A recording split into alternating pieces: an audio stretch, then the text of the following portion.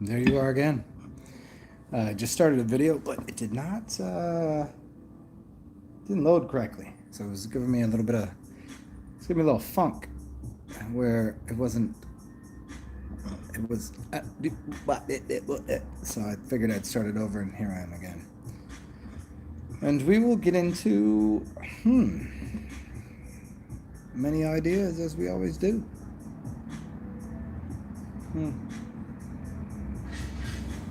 Not sure how we'll do this one. If it'll just be me talking, or if you guys want to jump in. But I'd like to talk about, the 5%ers, the 1%ers, the 85%ers, the 10%ers, and giving all you got. The ideas of what is this world, and why are people that are full of shit always seeming to have more? So we talk about the Moors too. Not that there's anything good or bad or wrong about them. Connection to Freemasonry, connection to what is freedom, what is Freemasonry, what is Masonry, what is calculatable goods, meaning numbers and numbering things, and how much of something versus the quality of things. So we'll talk about quality over quantity, energy, and I don't, we'll just dig through that and see what we can find. And I will wait a few moments until, as usual, people from the future. And when I say people from the future, I mean I'm making this live, so people will just click on this later, and that's the future to me. It would be the present to you, which is a gift, because that's what I give. I'm like Santa Claus. But if you're really keen with it, Santa Claus is kind of somewhere Satan. Oh shit, did I just call myself Satan? No, I'm not Satan. I'm the devil. Oh wait. I'm not dead. I have not already lived. Satan, the devil. Oh, Lucifer, the light bringer. Oh shit, which one? Am I Satan, the devil, Lucifer, or God? Even though if I take my hair down, most people will say I look like Jesus. But that's, that's neither here nor there. If Jesus walked, he wouldn't be a white dude in the middle of, I don't know, where was that? It was written over there, and there's a lot of sunshine. I don't know why I'd be a white dude. I don't know. So we'll get into that. We'll get into what it is, why they use percentages. I don't know who they are. Maybe they're media, maybe they're meads, maybe they're the medicinal factors, maybe the medicine men. Medicine men always come down to 33, and you could CC me on that. Oh, that's 33 too, right? Okay, let's figure this out. Let's see what we can do for people. See how we can help you to help yourself. And if I do believe I am you and you are me, it would only be helping myself. Would that be me being selfish? I don't know. These are a bunch of conundrums that people get into all the time. How to help yourself. Help me to help you, to help me, to help you, to help me, to help us, to help everyone.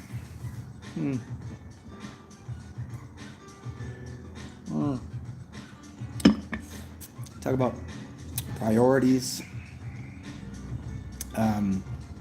absolution, expectations, priory, Zion, and fulfillment of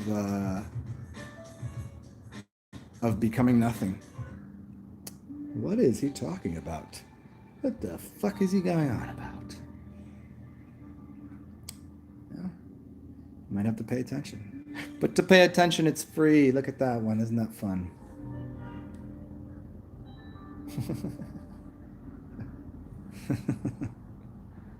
So I'm going to sit here and relax for a second, and I'll wait till a few people show up, and we'll see how this works out.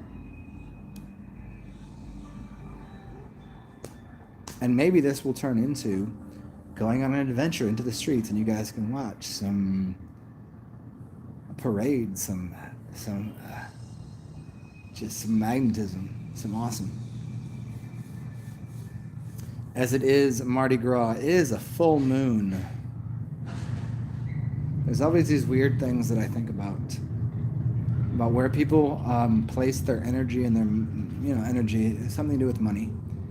And when people find the energy in their life to provide or give or share with other people, and what that has to do with, no matter how little energy someone has, how much of it they will give.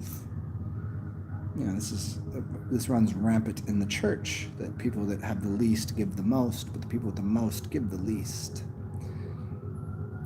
Not saying any is better or worse. Just curious as to the kind of people that will, with nothing in their pocket, be happy to give 99% of what they have, if not 100% of what they have.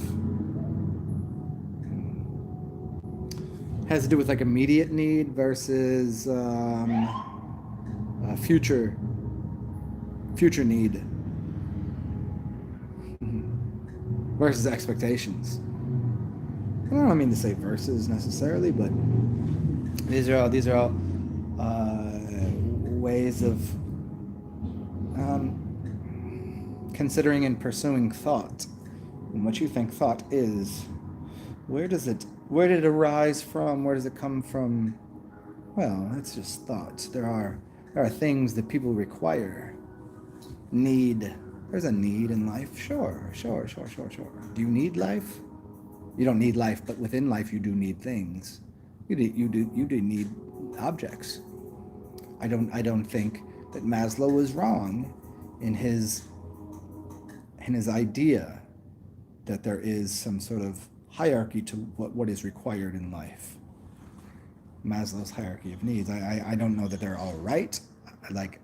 Correct. I don't think they're in the correct version. I don't know that it's a pyramid. I don't know that works that way. But he did have some theoretical imprints that he's left upon the consciousness of most people. And where do these requirements, needs, and then furthermore the desires in life, where do those come from? So if you have needs and desires, and then you have what is the greatest good, the greatest quality of life, which seems to be joy and happiness, where does that come? And he would say it would be self-identification and self-knowledge. There's something there. But to get there, I don't think most people are even past his initial ideas. I mean, even people that have clothes, shelter, and so you need clothes, shelter, and food. Water, I would put in there. He left that out. Clothes, shelter, and food. He said he didn't use water, and he didn't use oxygen. He should have went with oxygen first, and then water second. But he forgot about those. He wasn't using it. He wasn't using the highest form of knowledge. So, what is required? All you get is just a bus pass in life. Here it is. Enjoy, even though there is nothing to be had. You just go through life and it's just like happy to help, happy to be here. You know how many people, how many smiling depressives there are in the world? I don't know where I didn't learn to be either way, either a smiling depressive or someone that would it wasn't that I learned to bullshit people, and I never learned to not bullshit people. I didn't have that. I didn't learn to be happy when I wasn't, and I didn't just things arise from a feeling, from the heart space, from the dantian, from the mind, that provide me with an avenue in which to speak the way that I do. But most people, they've been cut off from any of that somehow. That they're not. They've been privileged in certain ways. Privileged. It's a very interesting word. I would suggest to go study that word. But they have no authority. They have privileges but no authority. They've never spoken or authored anything in their own life. And authorship just isn't writing words. It really has to do with a sense of gnosis. So you have gnosis, process, or praxis, and then intelligus. So to know, to do, to become, to know something, to intelligus is becoming. It's intelligence. And prior to that, you have praxis, or practice, or process of practice. And prior to that, you have gnosis, or knowledge, which for the majority of people has been erased and pulled away from them because they're unable. As a child, they're granted it freely, and then by about 5 years old, they've been completely. Their brain has been slaughtered. their free will, their mind, their creativity, their ability to do what they would always do. Kids will always share. Children will always. I say, oh, don't say kids. It means baby goats. Motherfucker, I'm the goat. The goat god. Oh, what do you mean? He's fucking the goat god. He's Satan. Okay, whatever. It's just funny. It's just a curious way and fun way to talk. But children and growing up in the world until they've been given such restrictions. Children are. Look this number up. I believe it's something in the range of 10,000 times before they're 5 years old if they heard the word no. Like no. Not no, but no. Look how you speak to a dog. Look how you speak to a child. It's now don't get me wrong, is some children need to know boundaries. Like most children need to know boundaries and shit. Like you got to. But there's a way to do it. And it's not about no, it's about education. It's about how to show something, show and prove, show improve, to offer a new life into this world and access to what's going on in this world. You don't say that's a stupid little child that knows nothing and treat it like a dummy. You should never speak to a child in the baby goo goo gaga bullshit voice. Why would, if a computer system knows nothing and you type into the computer system goo goo gaga boo boo gada booby she nana boo boo goo-doos, what does it know? It knows that. If, however, you instruct it with proper language, proper love, proper understanding, realizing that you should be, as an adult, the smarter one to infer, inflect, and encompass this into a form and shape and mold in a proper way to help and help them to become a creative force, rather than going no goo goo gaga. You have to know that saying no all the time to a child and saying goo goo gaga will only impede its process. If you came to me and I said to you right now, and I treat you like most people treat children, if I said goo goo gaga, you wouldn't know shit. If you came to me and I said, here, how to dribble a basketball, how to shoot, I'm going to teach you the highest form and highest art, and I can only backwards map the shit to you. I'm not gonna teach you not how to do it. You don't teach somebody the wrong way to speak. Goo goo gaga is bullshit. Why wouldn't I say, the language looks more like this. This is how you should speak. Then all of a sudden, why are they so wildly intelligent at a younger position? If I taught my child to sit in a seat and not move, that's all they'll do. If I taught them how to stretch and move and kick a ball and throw a ball and do all of these fun things and dance and be creative and draw and paint, they would be expressive and know the world for what it is. But yet that's not done. It's not done. And people that try to offer that, people, stupid, dummies. So how is it people expect children to become better? Is it because people really want their children to be another version of them? They They in their minds know that children should be a better version of them, but they give them no opportunity to be such.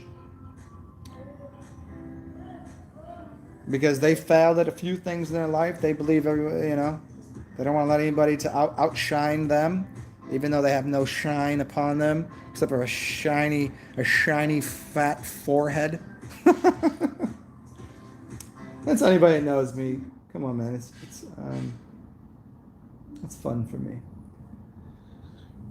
So what is the way to impress upon the world, things outside of you, especially children and even adults, even anybody? Like, what do you do?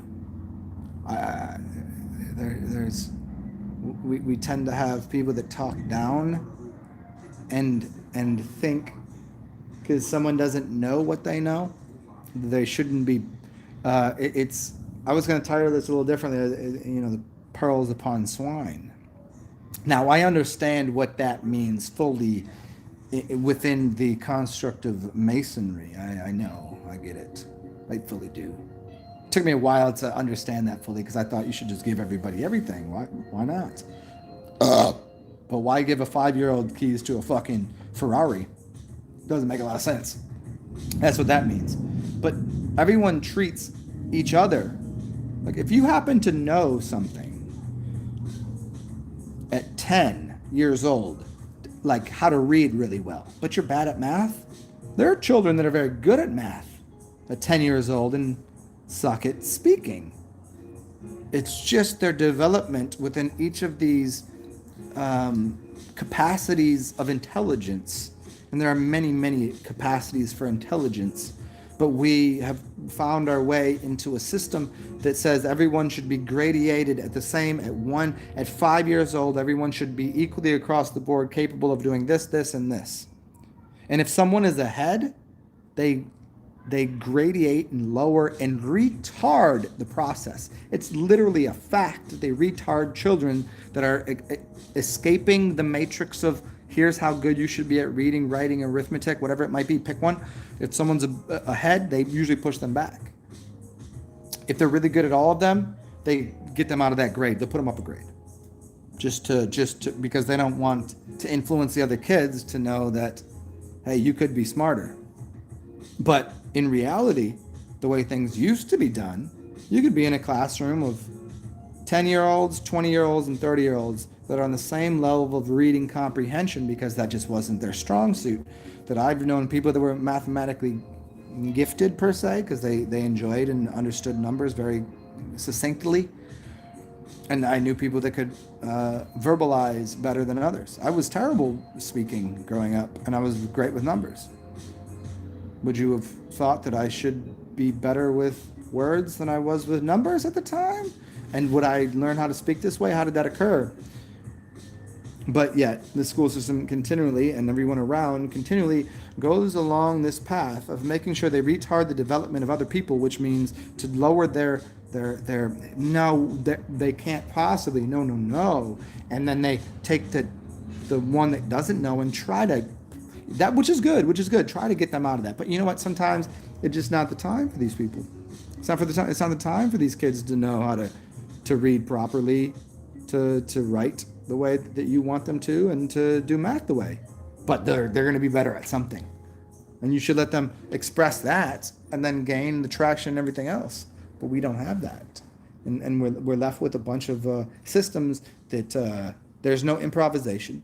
There's only gradation and boxes of where and how the status quo is and what people should become and how they should be, without the any thought at all of maybe somehow that person had a bunch of different situations and scenarios in their upbringing that allowed them to perceive the world in a different way. Why do you think it is? Why do you think it is? Why do you think it is that the ideas of intelligence quotients, IQ tests, are completely, absolutely dog shit? And it's been proven, but no one wants to read these studies.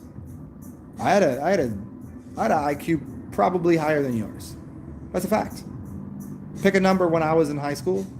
When I was in the 1990s, Pick a number well above what your IQ was, and that was mine. Was I smarter? Not in any kind of social ways, not in any other kind of ways. But if you said it was in the high 120s, you'd be wrong. You'd have to go up a lot from there. You'd have to get out of the 120s and probably out of the 130s. You'd have to get into some different ranges. But what does that mean? So what it meant, really, truly, was that some people, because it's always driven towards upper middle class, lower rich class, of identifying factors within what they've seen as their community. There's a reason why black people can't swim. There's a reason, because they don't have a fucking swimming pool. They don't get out of their fucking neighborhood because they don't have the money to. Now you start to use these little processes of identifying things within a certain set of frequencies, boundaries, vibrations. I just like to use those vibrations and frequencies for everybody to just make sure you're paying attention. But your standard things that are going on in your system and what you value. So IQ, intelligence quotients, has to do with value systems that were built into people based upon monetary systems and what their parents and their community thought fit. So of course, certain people are going to make connections on an IQ test that other people will not make. Doesn't make them better, doesn't make them worse.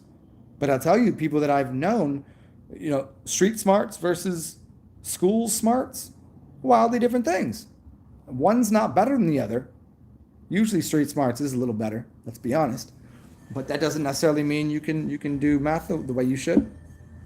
Street smarts might mean that you don't get high off your own supply, but it doesn't mean you know how to do mathematics right to know what you should charge for your product.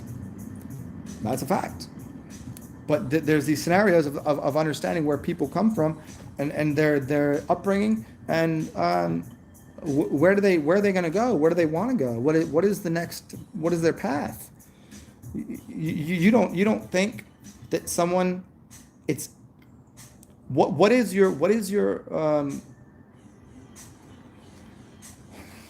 your boundaries of how far you've moved and lived in your life? Now, growing up, you're 5 years old. You're in the house. Your parents give you a leash. You got this many feet. You got this many yards. Grow up in the hood. How far can you go before your mom's like, oh, where is he at? Now there's a differentiation, because there's a point you don't step outside your hood. That's a real term. Like you don't that area over there. You don't know these cats. They went to a different school. That school and your school divides. You don't go past that block. Now, if you got a car, which you could afford if you're upper middle class, but you ain't got a car because you're lower class. You ain't got a car. You're walking. Where's the bus taking you? You can go from plot A to plot B. Does anybody understand how this works? Or are you too high level, highfalutin, live in a nonsense world where you can't see how that produces certain types of mental inadequacies towards what boundaries and what status quo is? So you can't swim, you can't get outside of these boundaries, and if you get on a bus, you go there, but if you live in an upper middle class, you get in a car and you can skip over that town and go over this place. It's going to give you, logically, logistics will tell you have a different set of how things, you could do certain types of mathematics that other people can't because of A plus B, put it in quotations, minus C squared divided by then let's use a different frame of reference, which is a Latin term, which if you were in this school, they weren't teaching Latin, they weren't teaching French, you weren't even taking art classes. You probably weren't even going to school because you didn't have fucking... Now, see, all that shit goes and influence how people become what they are. And then everybody got the audacity, well, this motherfucker doesn't know what's going on. How the fuck could they? How the fuck could these people know? Watch that Dave Chappelle bit, with the trading spouses. It's funny, but it's true. You're gonna trade somebody that lived a poor life, living in the city, getting around that way, living in a what's that old movie, where that Poe Duncan family wins all that money and moves into a big mansion.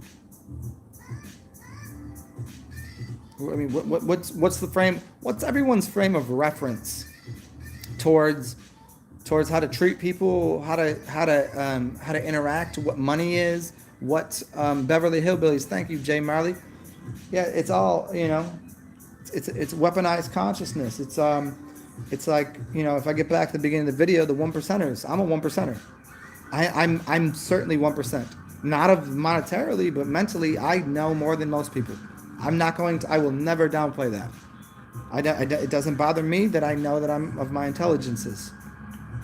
Not in some ways. In some ways, people are well beyond me. I'm a fucking idiot in some terms. But for majority of things, I'm going to stick with that. Then you got 5%ers. You know what 5%ers are? Nation of Islam, all of this. 5% nation. You got to go into to the Islamic roots, and you got to get into the funny hat wearing people. And this is why I try to, anybody wearing silly hats. What is this? What is the silly hats? What is the Moors? The Moors. You know how much deviation is on what Jews are and what Moors are? You think, no, there's Jews, which are probably black, and there's Jewish, which are ish, kind of like the Jews, which are kind of like black. So you got more and more ish people, and you got Moors. If you understand, the word Moor comes from what is a Moor? A Moor. Say it in French. It's one thing. Look out there. Look at the muddy waters. That's Moor. That's a Moor. Start researching that word. You'll come to different terms. I'm not giving good or bad or indifferent on this. I'm saying that's the 5%ers. And 5%ers have said the ones that hold the knowledge is to give it up to who needs it. And then you find what? The 10% of people. 10% of people have the knowledge but keep it for themselves, and they do rude with it. Yeah. So you got the 5%ers, the 10%ers, and the 85%ers. I might have put it wrong in the title, but who the fuck cares? I don't give a shit. And you got the 85%ers, right? I might have mistitled it because I had to retitle the video. Then you got 85% of people that don't know what the fuck's going on at all. And then you got 1%ers. So 85, 5 is, 85, 5, and 10. That's 100%, right? And then the 1%ers, 101. So give 101%. When they tell you give 101%, how you give more than everything? They want you to do it though. So there's this way of the world. Then you got the 80-20 rule. The 80-20 rule? What's the 80-20 rule? You can do that in a lot of ways. You want me to explain that to you? 80-20 rule? I mean, why you think the world is like it is? 80% of this, 20% of that. It's always that way. That's a really long one to go on. Just look it up. You could figure that shit out real quick. But the point is, anytime you find these companies, corporations. When I say companies and corporations, I mean that's any large quantity of groups that they just keep shit to themselves to not give to other people. Now, some people do it for the perfected reason of not giving pearls to swine, and I understand that. But then there's a bunch of these communities that just keep it to themselves because they're fat and happy, and they're gluttons, and that tends to be the 10% people. 10% of people are really fucked up. They just want to have more and more for themselves, and they make sure they keep it within the family, not for any other reason. They keep it like that. They just. So where do you express energy, money, knowledge? I don't know.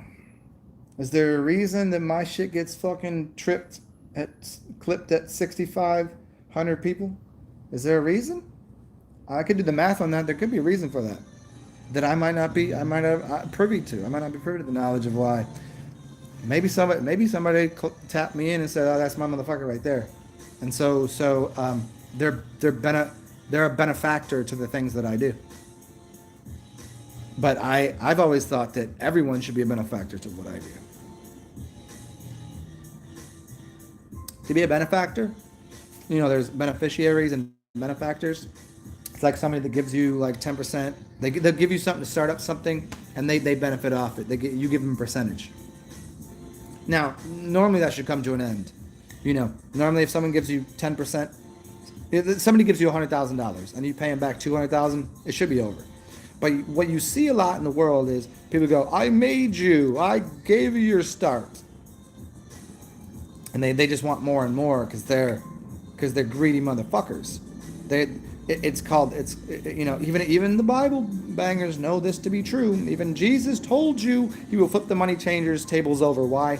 Because how do you get back more than you gave? How could you? The only time that happens is in nature. Only an apple can give you 5 apple seeds, and it'll give you more than you came into the world with. But in the rest of the monetary system world and everything else, you can't possibly produce more than was made. Because in the real world, what do they tell you? The real world, and I'm going to put quotes around that, they tell you that nothing can be destroyed or created. You can't create more, They tell you this. But then I go, but if I have an apple and it has 5 seeds and I plant 1 seed and it gives me a tree, have I not created more than an apple? Oh, now we're going to have to get into the true world. But let's just use Einstein's theory of nonsense that nothing can be created nor destroyed, and everything is an equal measure to something else. So this is in the form of money. This is why, how could the world be $7.6 trillion in debt to who? To no one, to nothing, because it can't be possible. But yet, if someone gives you $100 and you owe them $300, how? Where's the extra $200 coming from? Can't happen. Now, I see the idea of a little bit of interest actually working, a little bit. It can give me, if you get a little more in the future, if somehow that is expedited you from $100 to you made $500, the person that gave you $100 to start off with, give them a little extra. It's not really interest, it's just you had a little extra because you planted some more seeds. But in the terms of finances, in terms of actual money, you can't create more than there was already. If I have 2 objects, I can't have more objects unless those things have seeds. Money does not have seeds. Fruit has seeds. Oranges, apples, plums, pears, cucumbers, all can create more than it started with. So if evolution occurs, there should be an evolution, even though I'm not saying I agree with this. Evolution just means more of something. There's more plants, more animals, more humans. So if there's more humans and there's more money, how are we in debt money? Are we in debt humans? Let me go refill this cup. I'm going to let you linger on that thought.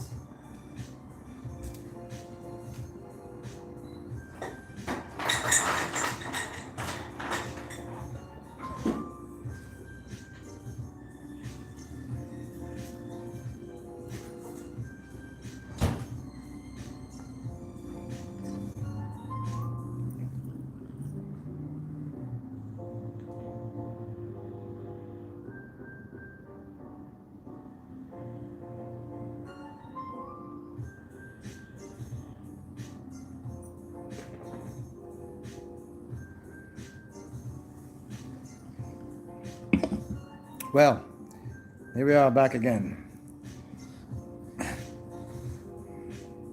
Hi, Jay Marley. I'm wearing a silly hat. This is a silly hat of my own device. No one wears a silly hat like this. I'm in a club of one, of me. This is me. This is what I look like. Ain't nobody look like me. Nobody talks like me. Nobody gets down the way I do. This is me. I'm in no club. I'm in a club of me. And in a club of me, I ain't even got a club. I ain't gonna hit nobody. I ain't got a club. I don't go to the mall and I don't have clubs. I don't maul people and I don't have clubs to hit people with. I think it's silly. Now, do I have a hat on? Yes, I do, because I like it. Because it's comfy on my head. But yeah, the silly hats, man. Look at the crews that wear silly hats. Now, to market your things, marketing's a fun thing, right? Didn't they say the mark of the beast, the marketing, the mark something, mark it up, mark ass motherfuckers. I don't know. Where'd that term come from? Anybody know? Anybody want to know where the term mark came from?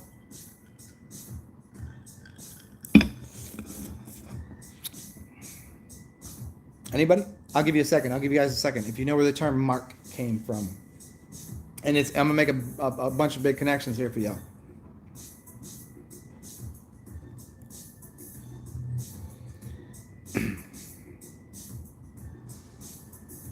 I'll give you guys 30 seconds. I'm going to go piss. Well, I'll give you 40. I'll give you 42 seconds. You can piss real quick.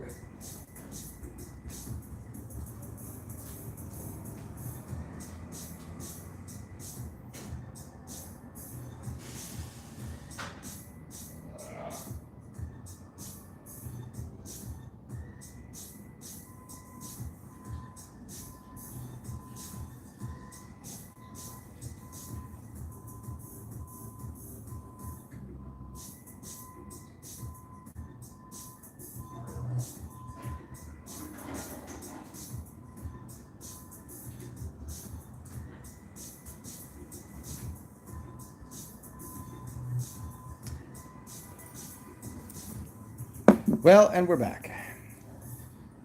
It came from Cannibal. What's up?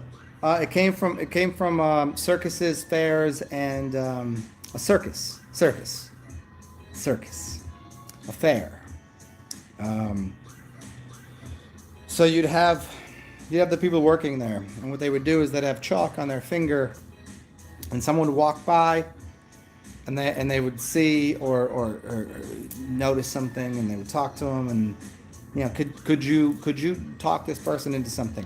They would take that chalk and they would tap the person on their shoulder, and put a little bit of a white mark on their shoulder. So every time they'd walk around the fair, somebody that had the balloons to win the prize, to get that, spend $20 to get a $5 prize, marked them, mark.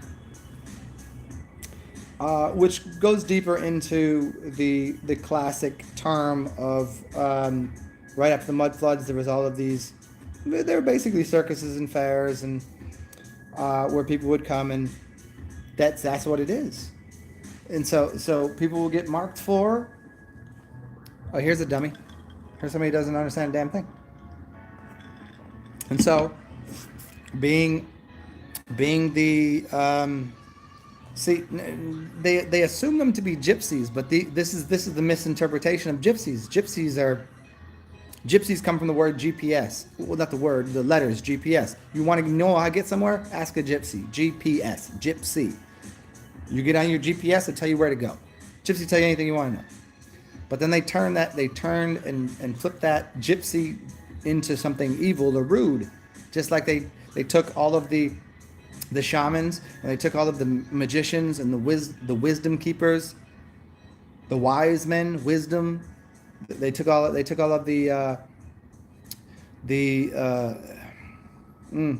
folks that knew something, magicians, right? The women magicians, and they burnt them at the stake, right? Put them on a cross. Why?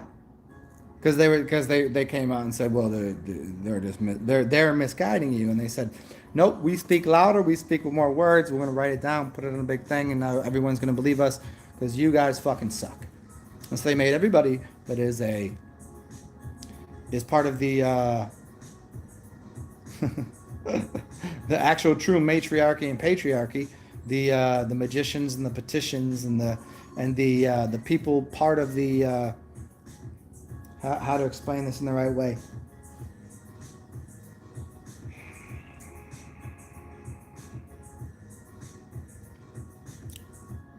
I think you're already getting what I'm saying.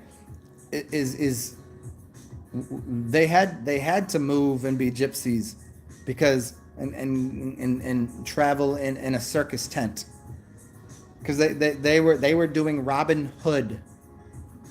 They were robbing the hood, and the actual true hood ain't the hood you're talking about, and then we're talking about. They're talking about robbing from the rich and giving to the poor because the rich were stealing off of the poor.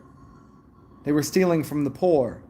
Why do you think the poor people always give more than they have? Because they've been deluded to the fact that the rich people will take care of them, and they're not. And that's the story.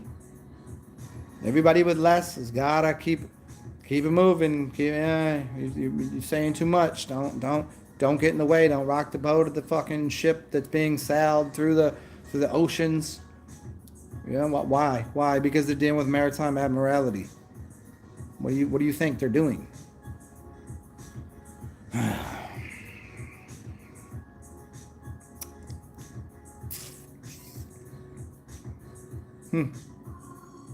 It's like I've made so many videos, and I speak about this in every single fucking fashion and way, code, no, otherwise, non-code, explicitly, and nobody gets it. Nobody's understanding. People are still willing to spend their dollars on going to the grocery store and buying shit they don't need, getting the things through the checkout line that they don't need, stopping at McDonald's, doing all of the shit that they don't need. And people that are really requiring, that have like just general requirement for life, they think they're foolish. Well, they're sitting there driving around in a car that's overpriced and not, they don't need that, because they're trying to put a suit and tie on. What's that tie for? What's a tie for? How you tie your necktie? How you tie a necktie? How you tie a necktie?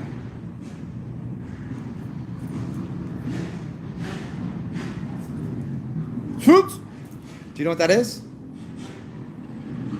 It's a noose. It's literally, a necktie is the same as a noose. It really is. Go look it up. It's the same knot. Tighter or looser. Exactly. That way, you wearing that, look back into some old movies. Boss will grab you by your necktie. She ain't gonna get looser. You can't untie that. There's no way to untie that. You've already put it around your neck. You put a noose around your own neck. You looking real fancy in that suit. Why you think women love dudes in suits? Because those women are real witches in a good way, I think. Most of them, some of them are terrible. But for the real witches, they're trying to get those fucking idiots to take their fucking noose off their neck. But for the intermen, they can control them. A dude with a necktie on can be controlled. Why you think you put a collar on your dog's neck? Put a collar on your dog's neck. Put a noose around your neck. Put a tie on your neck.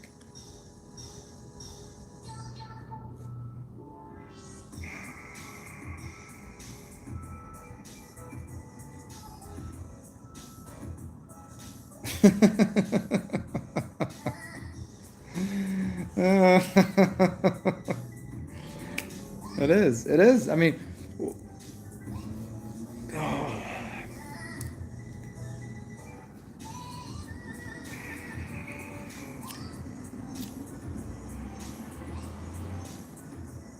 but the world has been fucked up because it's not supposed to be like that. Here's what they do again, and this, I don't know what the they is. I know there is a they, but I just don't know why, and like, what is their obsession? Let me try to explain it this way. Let me see if I can do this right. If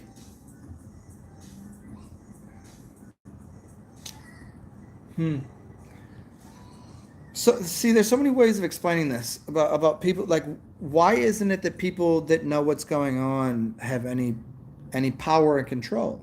Why? Because the people that know what's going on don't want power and don't want control. It's the term anarchy. Anarchy isn't a bad word. The world is anarchist. The world as a whole, the holistic, universal system, is anarchy.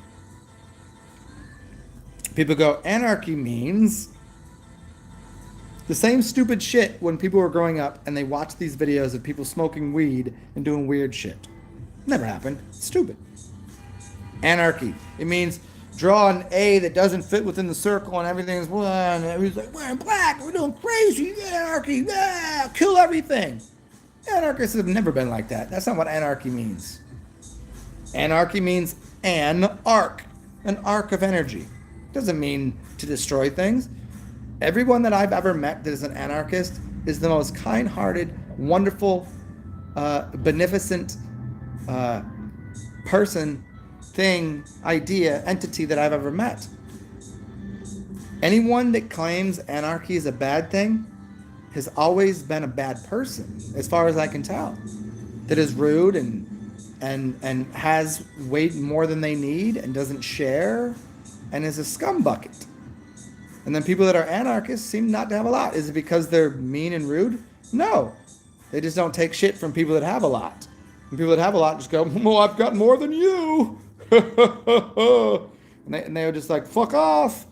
Go die a fuck." And that goes deeper into psychology, where we're not going to do right now, but it's a travesty. I mean, luckily for some of us, we know that this is just one aspect and one life we live out of many forever and ever. But truly, like, this shouldn't be like this.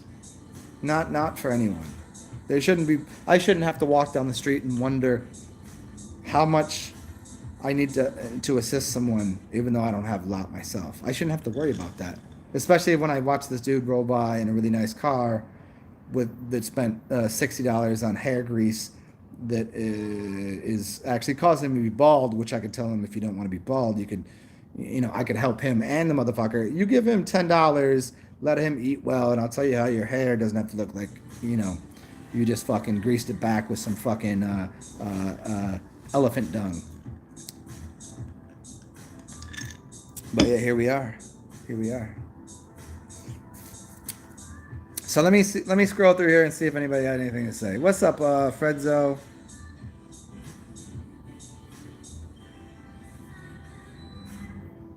Wisdom reigns. What's up? Yeah, weaponize the street smarts. Beverly Hillbillies is correct term. We were talking about earlier. Trading spouses is the one I was talking about. And Jay Marley, yeah, we got through the hat. Keeping it real goes wrong. What's up, Canna Bear? Dave, I do maintain speaking that shit.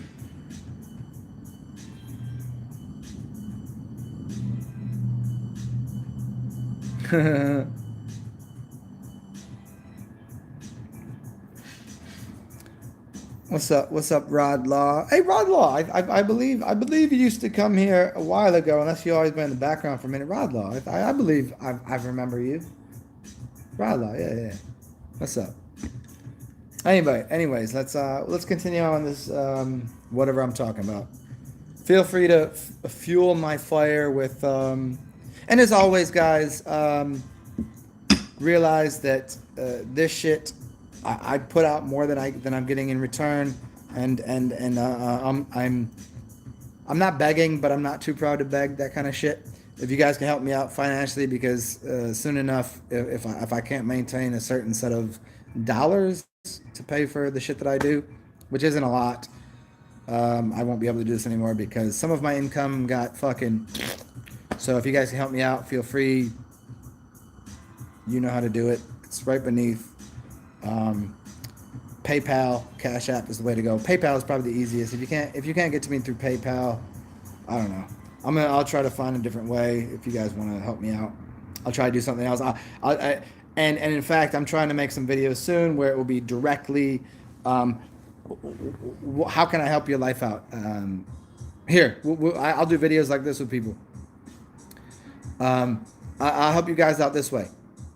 I'll do a live video with anyone for as long as you need. You do a video, you host the video, and we'll do it on one of those fucking other things, because I ain't giving nobody my phone number anymore, because I got too many creepy motherfuckers because of that. But we'll link up. You show me your house. I'll tell you where to place things, how to line up your house, make it feng shui. I will walk you through how to clean up your own life outside of you. That'll help influence your internal environments. And because I've already given you enough ideas of how to think, but give it a day, and I'll show you what to eat. I'll show you what to fucking move. Why your fucking table's in the wrong spot, why you shouldn't have that over there. I'll explain to you why and how things should be changed, and flow of energy. I'll do that, and do it for free, but hopefully you know, just throw a couple bucks in my fucking coffer, in my jar.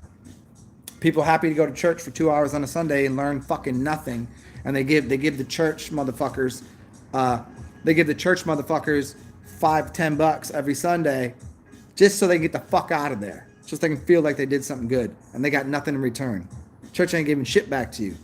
I'm the motherfucking church. I'm the temple of God. I'm the temple of good. I mean, I would rather do this than like sit on the streets and go, hey, clink a fucking bucket around and say, can you give me $1 or $2 for no reason? Because no one's gonna listen to me if I'm fucking homeless and broke, like on the streets. And that's kind of where I'm headed right now, because some of my income has just gone to shit. And so now, guys, even though I have 1,800 videos and I've helped so many fucking people out, I'm getting nothing in return. And I don't want to have to turn this into a pay-per-view shit. I just want to be able to do this. I like talking to you guys. I like to interact. You know, I just don't understand how people have the capacity to pay fucking, you know, for a ham sandwich for lunch and a goddamn fucking coffee and spend $8 a day on things that ain't gonna help them. I'll tell them how to not spend $8 but spend $4, and they can't give me $4 a day. I don't get that.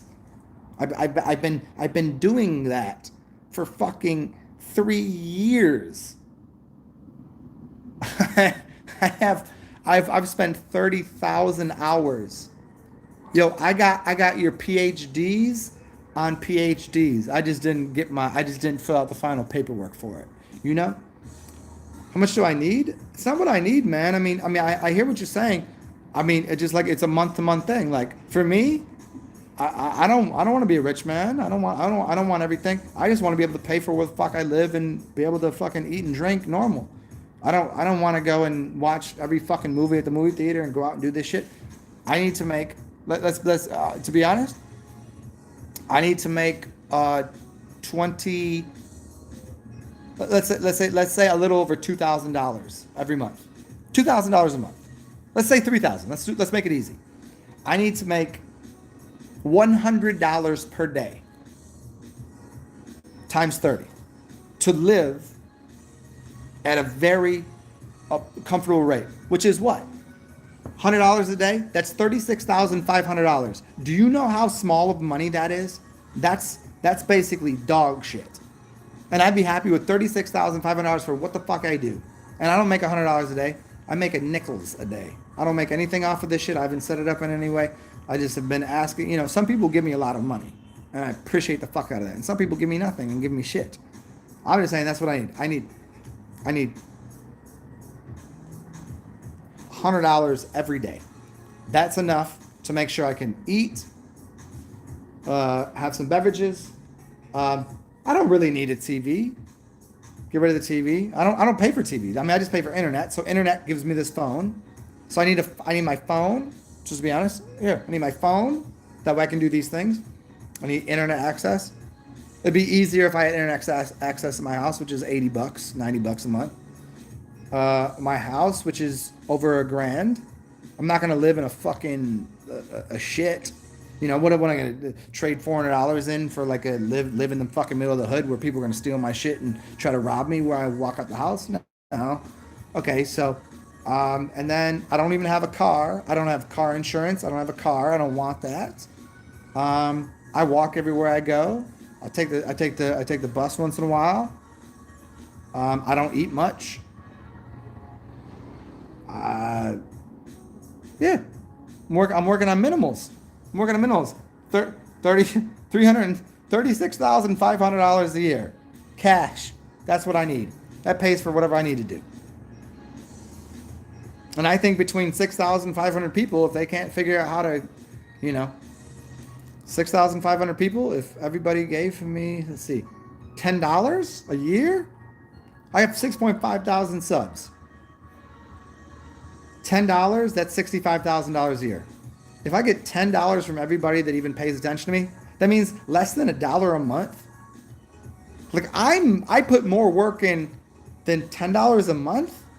That means 34 cents every fucking day. You don't have 34 extra fucking cents to put in my hand, so I'm not fucking sitting on the streets. That's just how I feel. That's my feeling about it. And yet, there's people that make more money. Literally, there's people that are on the streets in New York City that make $50,000 to $60,000 a year. And I'm doing this, and I'm doing this every fucking day. I put my entire life for 20 years into this, and I freely provide to people. And I'm sitting here begging like a fucking monkey. Can you put some change in my cup? You know how stupid that sounds. And then you got assholes that are making fucking B movies, doing nothing, making 100 and change a year. How does that work? AOLs. I'm just telling you where I'm at. I just got a bunch of my fucking income shut off. Am I worried? In the back of my mind, yes. I'm frightened beyond all belief to live on the streets. Not because I'm worried about anything other than like, yeah, that would just suck. Like my whole life, 40 years, I've invested and I've had people tell me like I should be on the level of fucking Alan Watts and Savan Bomar and all these fucking people. I'm sitting there like 40 years old about to have to go fucking sleep in the streets because nobody on this fucking channel wants to give me a goddamn thing. Except for a few people, which I appreciate. But it doesn't, every once in a while you gotta beg for it. Fucking jerk you motherfuckers off and beg for this shit. It's so weird to me, man. But everybody's happy to give money to fucking M&M's and Mars and Quaker and all the other Burger King and whatever the fuck you gotta do. And I'm trying to teach you how not to pay for that and give me $2. Give me $2.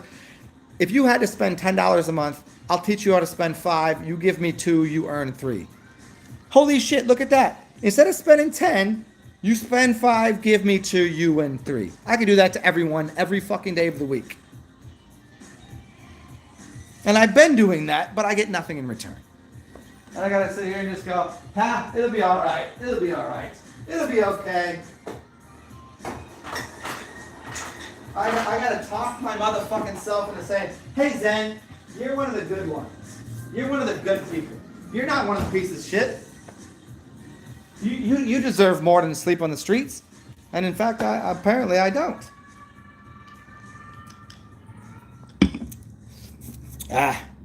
What you gonna do? Anyways, so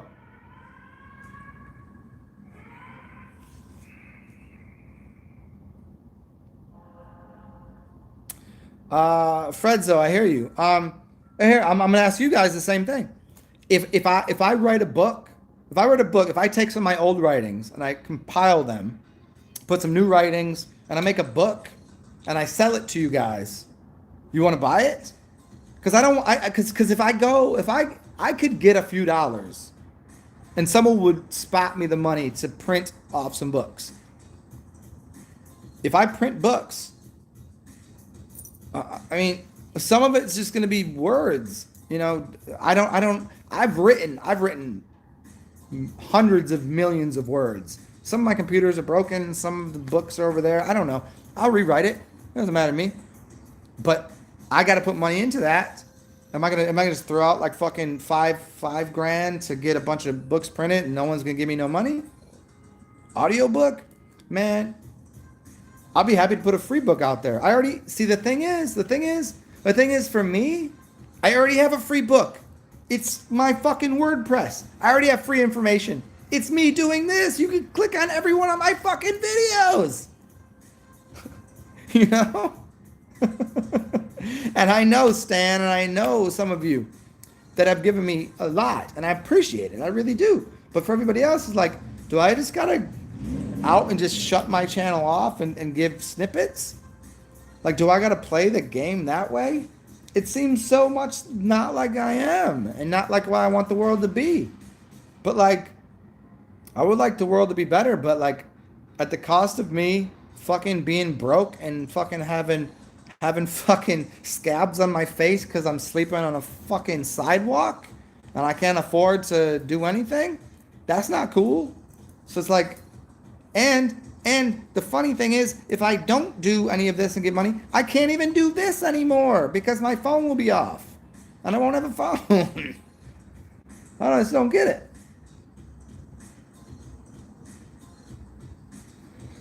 Ebooks on Amazon. It's free to list.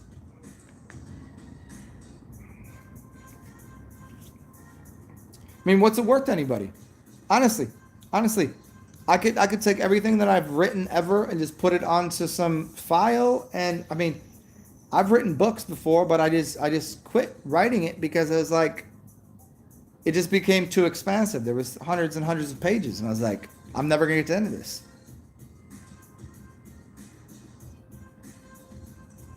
You know, I never like it's like, and I'm like, people already can have this. Just why is it so difficult? You know, because I used to go out and I would just talk to people. I would go to bars. And I would talk to people. And people would just buy me drinks, and I was like, oh, that makes sense. They're getting wisdom from me, and they're buying me a drink. And you know, I've seen websites that say, buy me a cup of coffee. Artists, they say, buy me a cup of coffee for $2.99. I just gave you all this cool artistry. $2.99, put it in my thing. And I asked for that, and it shit doesn't happen. And I'm like, am I just not that smart? Am I not really helping people? What's going on here? So then I gotta like gun force people's hand, you know, put the fucking money in the coffer and I'll give you the book. It seems so silly to me. I just think it's funny. Just because I don't work like that. But it's like I'm almost gonna have to, man. All right. Should I just write a book? I'll write a book. Give me 10 days. I'll write a fucking book. I'll write a 100-page book in 10 days. You guys want to pay me? How much you want to pay me? How much is it worth? What do you mean write it on?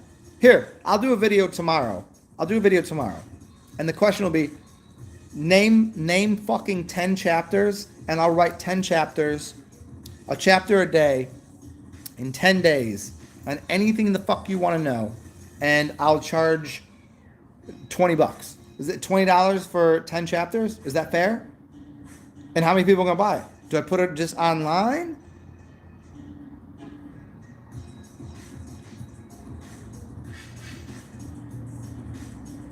I just don't know.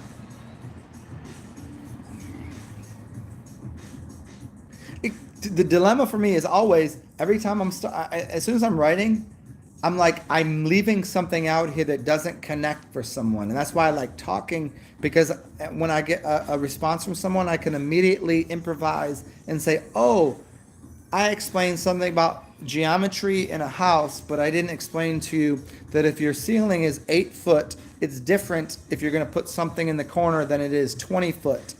Because in that case, then you need to put a ball in the corner to get rid of that space that's going on there. And you need to use the color green because your walls are yellow. Rather than if you had white walls, then maybe the blue would work better because there's a frequency and there's a modulation. And I know that to a fucking T. I can just walk in any space. I can cook a meal. I can design a space out. And that I know. And then when I'm writing something, I'm like, I'm leaving someone out here. I'm missing something. And that's always been the trouble with writing for me. Because I always feel like no matter what I've done, I'm leaving something out. It's like the artist that is always a perfectionist.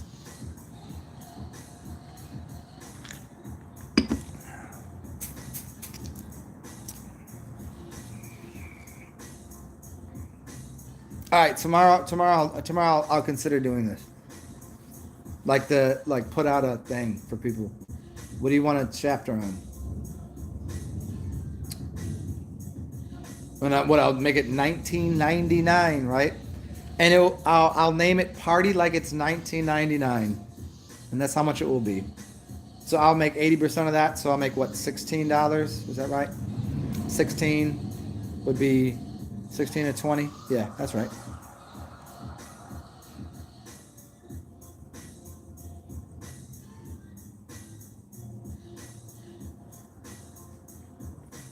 Jay Marley. Um, I think there's Jay Marley. Let me try to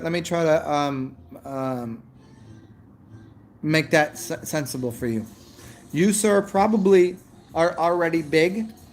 You probably already have an income, and your knowledge is spread for free because it while it has value, and it's helping people, it's in a gym. For me, this is me. You know what I'm saying? Like, if I had an other income, if I had if I had $100,000 a year just coming into me through, um, maybe I designed a fucking shoe, or maybe I did this or that, and I got like a passive income, and I'm making 100K a year, I'm making 50K a year. I would do this, and you would never hear me do this shit. But like literally, just like I don't really have a choice in the matter right now. But like going into a gym, if you already have the weight on you and you already pay for the gym membership and you're already got a good, yeah, man. I mean, let me just give you just not sounding. I hope this doesn't come out the wrong way. Your knowledge of going to the gym and helping somebody lift up a weight up correctly is a little different than me spending 20 to 30,000 hours on knowledge that probably would improve even the way you lift weights. Do you understand what I'm saying? Like, I might not lift weights, but I'm pretty certain that I've listened to and I understand the dynamics of bioacoustics and biogeometry and the way the body should function. Not that I can do it, but just in a sense, right? Even if we're equal, even if you're more than me, I wouldn't expect anything from that if I had enough income. You know, but for me, doing this was fun for a long time, and I just kind of expected a return for it. I don't think going into a gym, like teaching people to play soccer, I wouldn't expect anything from that. I'm better at most things. I know how the game's played. I don't expect anything from you because, you know, you can learn that anywhere. But like what I know, you can't learn anywhere. You can't learn what I know from anywhere. That's the difference. You can learn what you know, and I'm not taking away from you giving away your knowledge because some of these people are idiots. They should be returning the favor, certainly. Don't take me wrong on that. But like you didn't put 30,000 hours of studying everything, including how I can understand how colors are dynamics of the smell of the food and the shape of the food, and how all of this dialogues into making a meal. That's just the difference, man. And I still haven't asked for anything, but now I am because I have to. Where if you needed to, here's and Jay, let me go further on that. If you needed to, you could say, "Hey, check me out. Look at this motherfucker," because you're a big motherfucker, and people would pay you. People would pay you if you made that your thing. You'd be like, "Hey, check me out. This is proof that I know what I'm doing." And they go, "Oh yeah. I ain't gonna charge you a lot, but you want me to help you with this? Here, you make a couple mistakes here. You know, a couple bucks, blah blah blah. You know, hey, you could have problems in 5 years because you're lifting that, and as you're doing it, you're shrugging your shoulders and you're pulling it into here, and you're causing a lot of stress and tension. And you could be like, okay, I'll take away the pain in 5 years. I'll take away the pain in 5 years. Kia, baby, I would love to cook for you. Kia, certainly, I would cook for you, baby. Hey, Kia, I'll give you this off the top of off of what I feel. Take your ass out of Buffalo, come New Orleans, split a place with me. You do your damn thing, because people gonna love you. Walk the streets with me. I'll cook for you. I'll make sure you're always well fed. We'll have great conversation. If anything moves on beyond that, I'm not asking for anything. I think you're beautiful to look at. I think you'd be a great conversationalist, and everything we do, it'd be fun. I'll cook for you, and we split rent. Even if you want to, 2-bedroom is fine. Shit, if you want to get 1 bedroom, I'll sleep on the couch. I'll be that motherfucker that sleeps on the couch. But you know what I mean? Like it's and I would cook for you. Yeah, I'm one of the greatest chefs on the planet. Just because I don't tell people that, just because I've had 2 sets of different people that have asked me to open a restaurant.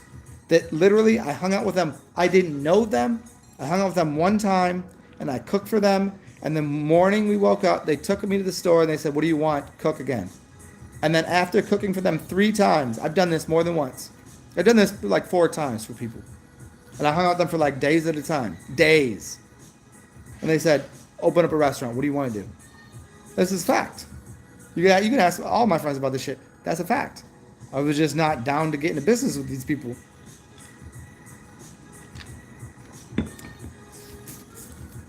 Kia, well, I mean, hey Kia, you know where I'm at. You know how to get a hold of me. You can smirk and smile and say all the cute things. You already got that book. I never got my signed copy of your book, and I'm so upset about that. You're gonna have to sign it. You're gonna have to sign it in person. But yeah, if you're really real, if you're really real, you know I'm talking like shit, but I'm pretty real about this. If you really wanted to, holler at me. Get at me on my email. Talk something through it. Come down, hang out for a little bit. If we get it along, whatever the fuck you want to do. It's fucking New Orleans, dude. It's different down here. I'll be going through some shit, but I ain't that worried. And down here, poetry in motion. You know, poetry works down here. There's plenty of ways to sell your books. I can tell. You come down here within a week, we could find you somewhere. There's a place called the French Market. We'll get you a table at the French Market. You sit there and sell your book of poetry. I guarantee you'll make money. I've seen people doing less, making money. You get a. It's the French Market, dude. Look it up. Look up the French Market and how much it costs. I think it's pretty cheap, and you get a tiny little like 8 by 8 space. You set up what you want. You sit there. I've seen a dude that barely knew how to read or write just sit there with his books and sell them every fucking day and make hundreds of dollars. It was one of the worst written books I've ever seen, and he was barely capable of speaking English.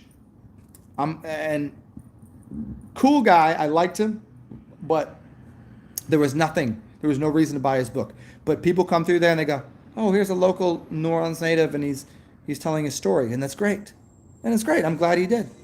But people be selling fucking broken ass fucking sunglasses from North Korea and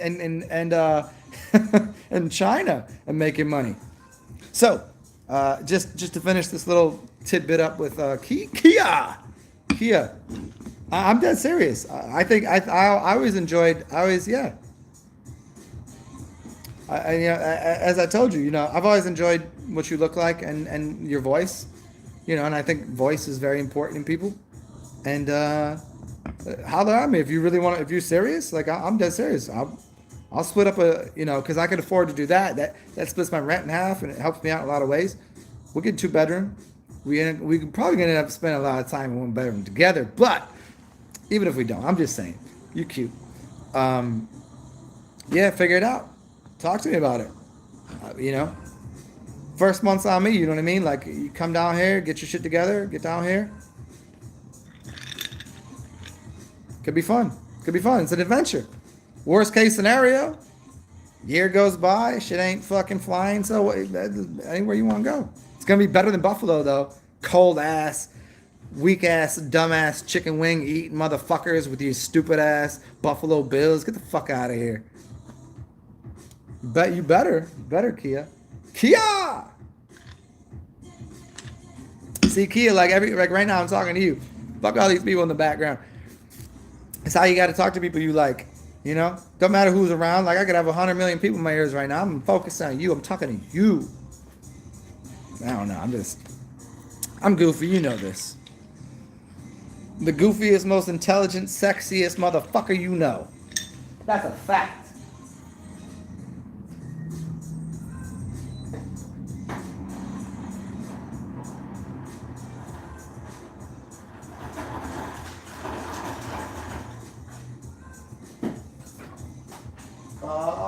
Yeah.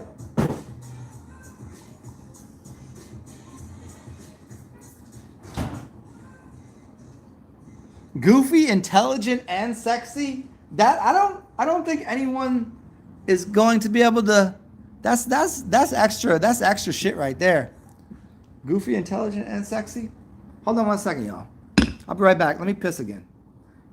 Enjoy my terrible artwork. I'll show you some of my good artwork sometime. I do have really good artwork somewhere.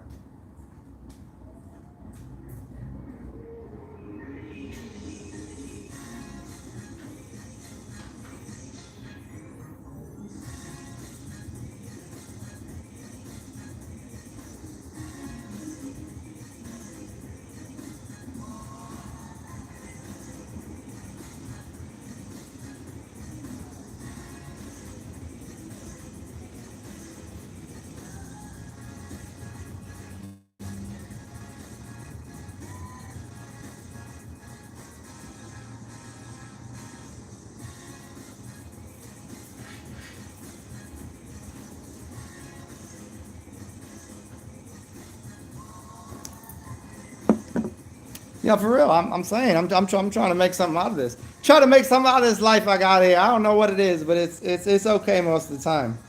I'm pretty much more happy than I am sad, and I'm a glorious person to be around. Kia, I can't tell you how many chicks I dated. Yo, if I walk through somewhere, they're like, why is if, if I walk around somewhere with a white chick, they're like, why is everybody kind of looking at us? She kind of shies away. Walk around with black chicks, they're like super sexy, and like people just like and people like yo, what's up? Like what's going on? Like who are you? Like what the fuck? Come down here, you'll see. You'll see. I'll put my hair down. I'll get a tan. I'll clean this beard up, and I'll let my hair down. We'll walk around, and you go sit in that booth. I'll come there with you. I'll do a little artwork. You do some poetry. Dude, we'll make a G a day. I guarantee it. Fact. Most chicks they just want to hang around. And go like, what the fuck? I'm like, because you're fucking sexy, and I'm fucking sexy. It just what happens. I just look like this. This is what I look like. But with the tan and my hair down, you know, Kia. And I'll get my nice rings out. I'll put my jewels on. See, we can do that. Look at that, Kia. I gotta figure it out. Get a booth. You sell poetry, books. We do art and do some crystals and whatever. We'll make a fucking grand a day, guaranteed, fact. Not even a question. And you say, Zen, I like you, but I'm gonna go do this thing. Fuck it, whatever. We just saying, Kia. Easy money.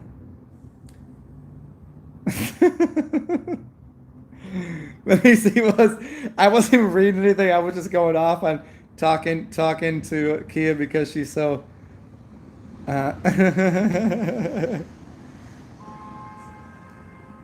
And Jay Marley, yeah, for sure.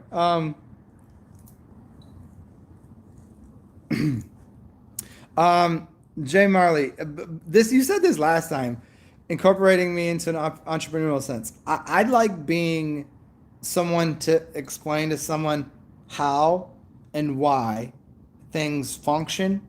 Meaning, if I walk into your house, I could tell you why your plates are in the wrong position and where you should put your herbs and spices and where and how to cook.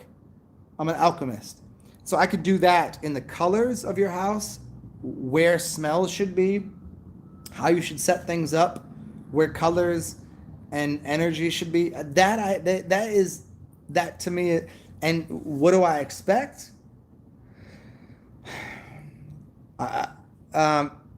Would I expect compensation? If you made nothing, I wouldn't expect anything. But I don't expect you to make nothing if you listen to what I said and did it. It would be nice if I got a percentage of it. That's all. I'm not trying to like, I made you and I created this. Like, you would just learn it and you would do it and you would say thanks and you would hand me something. Having that as an expectation, I try to have no expectations out of life. And reciprocation I hate, but I do think there is like due rewards for, you help someone. Hopefully it comes in a different way, in a different form from someone else. But yeah, certainly like, if you were making $100 a day and I say, hey, change this up and you made $500 a day, okay, you just made an extra 400. Where do I fit into that? Do I deserve 400? No. Do I deserve 300? Probably not. 200? 50-50? Maybe not even that. It's up to you, Like what did I do to help you? And I would let you figure that out. And that's always the way I've worked. So that's where I would be on that, Jane Marley. So yeah, I mean, compensation would be nice. I mean, now I'm just kind of on it like it'd be nice to not have to worry every day and come on and do these things where I'm just kind of like, obviously there's a little bit of bitchy complaining, whatever. I'm still having fun with it, and I'm still not that worried about my life in general. And but it'd be nice if I got something in return. Like I don't like Christmas because I don't want to have to give someone a gift so they give me a gift back. If I spend $20 on a gift and you give me a $20 gift in return, that's ridiculous. If I spend my energy and time on something for you and you from that energy and time made $50 and you gave me a $20 gift, I think that's pretty fair because you just made $30 off of my energy and time and I got $20 worth of a gift. That I see as appropriate. But you know what I'm saying?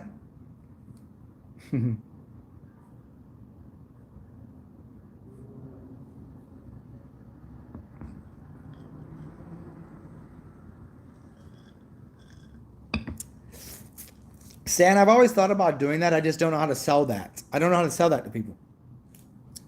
Like I'll stay at someone's house. I've actually went into so many people's houses. I hate cleaning my house. I hate doing laundry. But if I go into someone's house, I'll clean their house up and put everything in the right order. And people like, I actually had a girl that was really into magic. The one day, like we'd had some relations, and I woke up in the morning. She's like, "Oh, just stay here. I'm gonna be back from work in like 5 hours." I was like, "Well," she's like, "What do you got to do tomorrow?"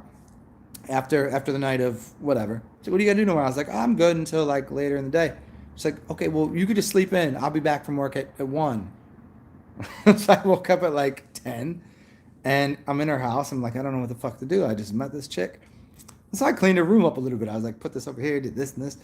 And then afterwards, she's like, I had this, and she's telling her roommate, she's like, I had this beautiful fairy come to my room and clean everything up and put everything in order. And it was just very funny. Like I do that all the time. I just find it like people should live in good, a good, they shouldn't live amongst muck. And if I can help with that, I do. Did I expect like that would get me pussy the next day or something? No, I was like, oh, this girl's too nice. She's busy. She got shit to do. Let me do this for her. You know, that's kind of the thing.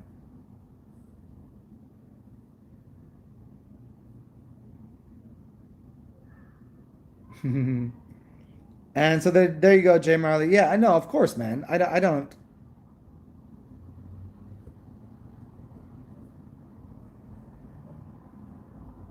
Oh, hey, hey Kia, it's releasing in June. You know my birthday's in June, right? Hmm.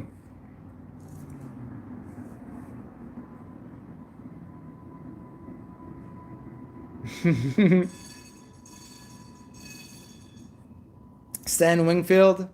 The answer is no. I don't even know who my parents are. I'll keep it as simple as possible. Stan Winfield. I don't know who my parents are. I don't have a birth certificate. I'm not connected to any kind of governmental agency whatsoever. I'll just make it that easy. You can teach me how to ski. I already know how to ski. I can ski and surf and snowboard. I mean, I used to skate. I mean, I'm good. But thank you. I mean, thank you, Stan. Yeah.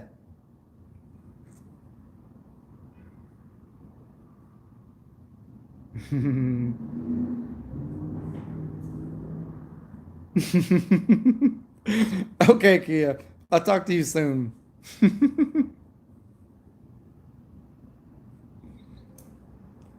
What's up, Gotti? Gentleman and scholar. Where's this gentleman at, and where's this scholar at? I've yet to find either of them. It's one of my favorite statements, though. I don't know who first introduced me to the gentleman scholar statement, but I always liked it. I thought it was funny.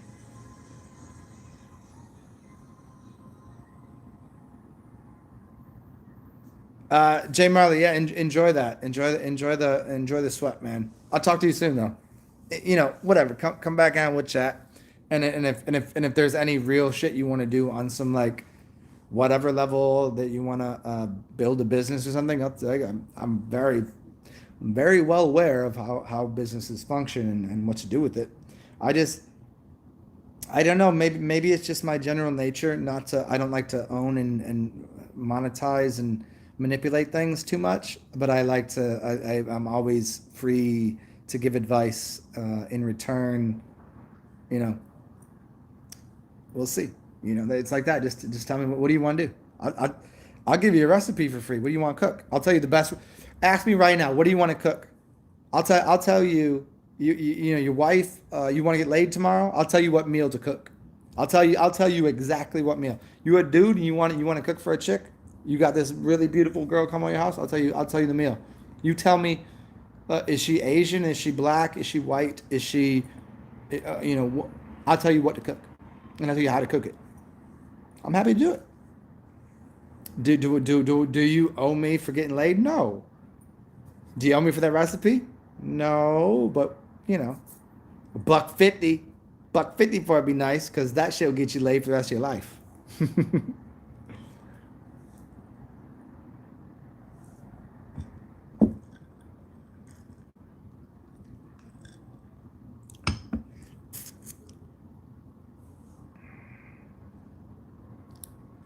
Yeah, Jay Marley. Yeah, I mean, what I tell most people is shit they already know. Most people are just not confident in their own capacity to do something. I like to use things in the alchemy sense, in the chemistry sense, in the cooking sense, in the building sense. I could build a house. I could design a house. I could create anything, top to bottom, and I could go build it. If you gave me 3 months and all the tools and proper people to help me do it, I mean, if it was just me, I mean, I could still do it. But yo, all right, give me a basement. Okay, I already get it.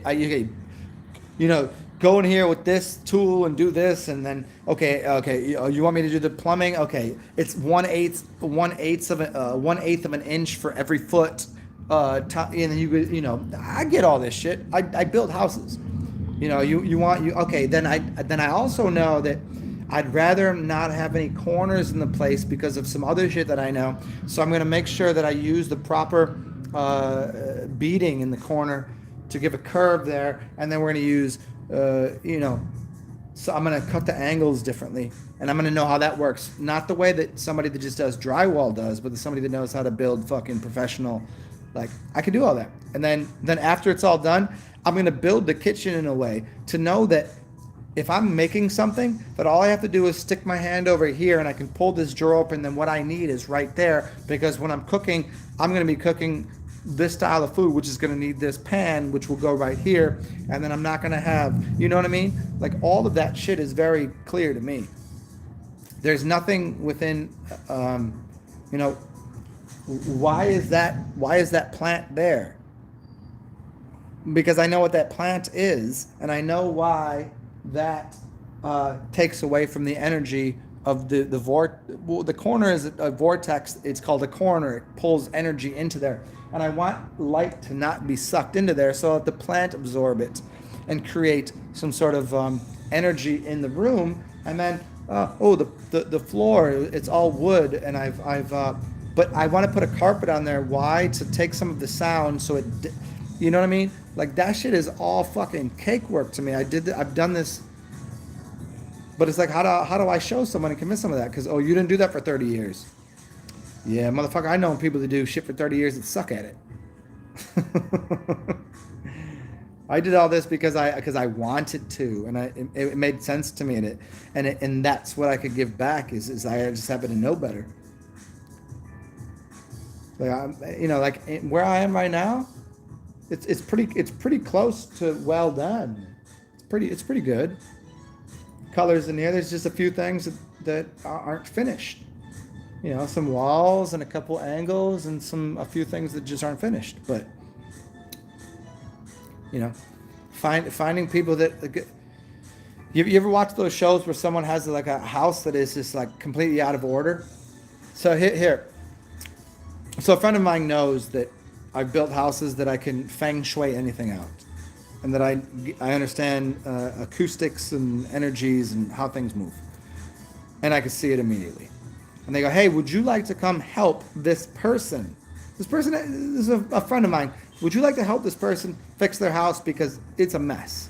I was like, "How much of a mess is it, and why is it a mess? And if I come in there and help clean the house and put everything in order, will it stay that way?" And the question is, if I were to help you become healthy, would you give up all the things that made you unhealthy?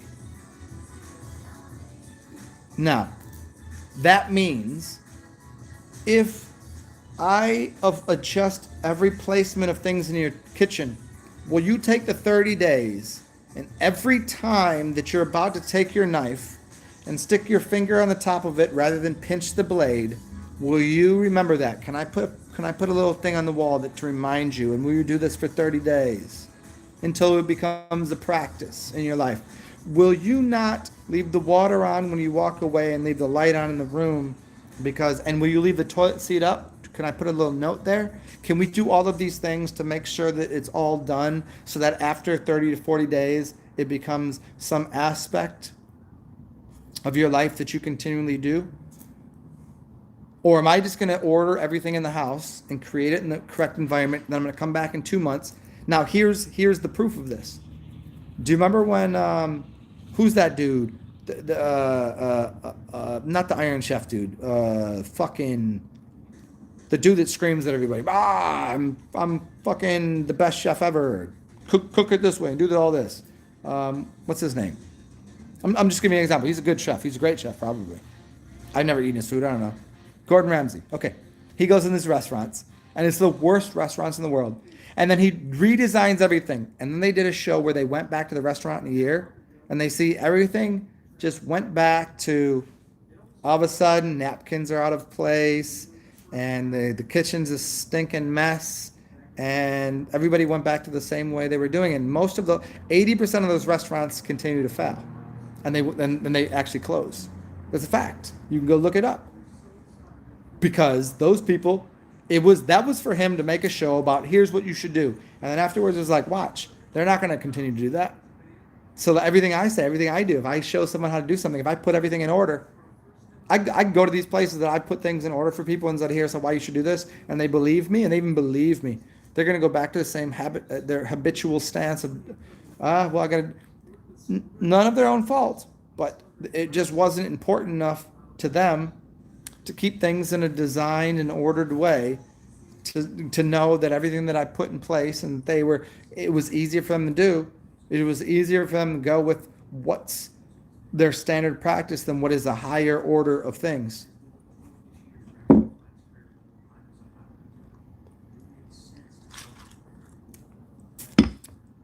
Yeah, I mean, that's the thing is that, and that's why people have asked me to do these videos and do a redub of some videos, and it came to this idea, which is you have to deprogram. Gotti, it's not laziness. It's not laziness. Let's say I'm gonna help you with that. It's not lazy. People are not lazy. People go out of their way to do more work, but it's this habitual work. It's not lazy. It's habitual. Habitual is not laziness. It might look lazy to some people. Some people do things that are very lazy to do it, but it takes more effort. But it's people that go through this standard practice of what they've continually done to get the same naive results. But you give somebody something else to do. But they're so committed to that, and they're committed to that because it's a byproduct of general, like, if I say like and I do this with my hands every time I talk, and I just talk like this and I say like and there's gonna be a hard way of me to stop doing that. And for me to stop doing that, what it's going to take is some sort of committing myself to an understanding of oh, everybody's got their habits. Children have a habit of yelling and screaming and pooping their pants. And adults have a habit of yelling and screaming and shitting into clean water. Use that as a fun little second level joke. But their need to continually do something isn't based on idiocy. It's not based upon stupidity. It's based upon habits that are so hardwired into the brain that the thing that I talk about mostly is deprogramming people. But there's a big gray area. It's the bridge. It's the empty. It's the water. It's from this land to this land. And what that is between here and there is a bunch of, I don't know what the fuck is going on. And when you don't know what the fuck is going on, because I used to do it this way. I used to go and I would cut and I'd put my finger here and it would take an hour and things wouldn't be in the right shape and I'd cook and I'd do it out of order. So now I'm going to give you a way to do this in a quicker, better. It's going to take you longer and you're not going to know how to do it because you're going to keep going back to what you used to be doing. Because you haven't made sense of that. Even though you might know that's the better way. You could watch Ramsay do it. You could watch all of these great chefs do things. You're not going to take that on as a priority because you cook once a day. And you cook once a day, and it's probably a microwavable fucking meal. And he's trying to say, don't cook in a microwave? How the fuck do you even know how to use a stove? And he's trying to teach you how to use a knife and do all of this other shit. And that's where people are at. And so I sit here and say, I have to deprogram you from everything you know. And that's going to take 30 days. And you're going to be sitting there for 30 days going, what the fuck? And then I was like, okay, now you're a child. You have emptied your cup. And now you will learn. This is not to dominate, not to anything. Now here's how to use this, and here's how to properly go about doing these things. So the unlearning takes 30 days, and then the learning takes 30 days. It's going to take you 60 days to figure out how to do it. People ain't got 60 days to figure out how to do shit. People don't have 60 days. I could teach you, and I could teach you in 1 hour how to stop doing what you're doing and trick you into doing what I'm telling you to do, and you'll give me money. You give me $60 to tell you how to stop doing that, but you know what? After you give that $60 and you figure out how to do it, in 3 days, you're going to be doing what you were doing to begin with, and you gave me $60. Even though I was right, even though it was the correct thing, I didn't give you the power to get rid of the dumb shit you were doing and to do things in a correct perspective, a correct order. How to think, how to design a room, how to cook, how to be. 40 days. Yeah, well, I mean, I like 30-30, but 40 days is where it's at. So it's 40-80. But yeah, I mean, okay, let's use 40 then. It doesn't, you get what I'm saying. There's a reason for each of these numbers, and there is a certain set of protocol. It depends on how old you are, though. Remember that. Give me 1 second. I'm gonna go piss again. I'll tell you the protocol for the days. If someone's 30 years old, they need 30 days. They don't need 40. If someone's 40, they need 40. If someone's 50, they need 40. If someone's 20, they need 20. You know?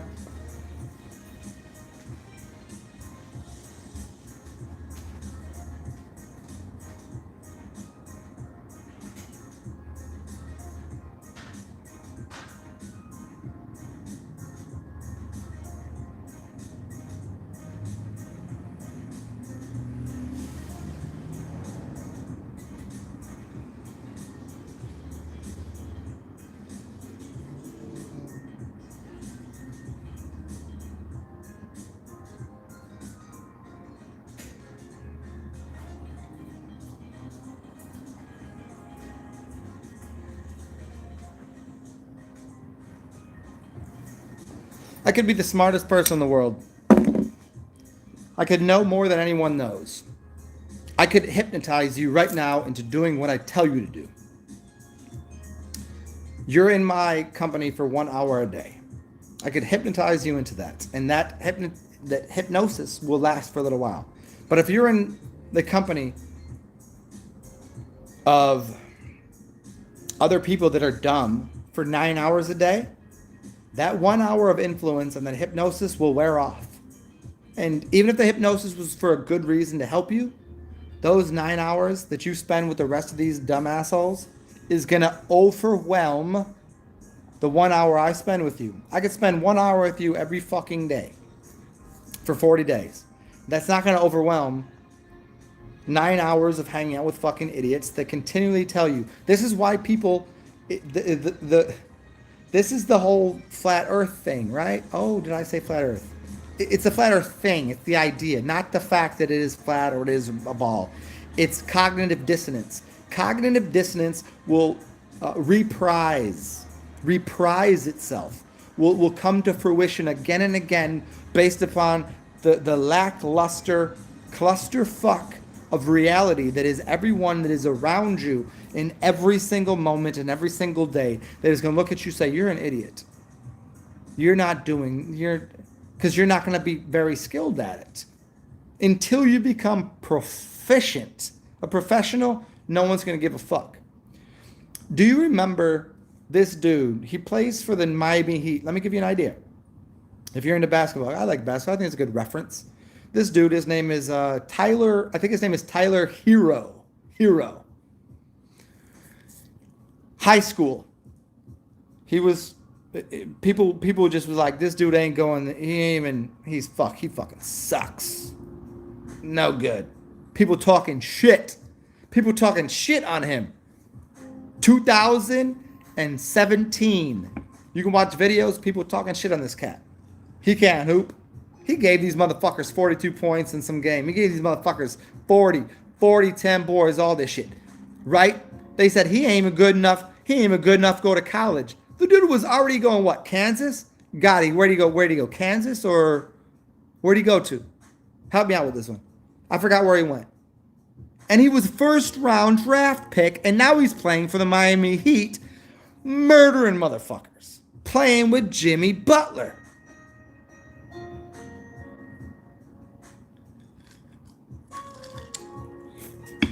2017, this dude couldn't hoop.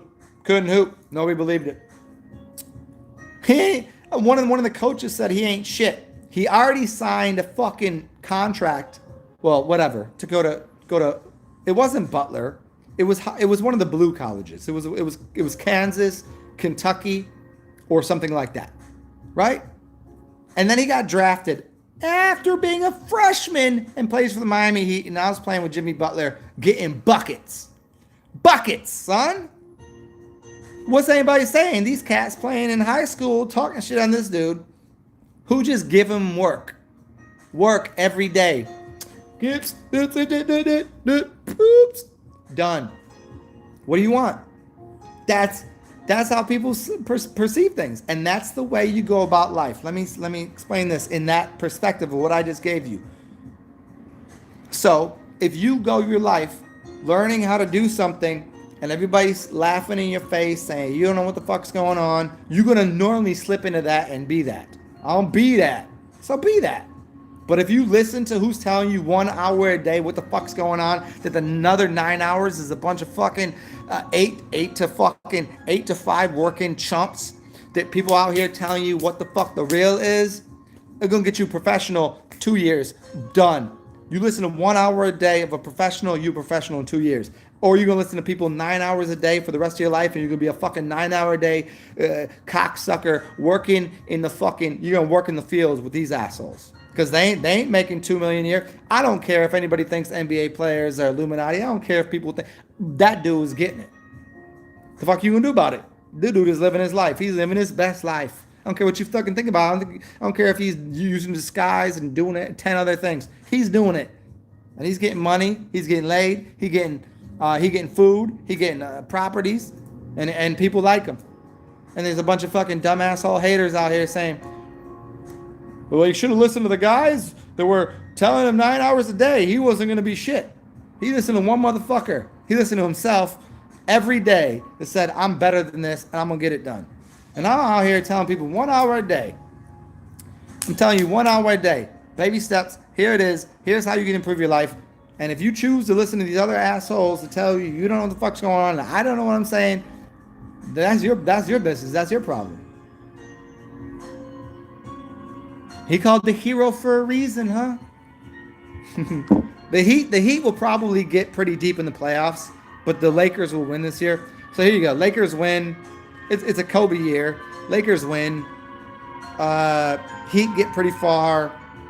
The Heat, I'll tell you this. The Heat will beat. Gotti, get off of that shit. Well, I'll tell you in a second why that ain't gonna happen. No. They just got the dumbest motherfucker from the Knicks. Don't do that. The Lakers win this year. There's no way they don't. Lakers win. Clippers. Nah, they out at they finals, but they lose. Morris can ball. I ain't saying he can't. Gotti, slow down. Let me finish what I'm saying here. Mount Zion Williamson, Pelicans. Now that he's back in, he fucking missing free throws on purpose, and y'all know it. You can't be that bad at throwing free throws. They get into 8th seed. The first match in the playoffs, Lakers beat the Pelicans. What's they play 7 or 5 the first round? 7. If they play 7, it's 4-3. If they play 5, it's 3-2. But the Lakers win, and then they go off and go off on a run, and they get in the finals. Clippers do not win. Obviously, the NBA is rigged. NBA is rigged, but it's not always conspiracy. What are you talking about, Gotti? Conspiracy means to conspire. The NBA is a conspiracy in and of itself. Any team, any corporation is a conspiracy. They're conspiring. It's not good, bad. It's not indifferent. I'm just saying it is. It's money. It's Hollywood. It's numbers. It's a bunch of things. Lakers win. Clippers ain't winning. Morris can ball, but he's not going to help the team.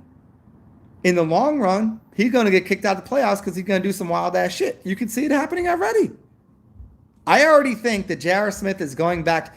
Here's my take on it. J.R. Smith goes to the Lakers, and he cleans up his bullshit because he'll win the final game after he ruined his.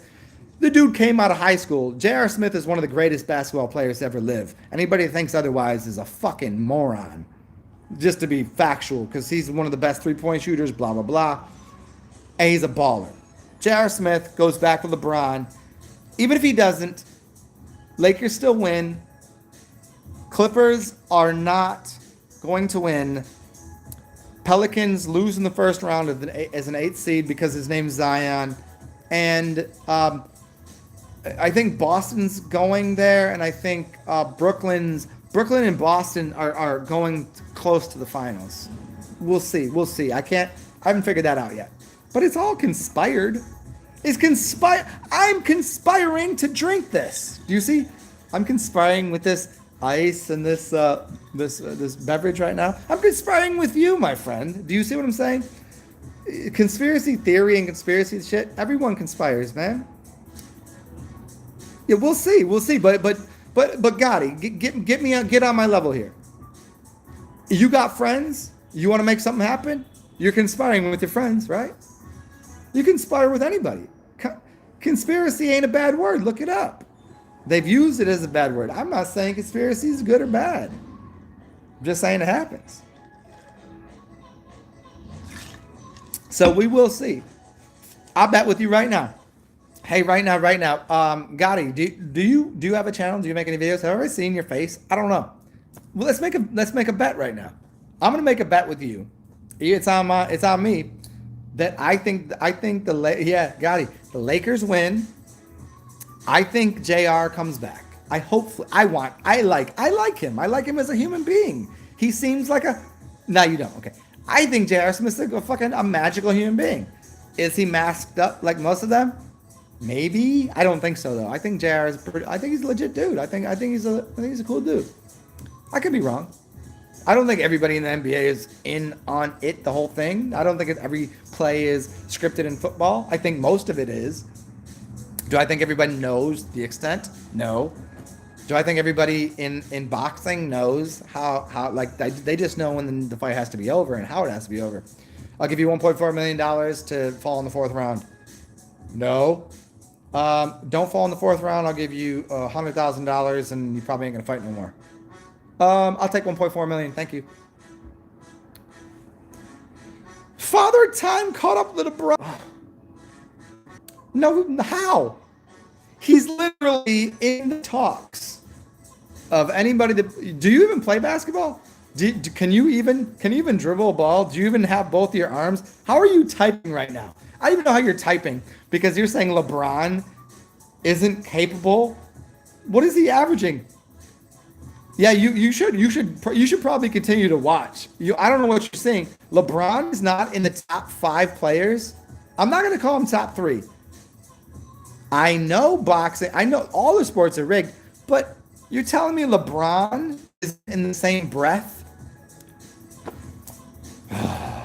Anthony Davis, LeBron, Giannis, whoever else they're trying to put on your plate is important. Who just got snubbed from the All-Star game, averaging 29, 5, and 3. Plays for the Wizards, right? Bradley Beal. Come on, dude's averaging 29. Well, obviously, stats don't mean much because there's more to it. But you telling me LeBron ain't getting shit done? Come on, dude. That's like saying Scottie Pippen isn't top 10. LeBron, Mike, Scottie, Olajuwon, Shaquille, top 10. I'm going to take Kobe, put him at about like 16, 17. He wasn't that good.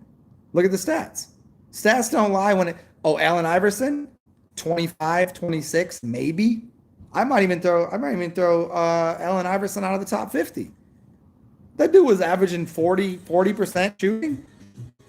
If I shoot 50% and this dude shoots 40%, who do you want shooting the ball? Anyone? Here's my conversation with anyone that thinks they know basketball. Here's my question. Gotti, I'm gonna ask you this. You're gonna build a team. Here's your question.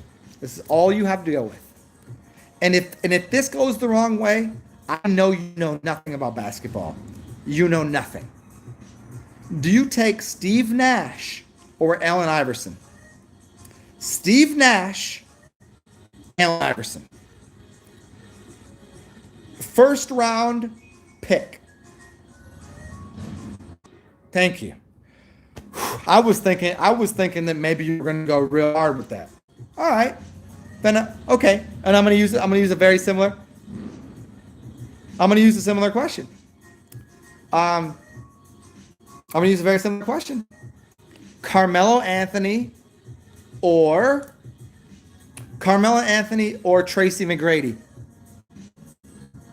Carmelo Anthony, Tracy McGrady. Who you pick? We're building a team here. I'm already telling you what's better here. You already know the answer. McGrady, thank you. Okay, you do know basketball. Whew. I was starting to get a little worried with the LeBron's no good and that kind of shit. No, it's just not true. I'm like, nah, man. Anthony because he sells t-shirts. Yeah. Carmelo Anthony because he does. And there's lots of players. I just like using basketball. You know, you guys know I get into basketball a little bit. I don't even watch it lately. I just know the game. I played it. I've coached. I've played with decent players. And it's kind of like they always say the eye test. It'll give you everything you need to know. You know who's better. You know who you want on your team. You know who's gonna ruin the game. You ever play at the court and you're like, that dude can ball and I like him, but I don't want him on my team. Keep the same energy during playoff time. playoff time, you got to get your team there.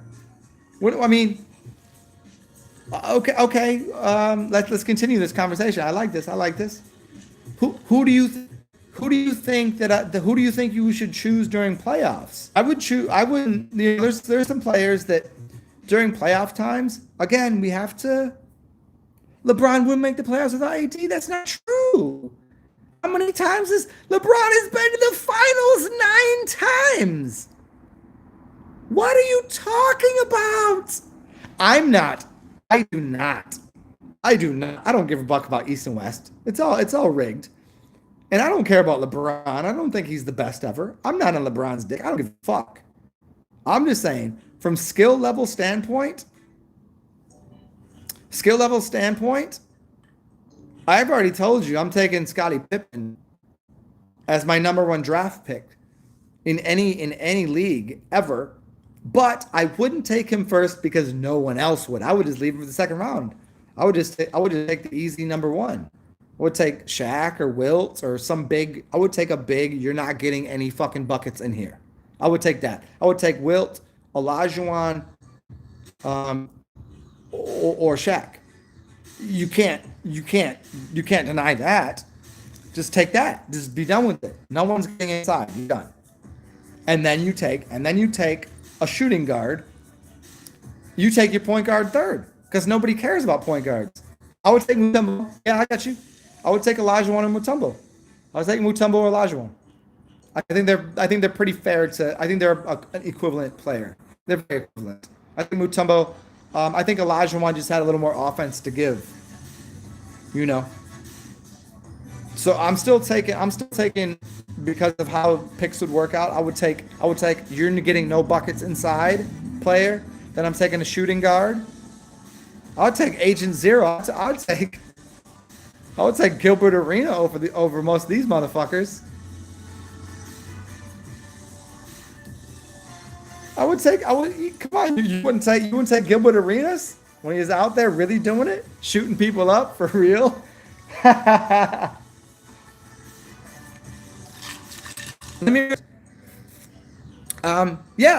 agree with you with Rodman. I agree with you with Rodman too. I think that's a player that you have to play positionally, meaning you're taking him not because he couldn't get buckets, because the dude could get buckets. He's played his role. He's a role player, so you don't have to choose him to third. But here's the other player that's equivalent to Rodman. Let me see. Hold on. Okay, basketball's different now. You're gonna shoot. So you're gonna take Nowitzki? You take Nowitzki? Okay, I get you. Threes are more important. If we're gonna play that game, we're gonna play for threes. I might change that up. You got a couple players. Okay. I mean, I get where you're going with this. I get where you're going with that with the 3-point game. Because the 3-point line is really fucked up in the sense that it gives you 1.5 times. If the NBA was played right, all anyone would do is just shoot 3-pointers. Because if you're shooting 32% from threes versus shooting 45% from twos, it makes no sense to ever shoot a two. Karl Malone is a bum. Karl Malone was only what he was because he had some white dude passing to him in a city. Like him and Patrick Ewing are both second-tier players. Karl Malone and Patrick Ewing are the same second-tier player. Fact. Let me refill this.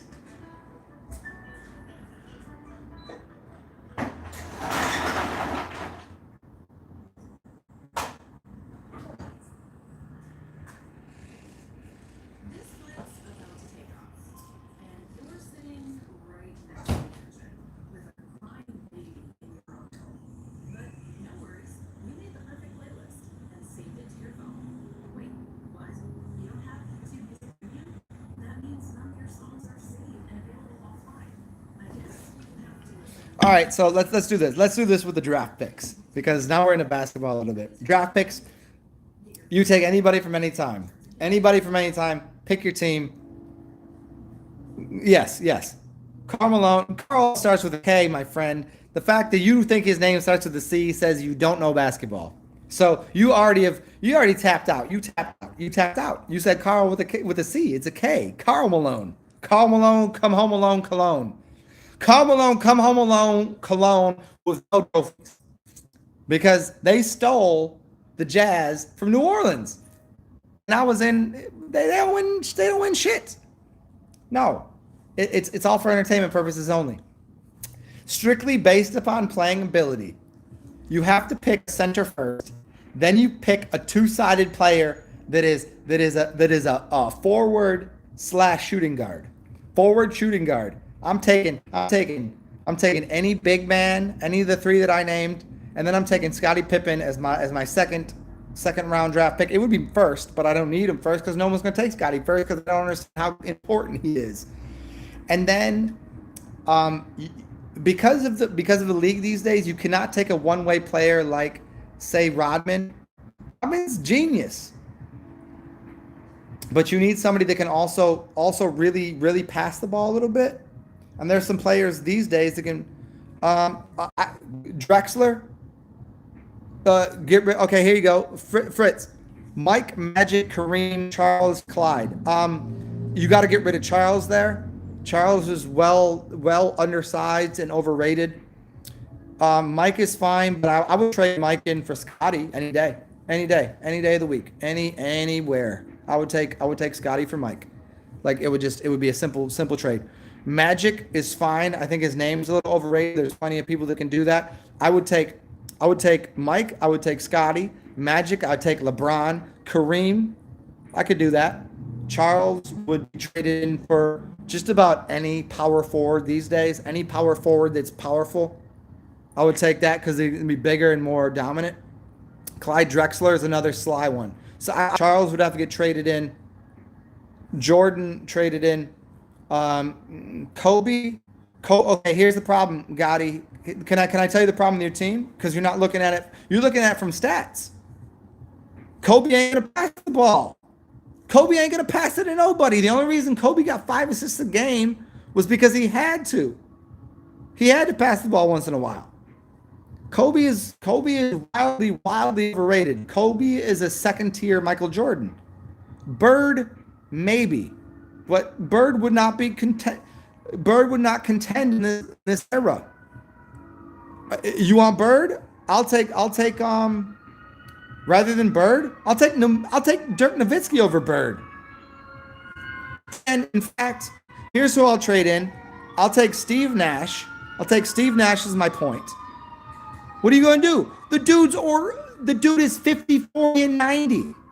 You can't, I don't like to use stats to like do that, like 50% 2, 40% threes, 90% free throws. Steve Nash. Steve Nash is my point guard. Steve Nash is point guard. Scottie Pippen is my 3. I'm already beating you. Olajuwon could be Olajuwon's a good pick. Durant is a great pick. I'll take Olajuwon. I'll take Olajuwon, Durant. I'll trade Bird in for Nowitzki. I'll take Kobe and I'll trade that for and I'll trade Jordan for Steve Nash. You can't win. No way. Look at his 2-point percentage. No. Kobe was closer. Kobe was close. Jordan was half as good.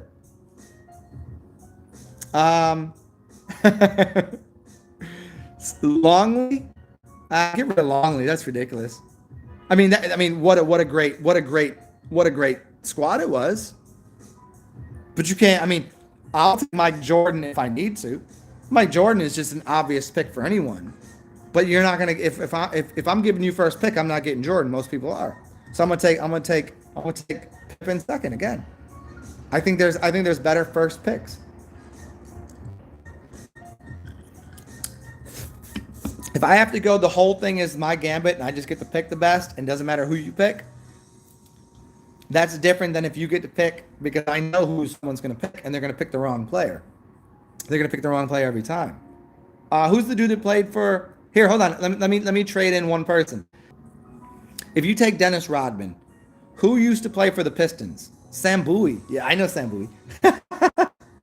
Who's the player that played for the Pistons that was bigger than Rodman that you did not want to fuck with ever? Offense was as terrible as Rodman's in that sense, but defense you did not want any piece of, and that would hold down everything. What the fuck was his name? Fucking magical hair monster. What the fuck is his name? I would pick him on my team because I know he would share the ball correctly. Not Lambeer? Yeah, Dave, not Lambeer. The fucking black dude that played for Detroit. Ben Wallace. Ben Wallace, thank you. Gotti, do you have a problem? Do you have a problem with trading in here, I'm gonna ask you this, Gotti. Do you have a problem with is it an equal trade, Rodman and Wallace? I think that's a fair assessment, Rodman Wallace. I think you can do either one. I think that's a fair trade. So let's try this. Pick out a team and then find players. Rasheed Wallace is a fucking monster. Nobody wanted a piece of that. No, not in a million years. Just for defensive capacity and everything else. I mean, who's the find the best defensive players ever? Defensive players ever. Pippen, Rodman, Wallace. You know what I mean?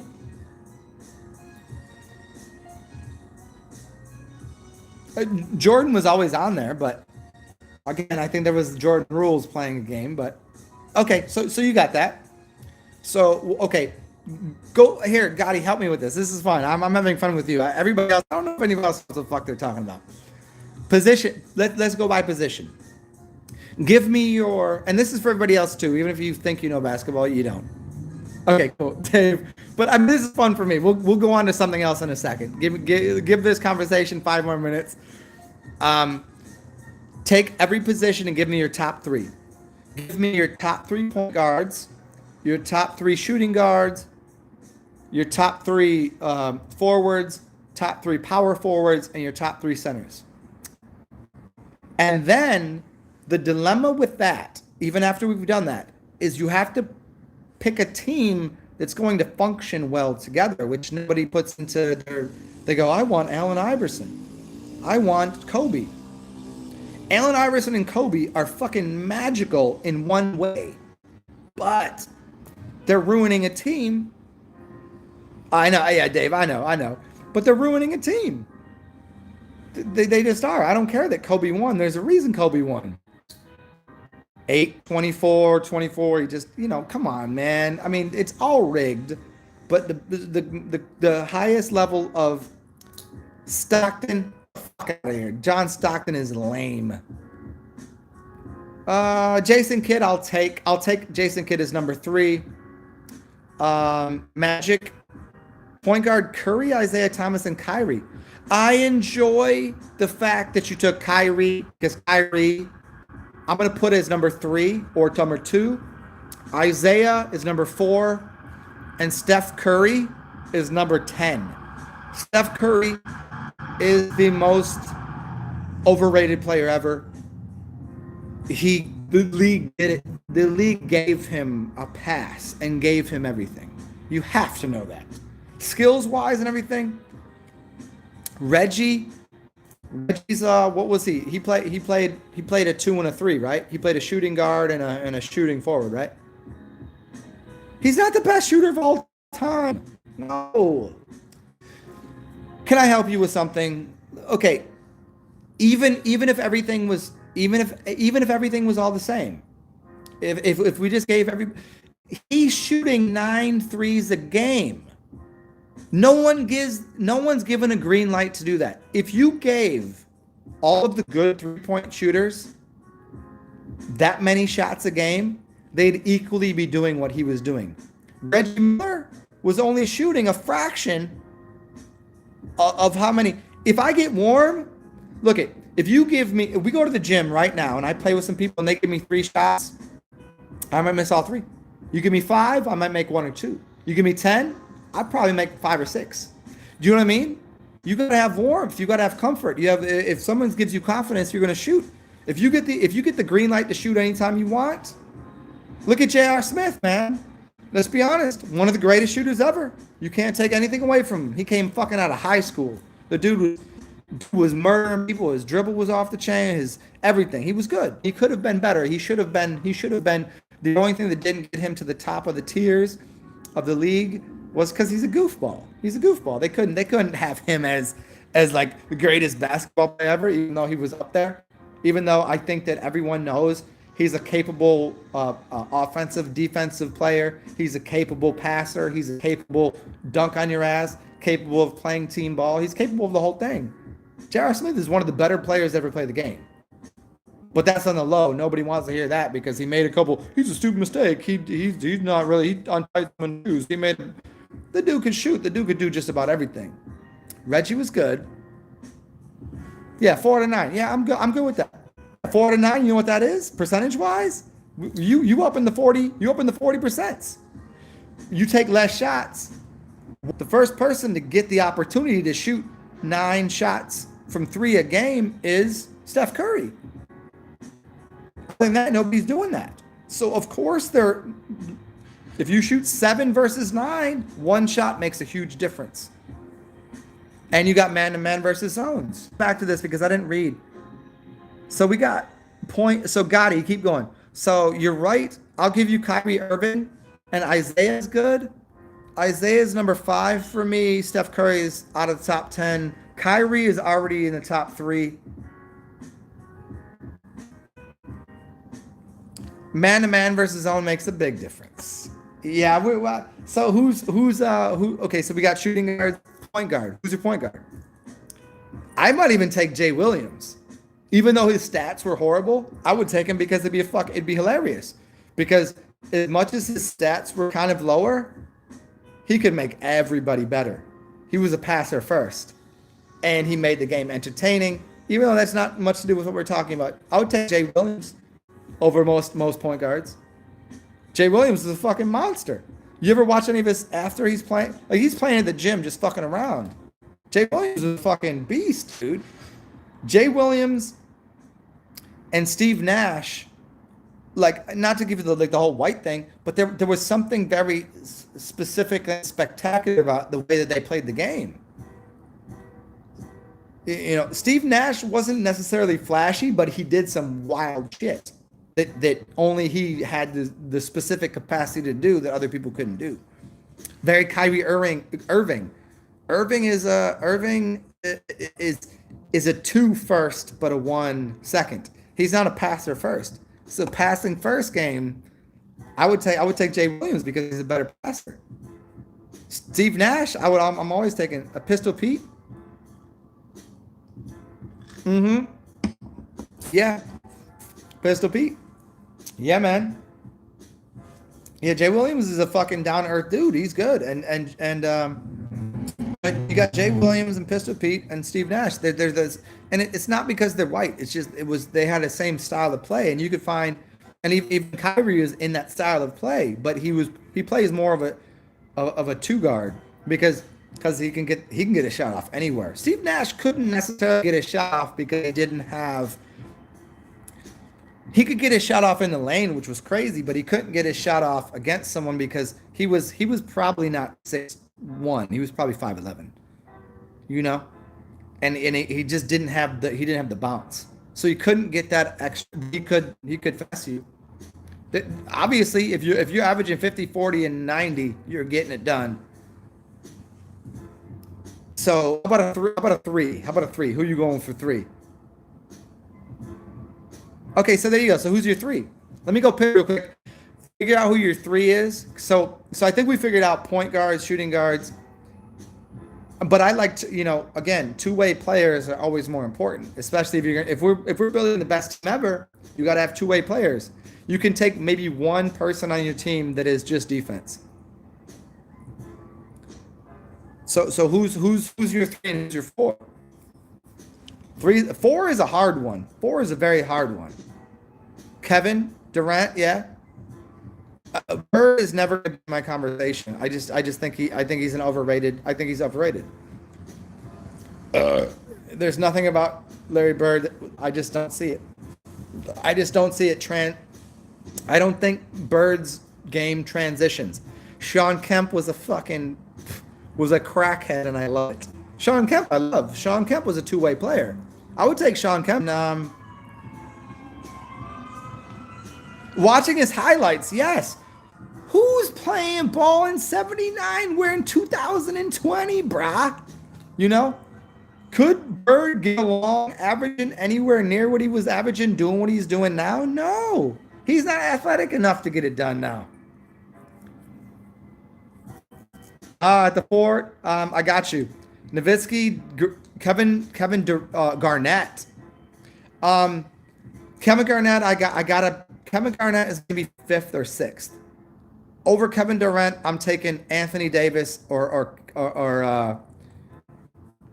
so you got Kevin Garnett. I'm taking Durant or Davis over him. I think it's only because their outside game is just way better. I'm gonna take AD or KD over Kevin Garnett. Duncan maybe. Duncan is maybe 5th for me.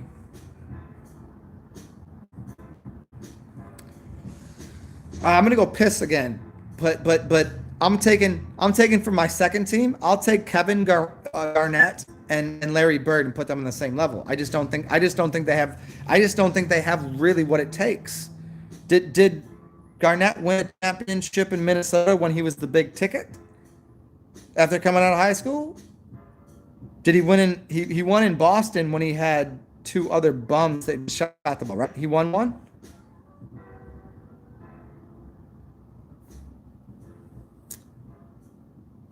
Oh, Davis is soft. I mean, maybe.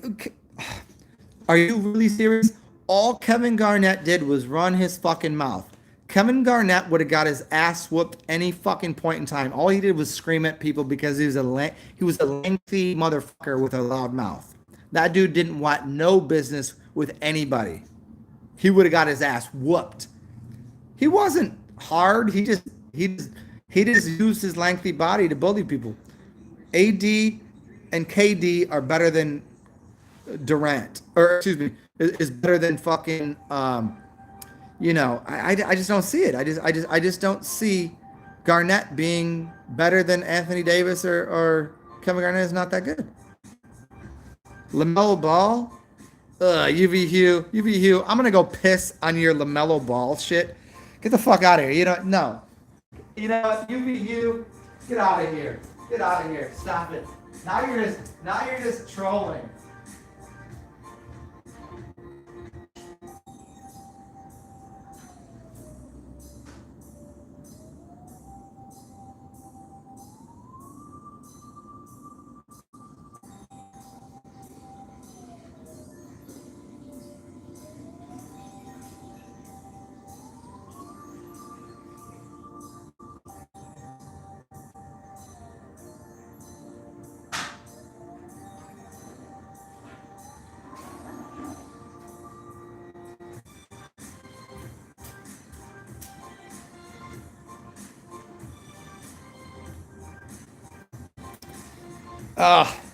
Yeah, right.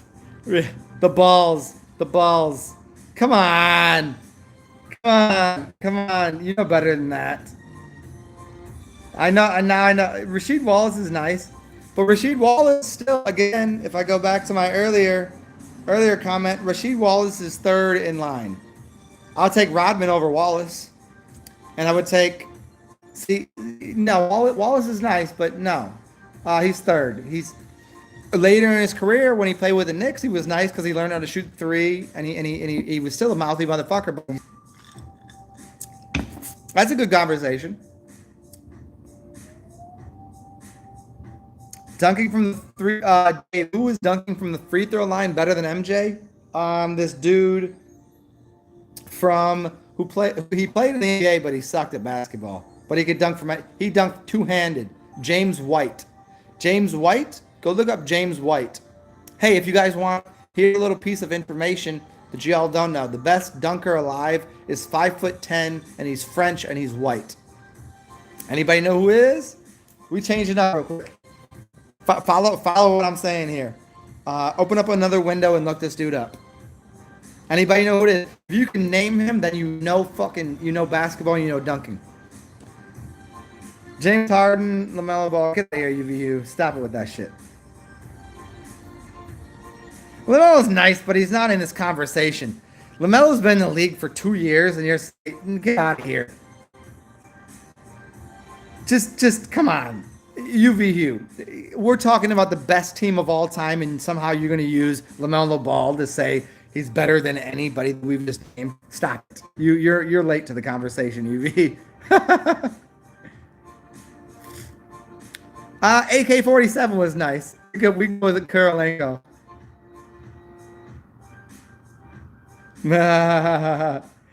Klingon dude, nope. You got to go back a little farther. Oh, he Klingon, you guys are and I will promote this for you guys. If you have to click off my video and you can't open up other window, his name is Kadur Ziani. Kadour Ziani. Look up his video. Put it on next to mine. You don't need to hear anything. This dude is 5'10", white French dude. And if you watch any of his videos where he takes people through an academy of explaining to them Kadur Ziani. He could dunk from the foul line.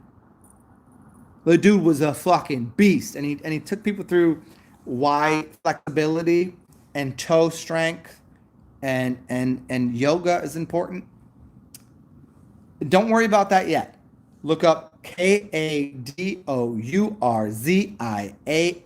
They call them the Z animal. If you understand what it takes to dunk a ball, Ziani, Kadur Ziani, yes. If you understand what it takes to dunk a basketball, a 10-foot, if you're under 6 foot, it's a challenge. Like I'm 5'10" and change. I could dunk two-handed at one time. And that was that was big. Now this dude is shorter than me, certainly. If he's 5'10" on the books, he's probably 5'9".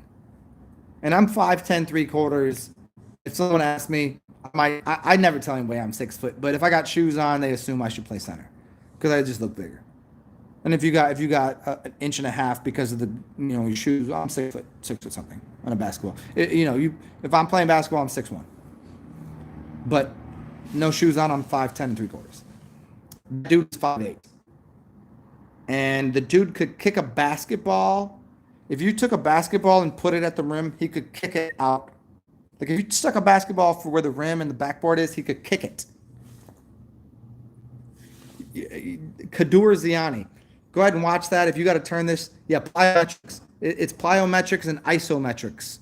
Gotti, the upgrade to plyometrics is isometrics. So if you use plyometrics and isometrics in coordination, you can really do things with muscles to make you, and adding into that flexibilities. Yeah, I know plyometrics. Yeah, and if you use a bunch of different flexibility things, and I'm pretty certain I could teach someone to have a 40-inch vertical in under a year. I'm certain of it. I just don't do it because I'm lazy, and I don't really care that much. Yeah, well, the strength shoes are one aspect to it. Those will get you off the ground. I had those. Yeah, those will do something, but you need to fire the opposite muscles and some things you need to do. Yeah, so Kadur Ziani, check it out right now. Put it on another screen, divide this, or open up another window, Kadur Ziani, and just lose your fucking mind. And realize that he's the dude was doing it up to over 40 years old. The dude could dunk at 40 years old barefooted. Like barefooted, meaning he was 5'8", and still just fucking yank on people. Just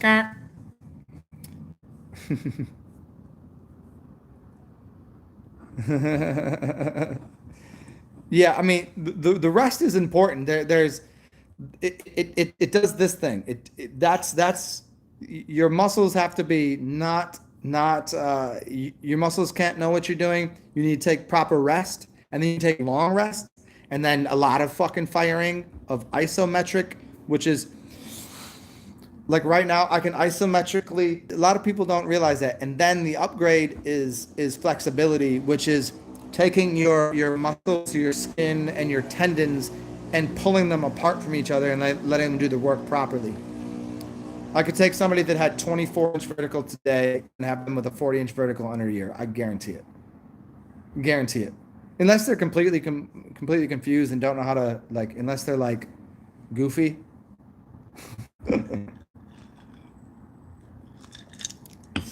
I gained like 4 inches in 5 inches in vertical just by doing a couple exercises that included using voodoo bands, which gave me more flexibility. Flexibility increased my vertical by 4 or 5 inches in literally a week. And that was like after, like, so I used to be able to dunk in high school, college. I could dunk. And then I had a couple injuries, psoas injury, blah blah blah, inside of my hip injury. I mean, I was still playing rim level, like I could get a dunk now and then. I dunked on people a couple times, you know, 5'10", 5'11" white dude. Okay, cool. I can dunk on somebody. Cool. But then a couple injuries, I'm not playing right up there. And then I went and got some massage and did a couple things, and I could dunk again for like a little bit. Yeah, at like late 30s. Well, not late 30s, early 30s. So I was like 30 something, 32, like 32. So I went from like 18 to 22. I could dunk I could dunk two-handed, and then injury, blah blah blah. Not really. Then at 32, I got a bunch of massage work. Did some, and within a month period, I could dunk again. I mean, it's then you got fast twitch and slow twitch muscles. You need slow twitch muscles for stability, fast twitch to get off the ground, and flexibility to make sure you can get into. And then you have to have a couple other key things to know how to load phasing. Somebody like 12-inch vertical increase is easy.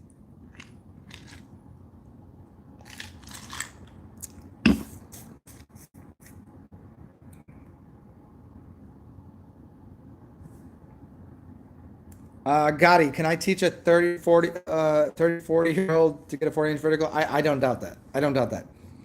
It has to be somebody that has at least a general sense of kinesiology and that was athletic at some point in time.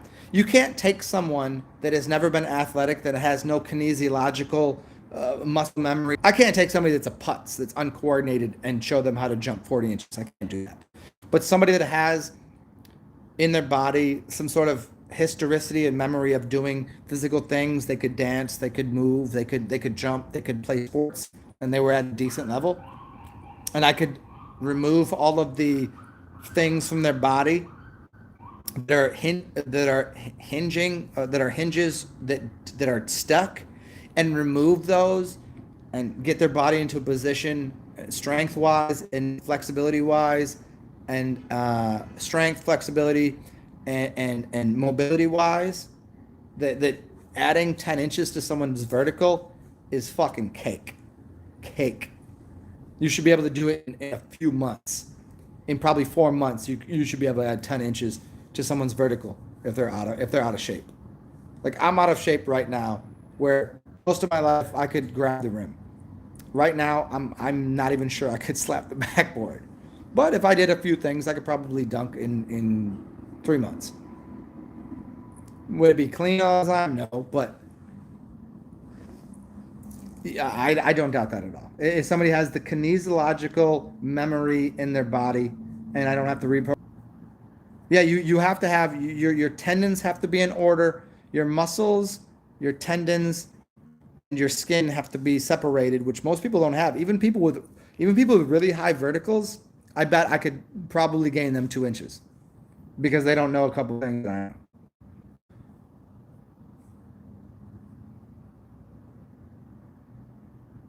Gotti, 5 miles a day running. I mean, what's your goal? And again, Kadur Ziani, Kadour Ziani.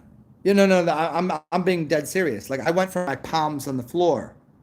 This is a fact. I'm not selling something. I don't have a system to sell you.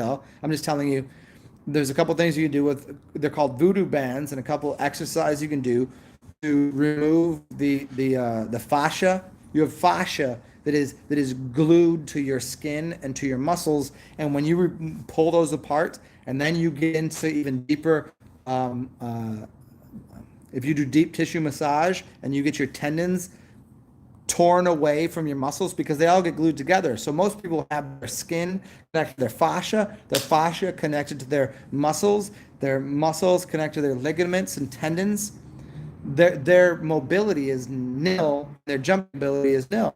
If I remove and let every one of those slide freely and then put every muscle in order, and show you what a fast twitch muscle will do and what a slow twitch strength muscle will do, and show you what your tendons are supposed to do, giving someone 10 to 12 inches of jump, or even if you're running a 100-yard dash in 14 seconds, getting it to 12 is easy. Like that shit is cake. But the thing about the 5 miles, it just depends. Depends on what you're trying to get out of it. The Achilles has to be long and flexible. Yeah, the Achilles is very important. Uh, yeah, Gotti. I mean, that's a bunch of things. I mean, I'll talk to you about, if you want a program to try to figure out how to get faster, jump higher, all that shit. I'll tell you what to do. If you follow me to a T, I guarantee you, I'll do it for free. Like, fucking listen. Here's how to do it. Here's what you got to do eating wise. You have to change the little things you eat. You can't be eating all these certain kinds of glutens because it's going to glue shit together. I'm not saying get rid of all glutens. You can't. You got to drink more waters. You got to drink, more sugars, fruit juices. You've got to. Your flexibility will go up if you do these few things. You got to train your muscles in the right order. There's a few things that you can do. And sprinting wise, you should always do Indian runs. It's sprint to the head and then jog. Sprint and then jog. Jogging is horrible in general.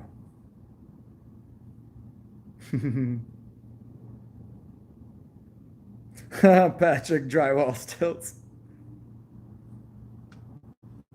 Yeah, the blood circulation and the heart health, that's pretty simple.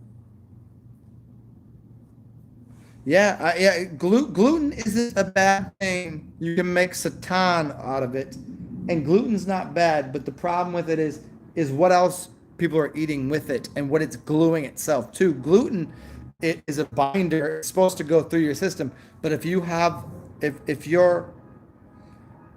already have a fucked up intestinal situation, that gluten's gonna get into your blood and bind things up. I have problems processing fats and glutens. I certainly do. But do I keep them out of my diet? I try to keep white bread, gluten, and I try to keep fucking cheese out of my diet. I try to.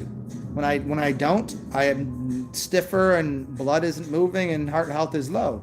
But milk, if it's unpasteurized, is very healthy. But I mean, that just goes into a lot of other things that people they're not getting. Zen looks like a dragon. Do I look like a dragon? I'm gonna fill this up again, and then we'll continue on with whatever you guys want to talk about. If you want to get deeper into health and fitness and shit, we'll do that. I guess if we do that, we could continue talking about basketball, or we could change it up. Yeah, raw milk. Here's the thing about raw milk: it already has everything in it that will make it. Let's see. A lot of people that say drinking milk will cause your body to be. What's the word they use? They say milk is really unhealthy. Pasteurized milk is soup. So when you cook fruits and vegetables. Okay, vegetables you make a soup out of, and there's a reason for it. There's a lot of starches that you're cutting down on.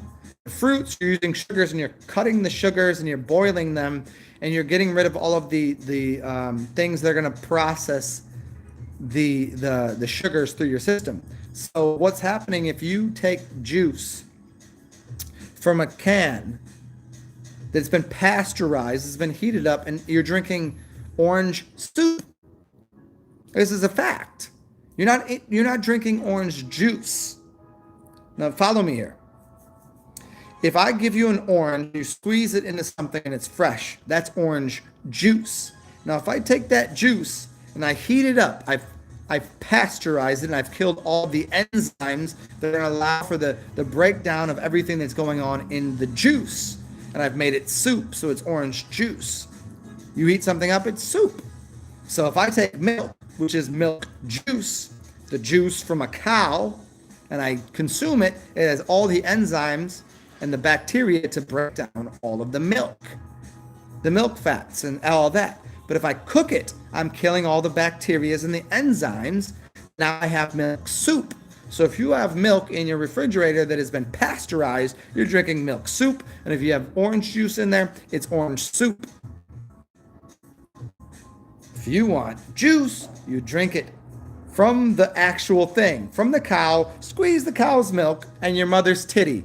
You got juice. You got milky juice. You got juicy juice from the fruit. You take some fruits. You take some vegetables. You have juice. As soon as you heat it up and you pasteurize it, it's soup. You don't want milk soup. You don't want fruit soup. You want milk juice. You want fruit juice. Now, see, here's the trick. It comes from the earth. Fruit's up here, milk's here. The vegetation's down here because now what you have is a bunch of heavy starches. And so by heating it up, you break the starches down into, opa, look at that. You break the starches down into simplified sugars, which work with your body. So soup from vegetation beneath the ground becomes usable by the body. But if I take something that's up here as a fruit, it's already perfect. And then I heat it up and I killed off all the nutritional value and I've lowered its value and I've killed the sugars and I've killed all of the enzymes in it. And I take that milk from the cow and I've killed that. And now I can't digest all of the milk. And what do people have these days? They have problems digesting milk. Why? How come these motherfucking Indians with a dot on their forehead don't have any problems digesting milk? Because they don't pasteurize it. Because they don't heat it up. The only time they're heating up if they're putting it into a curry. And that's already has a bunch of other things in it. And they're probably eating, let me show you, they're eating yogurt. And the yogurt is not pasteurized, but has a bunch of other bacteria that is then going to break apart all of the solids that have become, because of the milk fats, that have become solidified because you've burnt off the enzymes. They've homogenized.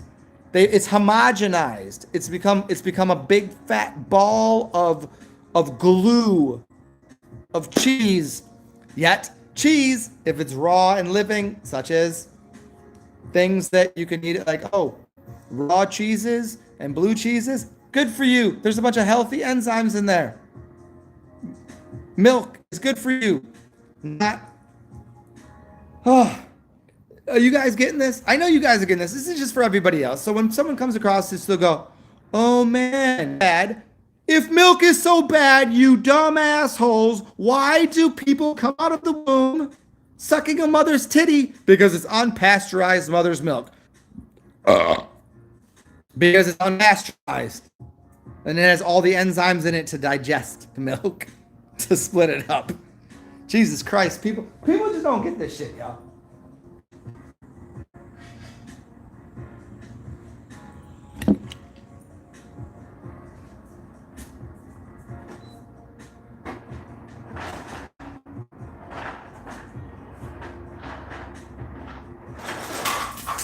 Opa!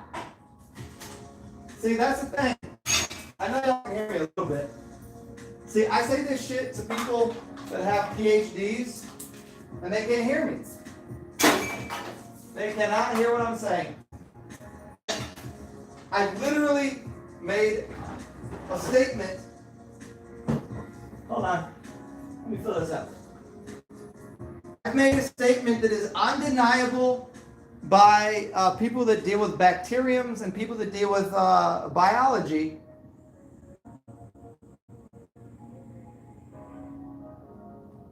But someone's got a PhD and is going to tell me that milk is no good for the human condition, despite the fact that your mother gave you milk for free out of her bosom and gave you her immune system through colostrum, which was the first milk of the mother.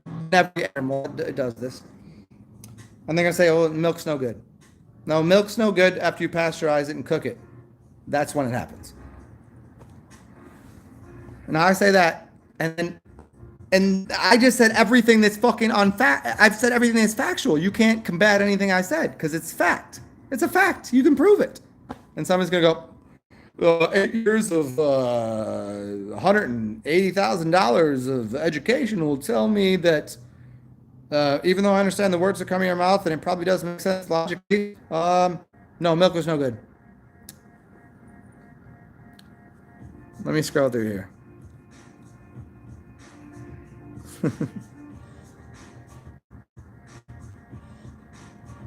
Yeah, Gotti, there it is, man. The cayenne, cinnamon, garlic, onions, that's the Indian diet, man. That's what keeps people healthy. God, the byproduct pasteurization is sugar water. The worst part of sugars, yeah. It's coagulated milk, fats, solids, and sugars that aren't good. What's up, Jay Marley?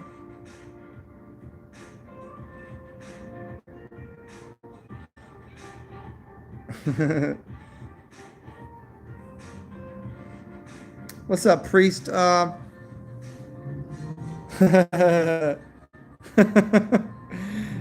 up, priest? We already did a bunch of talks of the 1%ers, the 5%ers, the 85%ers, the 10%ers. I don't know. I mean, the 5%ers for the majority that I've met are and they share. 10%ers do not share, and 85%ers are too dull to understand it. That's about as simple as you can break it down. And the 1%ers are the extra 1% that just give away freely anything they have. That's why we give 101%, 110%, 150%. I give 200% with everything I do. You know, I give away more than I got.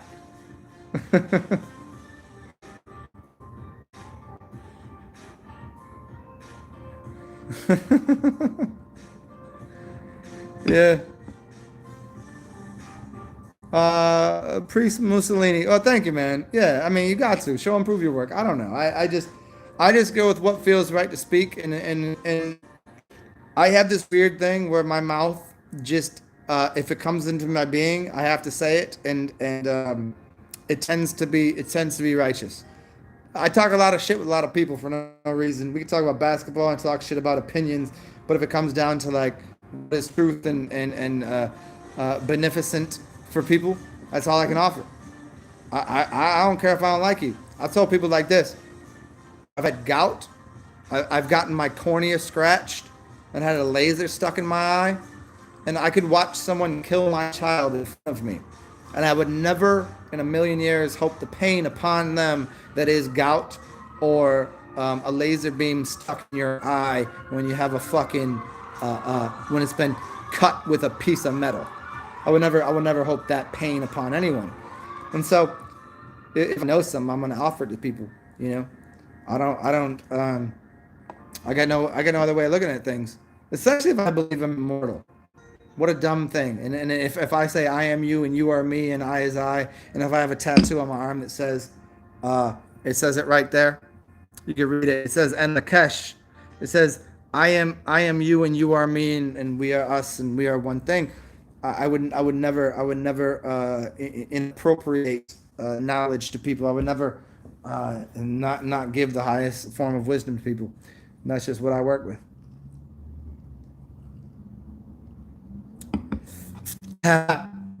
Gotti, in general, do Geminis enjoy debating? I'd rather not debate with people. I mean, you know, I'm a Gemini, right? I do it because it's a source of energy for me. But I don't like debating with people when, especially with people that aren't willing to come to terms. Like, that's an argument. An argument. I have arguments with people all the time, which is as soon as I realize they're not really going to move from their position because they think they're right, they think they're righteous, and they think they know what they know. That's frustrating, and I don't enjoy that.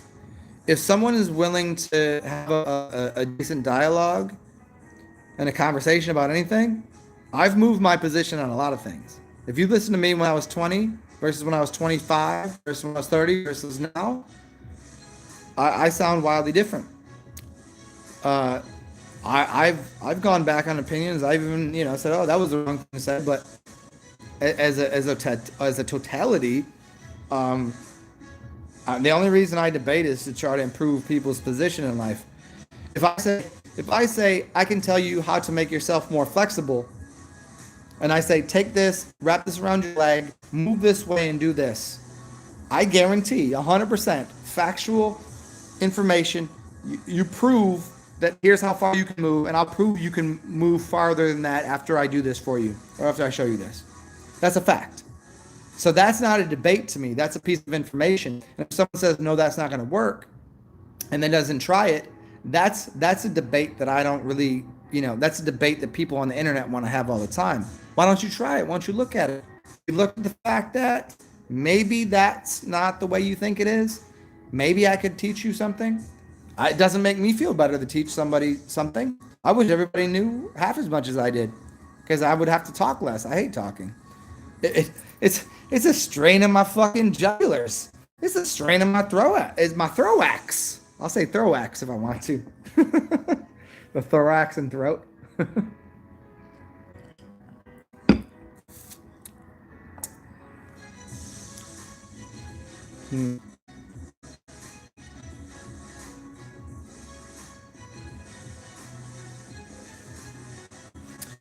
Priest Mussolini, you were doing this knowledge on milk and honey the other day and how they are manifestations of the supreme masculine and feminine. Do you know how many? Have you ever looked up videos I did on literally that subject? I actually think if you looked up my name and looked up milk and honey, you might be able to find it. And if not, I'll do another video, because I told people I was going to do an entire talk on milk and honey. Milk is called. So you got milk and honey. Honey is bee puke. Yeah, and milk is cow pus. Cow pus and bee puke.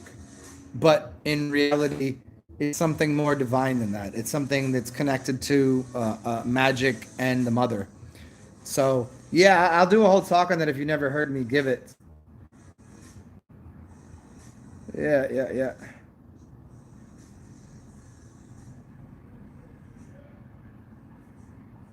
Yeah, if you can find it, like I have so many fucking videos. I don't know how many, Priest, I don't know how many times you've listened to me speak before.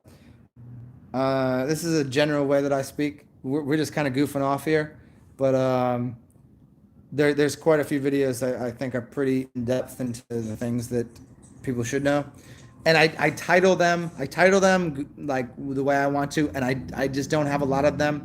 They don't show up right for people because my tags aren't done right. I don't know, and other people have eaten off of my knowledge where they could put my name in a title, and other people's videos will show up before mine. So I just don't know. I don't have anything to do with that. First time you listen to me. Wow, crazy. If anybody here, if anybody can let Prince Mussolini know that I ain't fucking around, that this shit is real deal, next level business. I'm not from this world. I just hang out here for a little bit. I'm not gonna pat myself on the back. I just know what I am and where I am and who I am.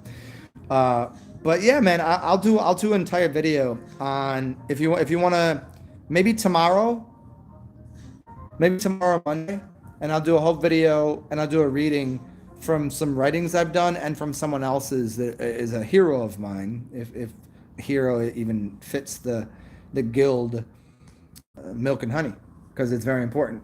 Now, as someone that is very much into water and urine and the pineal and the pituitary, pineal and pituitary originally is milk and honey. Pineal and pituitary turn into urine and water, and then we can go a couple of other steps with that. But the origination is cows and bees, and there's a cow-bee connection to the moon and the earth, and the surrogate mother, the actual mother, and then the what you'd call urine, which is gold, which is connected to the honey, and then you have your pituitary and pineal gland, which are connected to the mother and father in ancient Egypt, and the kings and the Queen's, where it sits in Golgotha, So yeah, we'll dig into that. So thanks for listening, though. Good to see you, man. Don't trust anything he says. You just here for the LOL. Thank you, Jay. There you go. That's what I'm talking about. Baba, Baba Wayama. There you go. Serotonin and DMT. DMT is the fatherly figure. The serotonin, the motherly figure. Yeah. Smoke that milk and honey. Yeah. Never trust a stranger. And you know what? And in a weird hat, but I'm the strangest motherfucker you ever met in the coolest hat you ever seen. It keeps my hair. Don't make me. Yeah, donate to me if you can, but I'm dangerous if I put my hair down. I'm a dangerous motherfucker.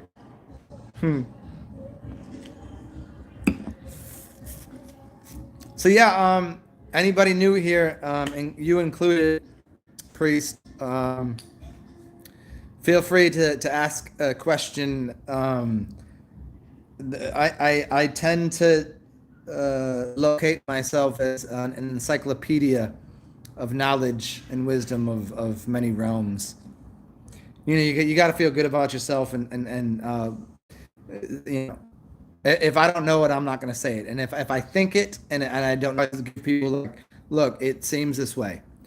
Stand on your stand on your square and make your circles. I circle the square and square the circles all day. That's life. That is what perfection is. I'm gonna square to what infinity is, and you realize you'll never find perfection other than. And then I could tell you about pie and fee all day, but there's no fee to eat the pie that I provide. No, all I got is me, my humor. I got square ice cubes in a circular cup, and then the spirit there held within. So yeah, man, I do this for entertainment, and hopefully other people get some sort of knowledge out of it, because I've been blessed with many years of just studying, and so I give it freely. That's what you guys get. But I still do maintain my own. Yeah, good to see Mussolini. It's been a pleasure. Do you have a channel? I could click on your shit and come see you. I could come say hi to you. Either way, it doesn't matter. I just was wondering. And you always welcome to hit me up on my email. And that's easy to find. Theo Luminous means Theo, God, luminous, light. Or I'm confusing people, God, light. I should change my email to something like silly.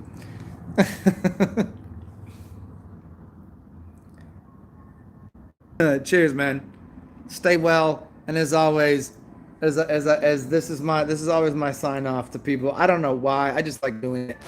Didn't come from anywhere. It came from me. It just felt good to do. I think it came from some ancient scribes, but there it is. Have a good day, man.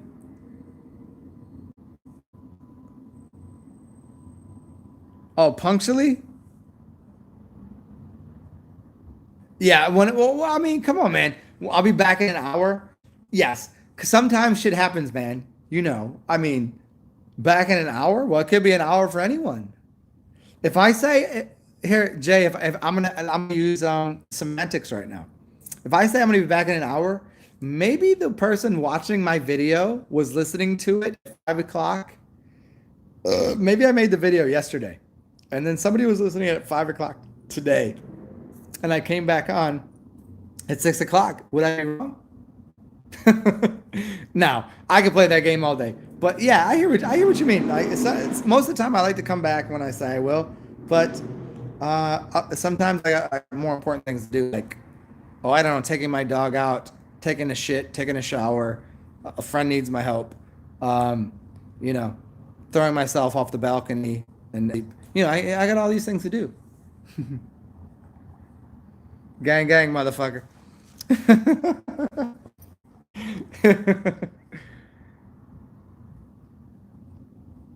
Yes. Hey, priest, will come back and enjoy. I mean, whenever I do this, lots of fun people come on here, so we usually have good conversation, including there's nothing really off the board. We kind of get into I don't know, whatever. We've talked about just about everything. An hour means rightly a couple. Thank you, Patrick. Well, maybe I needed an extra hour or two to get my thoughts in order. Is it not worth it that an extra hour of me on over here?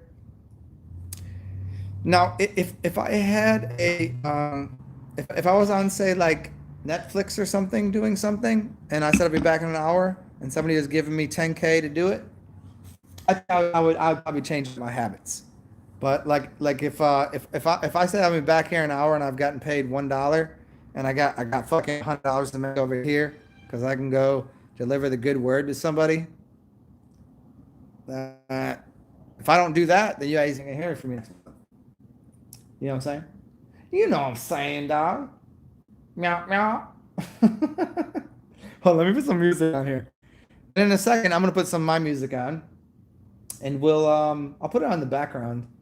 I wish I could just put my music on the background and talk over it, but I can't. Sorry. Come on now, motherfucker, this ain't working. See, now give me 30 seconds. Is 30 seconds worth it? Okay, we almost there. Hmm.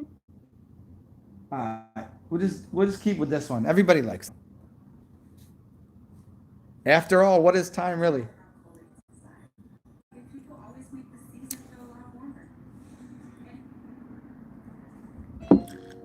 Refill. Refill, motherfuckers.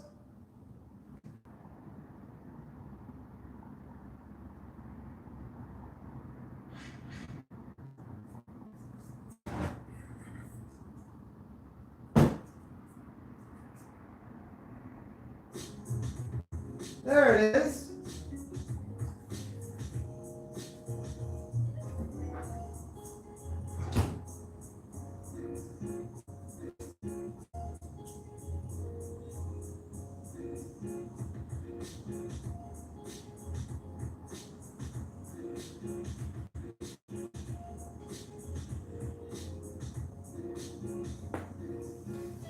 Well, it's up to you guys now. So, um, it's 9 o'clock, and there's a there's a party going on right there, and there's going to be parades and people screaming and weird shit going on, which I've seen many a times, and it'll be going on uh, for the next couple weeks, so I can do this anytime. So I could go walk over there, and here's the opportunity cost. If I walk over there with my phone on live, you guys can watch, but it might shut off because maybe all of these assholes also have their phones on, so it's gonna eat up the bandwidth over there. So you guys might not get anything, and I'm just gonna go off into oblivion and do some random shit and put my phone away, or we just talk and chill and do this. I don't care either way. I live here. I do this shit all the time. I'm happy to do this. I'm happy to do that. Um, I'm kind of in between myself. For me, I'm flipping a coin because I'm kind of comfortable sitting here, but I'm also like it's right. It's literally right like 2 blocks away. I could just walk over there, and there's gonna be thousands and thousands of people in the street going, and there's gonna be just chaos everywhere. I mean, I don't know how much awesomeness chaos will be for you guys just over this tiny screen. I'll enjoy myself, and it'll just turn into. I probably won't get home till 2 in the morning, and it'll probably with some skank that I'm not really into. I mean, maybe I don't know, and it might be a tranny. I don't know who's left in the world. Who knows? I mean, I'm not into trannies. I'm just saying it just could happen. But you guys will probably bet on that, just so I could tell you a stupid story about like, well, I went off to that party and then I brought back this chick, came to my house and left as a dude with a dick hanging out. You know, I don't need to be. I don't need to be whooping someone's ass because they got a fucking wiener.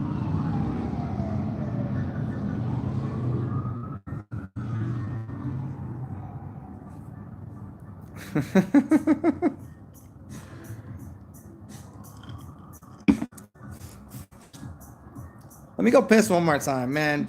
I'm on the fucking Mahu. I don't know what Mahu is, but I do have to piss again. I I haven't been drinking for like 2 weeks, really, very much, and I just drank a bunch of wine. And because it's like low alcohol content compared to like drinking liquor, I'm less drunk and more pissy. Because I drank a couple beers earlier, so I'm very pissy right now. I gotta go piss. What you guys want to chat about, and we'll dig into some. Hey, we can even dive deeper. Let's, as Ralph Smart says, let's dive deep. Diving deep. Let's do that.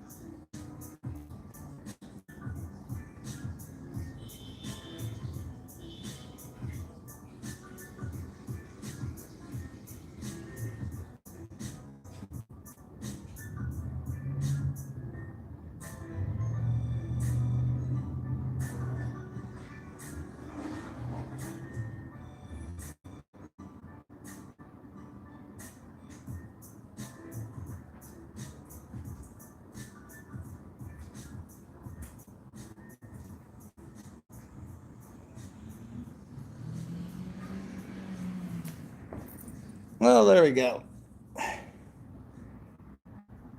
Pissy. Okay, done with that. What's next? Yeah, man, I don't know. Like the pee is funny, man. Sometimes I can hold my piss for hours, and other times it's not like the breaking the seal thing. That was never a thing for me. I don't know. Like just sometimes you gotta piss and sometimes you don't. I don't fucking know, man. It's like people with small bladder and big bladders. I don't know. It's kind of also dependent on how much I eat and how much I'm drinking just in general. Not just drinking alcohol, but drinking water. It just depends. It's more because I'm in a cleansing phase and it's a full moon. So full moon kind of extracts things from you. So there's a little more of a cleansing phase. So I've been drinking vodka and white wine, which tends to, like, yeah, that's how that works. You know Stillwater? Do you know Stillwater Brewery? Patrick, holding piss. Well, here's what happens: if you hold piss, you let it all run cycle back through your system. Um, Holding piss, probably a bad idea most of the time, but there is wisdom and knowledge in stopping. Like if you're pissing, stop pissing and hold it, because then you're working with muscles. You don't want to hold it. Like you don't want to hold it to be an asshole. Like, yeah, because you're compressing your kidneys, but you have to work on those muscles. You got those three muscles in your pelvic floor, which is kind of like hold, like not shitting is one. That's one set, and then there's the taint muscle, and then there's the piss muscle.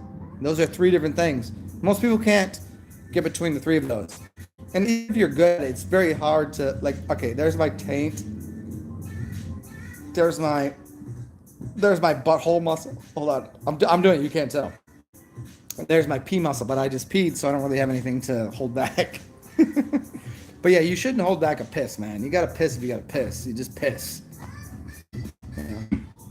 Oh, and as always, when this song comes on, I like to turn it up. So good.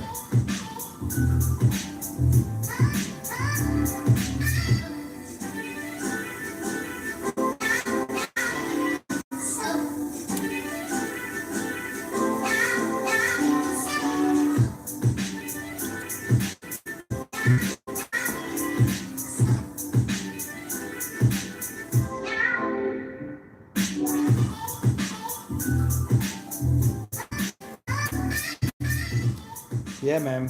This shit's so good. Mm.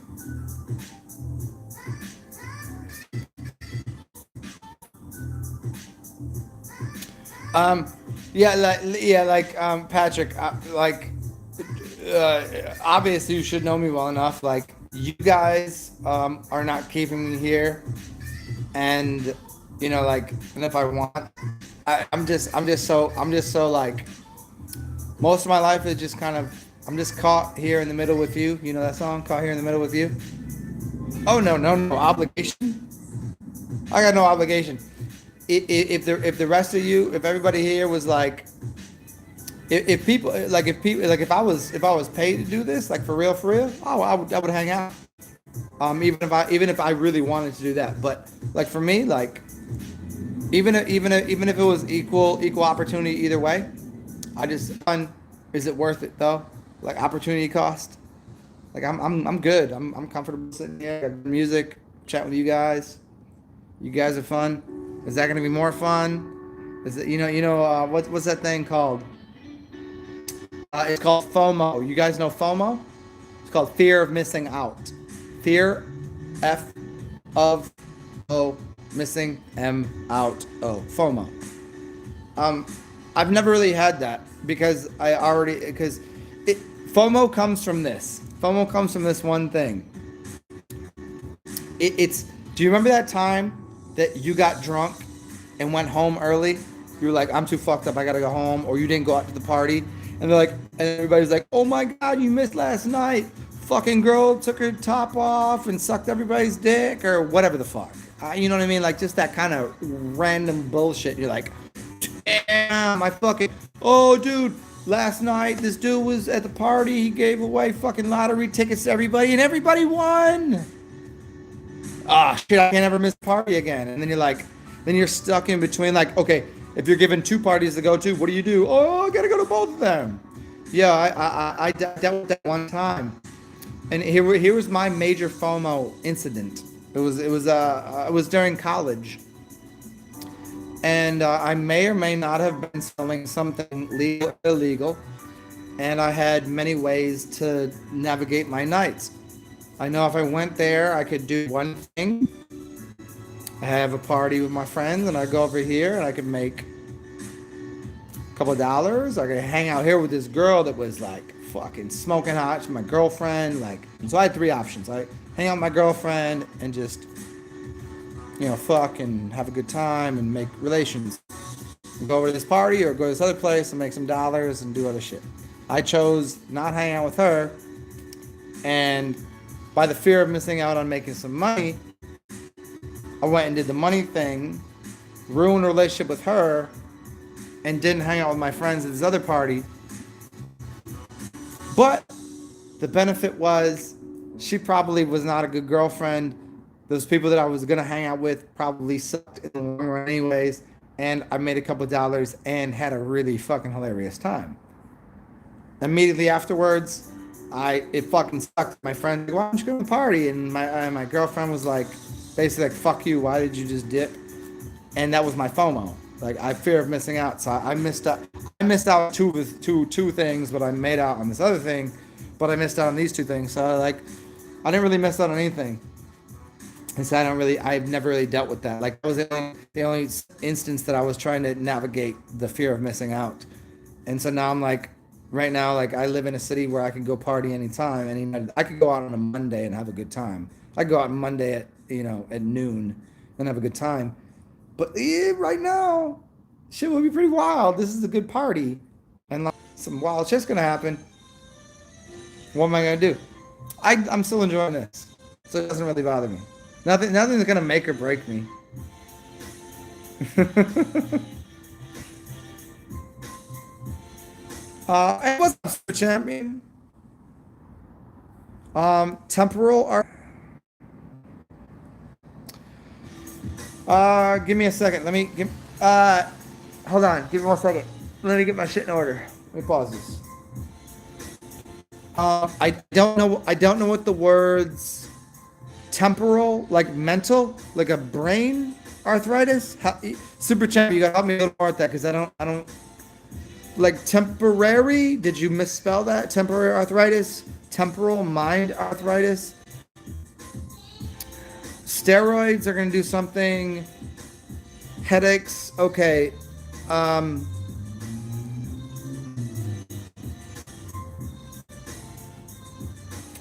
yeah, man. Hey, Super Champ, if you're still here, I'm gonna help you with that. Just you got to give me a little more inlet on what's going on. What's up, streams of abundance? You want to go an extended urine fast? If I can do it, I think it'd be a great idea. I don't think that's a bad idea for anybody. Okay, so Super Champion, we already got pisses on an option. Yeah, so brain. Okay, I got you. Um, Brain arthritis. I'm still working with what that is. Like I've never even heard those terms put together. Um, hmm. Um, Super Champion, how serious is it right now? And obviously I'll help you with it. If I got to do a little bit of research and give me a day, talk to me tomorrow, talk to me offline, like not off of here, holler at me on the fucking email. Um, I mean, because my first thoughts are a bunch of things that, like, some people aren't willing to do. You say she's not willing to drink piss. Well, okay, that's fine. Um, there's a bunch that I'm looking at there in my mind that says it's connected to well, it's going to be heart arrhythmia. It's going to be in an old age you're gonna have um, Alzheimer's. I think that probably leads up to Alzheimer's and then heart arrhythmia, and the Alzheimer's, which is mental like blockage. So you have basically, see, here's what they figured out. So you have your veins that are pushing blood in one direction, and then in your other direction you have everything's being pushed out of your body through your lymph nodes. And so there's two pathways, in and out, blue and red blood basically. And in your brain, they thought there was just one vein that was leading water into the brain, and then all of the mess out of the brain. And it depended on night or day. This is for a long time what the logic was. And then after years of research, apparently what they came to the conclusion was there was one vessel that was leading in and out of the brain, and inside of it was another vessel, the corpuscles, So the inlet was going around the other one, and depending on the density of the inlet of the water and the viscosity of the outlet of the water, there was a vein like this and a vein like that inside of it. So one was pushing water in and one was pushing it out. And that's what was causing people to have basically based upon how much water or fluid was going into some. So the water that goes in your stomach, if you're not getting 100% water, or at least fruit juices that are 93% water and a little bit of sugar, there's no way it's getting cerebral brain, spinal fluid in and out of the brain.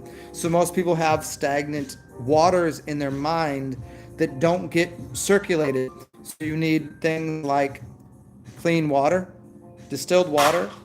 Opa, look at that. Look at that, just happened again. That was literally ice falling out of. This is not a joke. You heard that. Yes? You heard that. Listen. That was ice falling out of the machine that should be holding ice inside of the freezer, and you heard it hit the floor. And so what happens is by putting coconut water, lime juice, put the coconut and lime. That's not a joke. Coconut and lime water, ingest that. Start to clean the body out, and everything gets backed up to the brain. So there must be other symptoms going on before the brain starts to go and not respond correctly because there's too much coagulation of fluids that have become densified and gluey and gooey. Lime is acidic, it breaks things apart. And clean water pulls things out. So lime and coconut water has some good sugars and other things in it. Coconut and lime water and straight distilled water will start to clean the brain out. Drink that. Coconut and lime, there you go, gets into the rest of the system, cleans the body out. Straight water by itself, distilled, will start to clean the brain out. That's the method. I mean, I don't know how long it takes because I don't know exactly what that is, but everything in the body is tubes being obstructed. If I get arthritis, like in my finger here, it's because my tube that was supposed to go from here to here got interrupted here. From my leg to my toes, if I get a little something stuck in my knee, it's because of my tubes, which I had, right? Got a little obstructed with a lot of bacon and a lot of grease, a lot of fucking things that coagulated things functioning correctly.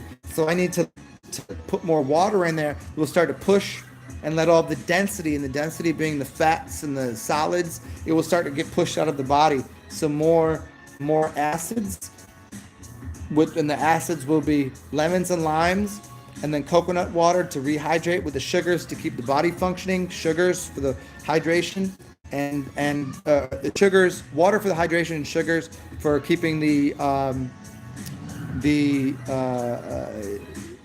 have your kidneys that are filtering things, and you have your liver and your gallbladder, and then which you're producing a bunch of glycogen. Glucose is glycogen, and glycogen is what the body uses to produce mental awareness. So those sugars are doing something to the brain. So again, distilled water on its own, lime and coconut water on its own, back and forth. That will start to release things out of the body, clean up all of the organs, and help the brain to rehydrate itself, because the brain should be 93% water. If somebody says it's supposed to be 70% water, that they're lying. They're from the medical establishment. The brain should be mostly water. Why do you think a watermelon, knock on the head, it should sound like a watermelon? 93% water. Knock on a fucking melon. Why do you think they call your head a melon? It should be the same amount of water. And you got to rehydrate the brain, and the only way you can rehydrate the brain is with pure water. So there you go, man. And that's what I got for right now.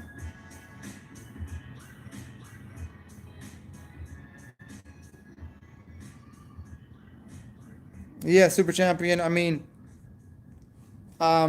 you can. Here's another thing you use honey in things. Honey is gonna sweeten anything up. And you want to use something that will kill bacteria. So honey is antibacterial, is antifungal, anti everything bad. So honey is a preservative and also kills off good raw honey. Put raw honey in that shit. Raw honey. Anything with juice. Why do you think grapefruit juice I drink in the morning? It's very good for a lot of things. Grapes, grapefruit, lemons, limes, honey. And so you want to make it like, think about like 1900s, and you went to one of those little stores that said it had an RX on the side, and they were selling candy and medicine. So right now we go to a store, and we go to the back and get the medicine that's from the pharmaceutical man, right? And then we can find candy. But originally they used to go to those stores to sell people Dr. Pepper. Dr. Pepper had all of the medicine in it because it was a doctor. But they put sugar in it, usually honey or raw sugar, so that they would consume it. So the kids didn't know they were getting healed by all of the other substances that were going on in Coca-Cola and Dr. Pepper. Dr. Pepper had, 18 or 19 different herbs. Coca-Cola had about, 9? And most of them were all very much destroy certain types of things in the body that were leaching and fucking up everything going on in the system. So Coke in its original format, look up the original recipe for Coca-Cola or for Dr. Pepper, find those elements, and make that drink. And then use raw honey or simple syrup made from real sugar. And that's easier to go down. It tastes good, and it has a bunch of herbs in it. And those herbs are going to do a bunch for the blood. And as soon as you clean the organs and the blood out, the brain will start to release all of that. And then you rehydrate the brain, and the brain goes back to where it should have been.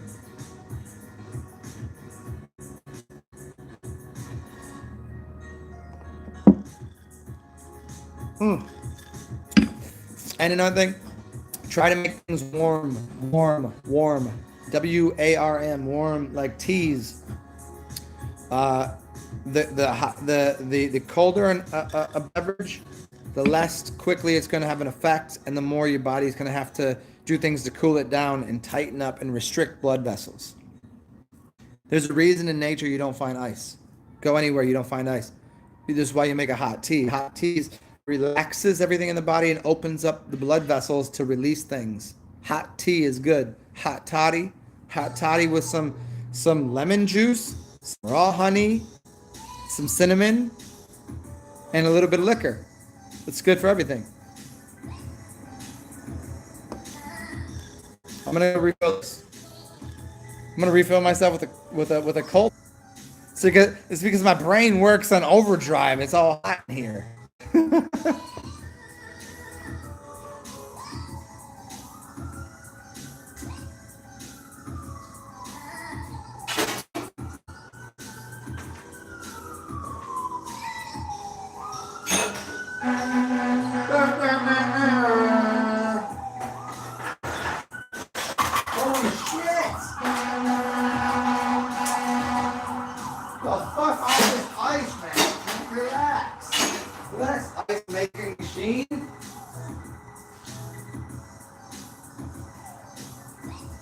One second, y'all.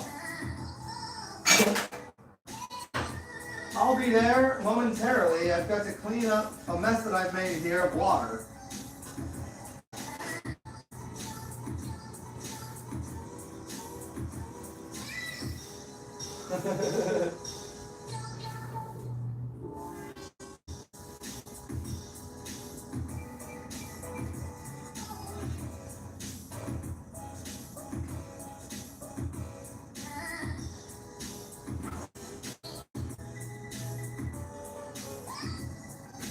I'm trying to think of something else. Give me 1 second. I'm trying to figure out what the other thing to kill brain bacteria is. Things that can cross the blood-brain barrier. Just give me 1 second. I'll be with you momentarily.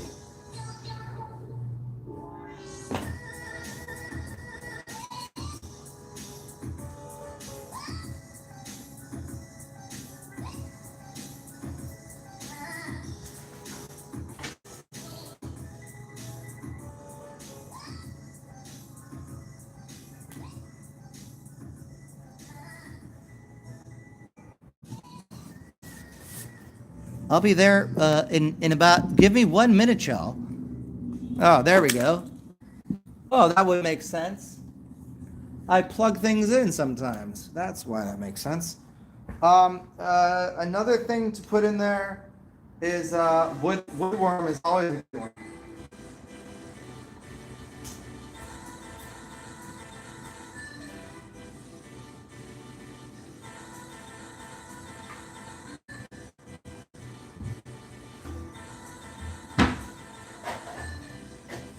Oh, here you go.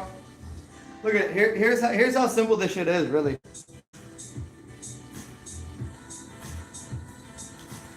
Here's how simple this shit is, really. A lot of people think I fucking joke around. You guys think I joke a lot. So I've got 3 things here. I'm gonna show it to you, just so you know I ain't fuck around. And this is how things work. I have 3 things here. I have jasmine flower,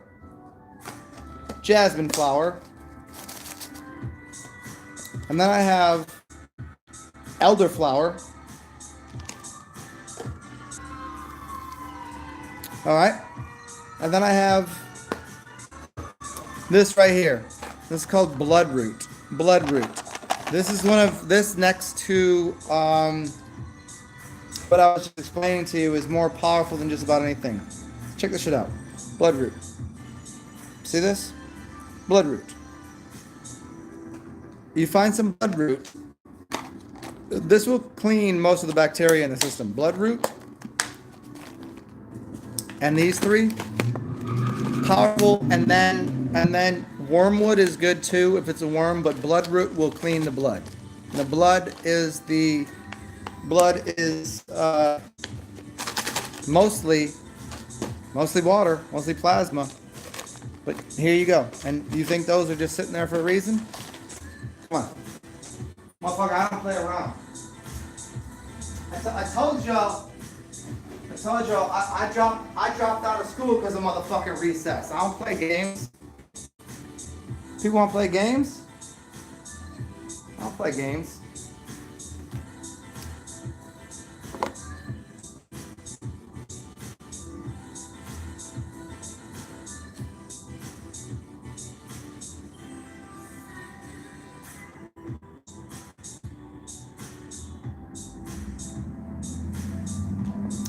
And I'm not even in my constabulary. I'm not even at my household. Why are they sitting right there? I don't come from this realm. I don't come from here. I'm just hanging out for a little bit.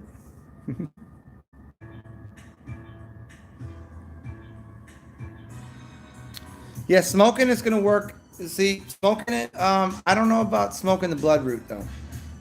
Some of those might be really too tough on the lungs. The lungs are where it's at. This is why smoking things is most powerful. But then there is some things that need to get into the blood system first. And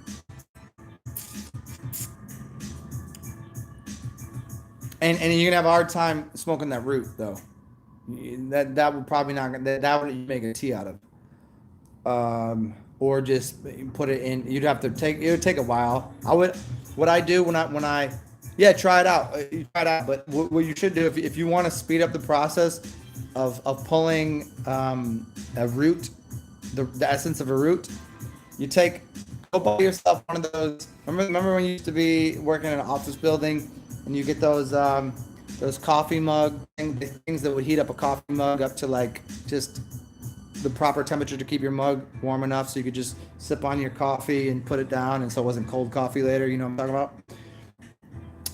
Take a mason jar, put your roots in there and then your vodka, put it in your mason jar, put it on there, and it's going to keep it right at about 100 and some degrees, and it'll go from taking 7 to 14 days to like 3 days. And you're getting about 70 to 80% of its value in 3 days rather than 10 days. You're never getting the full expression of it unless you go through, okay, let's do it in a boil, then do it first you do it in the vodka, then you do it in a boil, then you do it in some oil. So vodka boiled in oil. And it's going to extract different, you're going to get a different essence of it.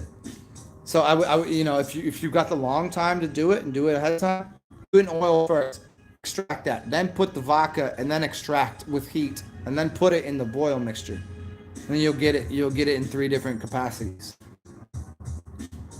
But all in all, I mean, a tea is always a good way to go.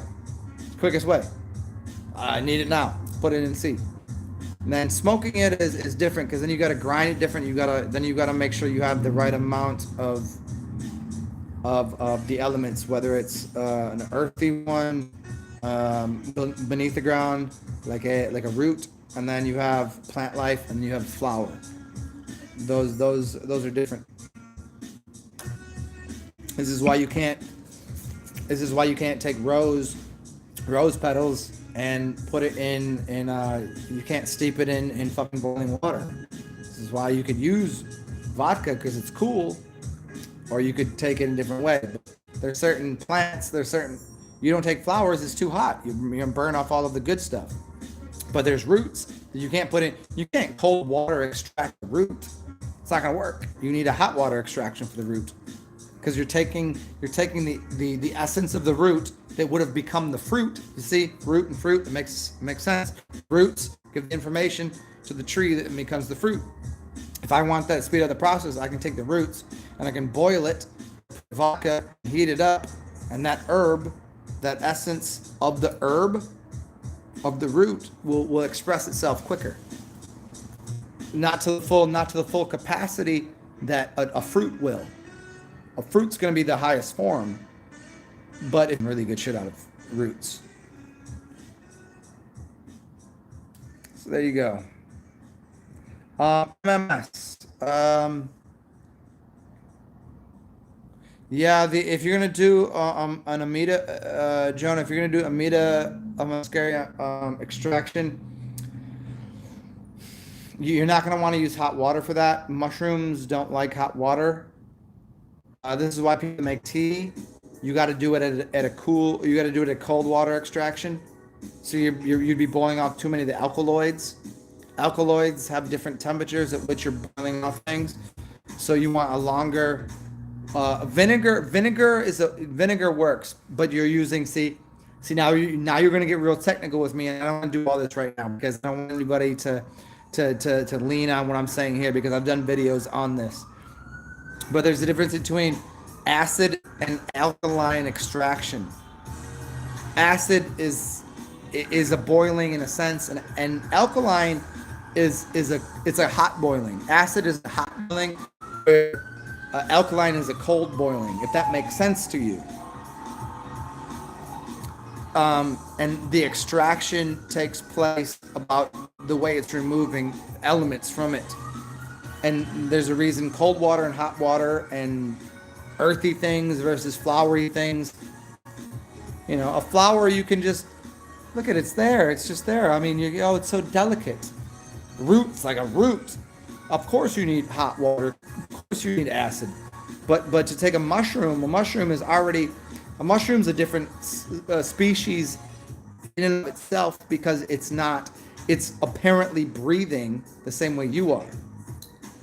A mushroom breathes oxygen. This is what they say. A mushroom breathes oxygen and is connected to a larger kinetic network of the same way your brain is connected to things. It's all happening underground. But the mushroom itself, a lot of people can't digest mushrooms. How many times do you eat mushrooms and you shit the mushroom out and you're like, why is there a piece of mushroom? Kind of like corn, right? Corn and mushroom have a very similar construct. Why you think the Aztecs call it a maize? A maize. This is really deep shit. I'm gonna give it to you just off the cuff. The maize is how do you get through this? Corn. Corn makes everything. It makes oil. It makes gasoline. It makes things that fuel things. And it's just the fact that it's called maize is very funny. And then you have mushrooms that supposedly breathe off of the tree, breathes off of the tree, and is connected to a mycelia network, much like the brain is. And to extract the element, the alkaloids out of it, there's a few ways to do it, and hot water is not the correct extraction. It's not the right way to do it though. Oil extraction probably not going to work because the oil is too thick to pull that out of there. There's temperature and viscosity. Just you're going to use cold water extraction, and also you can use heat, which will kill off certain parts of the bacteria that will cause harm to people. This is why shamans eat it, but then they piss out the good shit. This is why people will follow around the shaman and drink their piss, because the shaman already took because they know how to work with the poison, and they give people panacea through the urine because the urine has extracted all the good shit out and they shit all the bad shit out, but their mind already knows how to work with this is why they could just eat a mushroom. But to extract from a mushroom, you don't want to boil it, burning it. You don't smoke mushrooms. It doesn't make any sense, right? So you don't want to burn it too hot because it's already above ground. Much the same way as you don't. If you're cooking, what don't you do? You don't take any of the herbs and put it in while you're cooking. You put it in at the end because there's a bunch of oils that you want to extract. So you want for a mushroom, you probably want a cold water extraction. It's probably gonna take longer. You can use some sort of physical mushing. You could put it in a molcate with some cool water, and you can extract it that way because you're not killing anything that way. But I'm not gonna go too deep on any of that right now. But the apple cider vinegar again that also is an extracting agent, but using apple cider vinegar is a little bit difficult because there's already something in it. The apple cider itself already has a bunch of the malic acid in the apples is doing something, and and you don't want to use white vinegar because white vinegar it actually comes from gasoline, and it's kind of burn things. So you need oh there it is every time V every time V.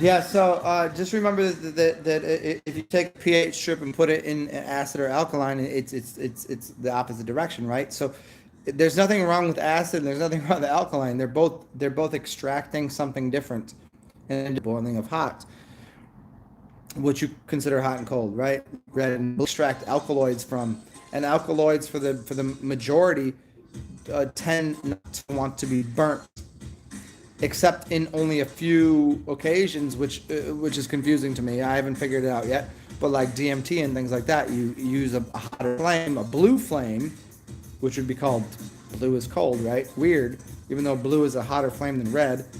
Okay, now this is getting confusing, and I told you I don't want to get into this, but a hot flame breaks open the molecular construct of what's going on in the alkaloids of DMT, so you can get high off of dimethyltryptamine. But other things, to extract the essence of the plant life, the material, you need to use different substance. Water, vinegar goes in one direction. Alcohol can actually be, for the most part, it's acid. But a lot you can find alkaline vodka. You can find vodka that is in the alkaline category, which is funny because a lot of people say, "Oh, alcohol is bad," but you can find vodka that is up in the other categories that is outside of the range of acidic, almost to 7.3 or whatever. But some of it gets up in the 8% or eight realm, right? If you get up to 8, 9, 10, that's alkaline, right? Alkalinic is 8 to 14, right? Acid is 7 and below. So that's just a really, really, really fucking long conversation that I can't do here. Yeah, Patrick. Yeah, people. I had a friend years ago. I mean, I wouldn't call him a friend, just an acquaintance, somebody I knew, who when I met him, um, he said, yeah, I grow Christmas trees for a living, and I just snickered, like this is when I first met him, and I was like, oh, well, what's going on, man? And we have a conversation, and we get a conversation like, oh, so where do you live, man? He's like, oh, I live in, and he named some very cold climate, and we started talking. It was around Christmas time, and I was like, oh, cool. And then it wasn't like, what do you do? But it was kind of like we got to that point of like, so what? Well, I mean, what do you do when you're not here? Like, what's going on in your life over there? What's up at home? He's like, oh no, I have a Christmas tree farm. And I just looked at him and I smirked and laughed. I went, and he goes, yes. He just looked at me and said, yeah. I was like, oh, okay. So the pine tree, the whole, and he goes, yes, yes, yes, yes. And so then we got Terrence McKenna and the Food of the Gods and all of this. And yeah, man, there's a way to go. Everclear is a great way to go. Cannabis extraction. Yes, cannabis extraction is a I gotta piss again. God damn, This is actually, if it wasn't for the fact that it doesn't burn when I pee, I think I had like a fucking, what is that thing called when you have like burning pee? Like, not when you have a burning pee like you have a disease, but a burning pee when you have a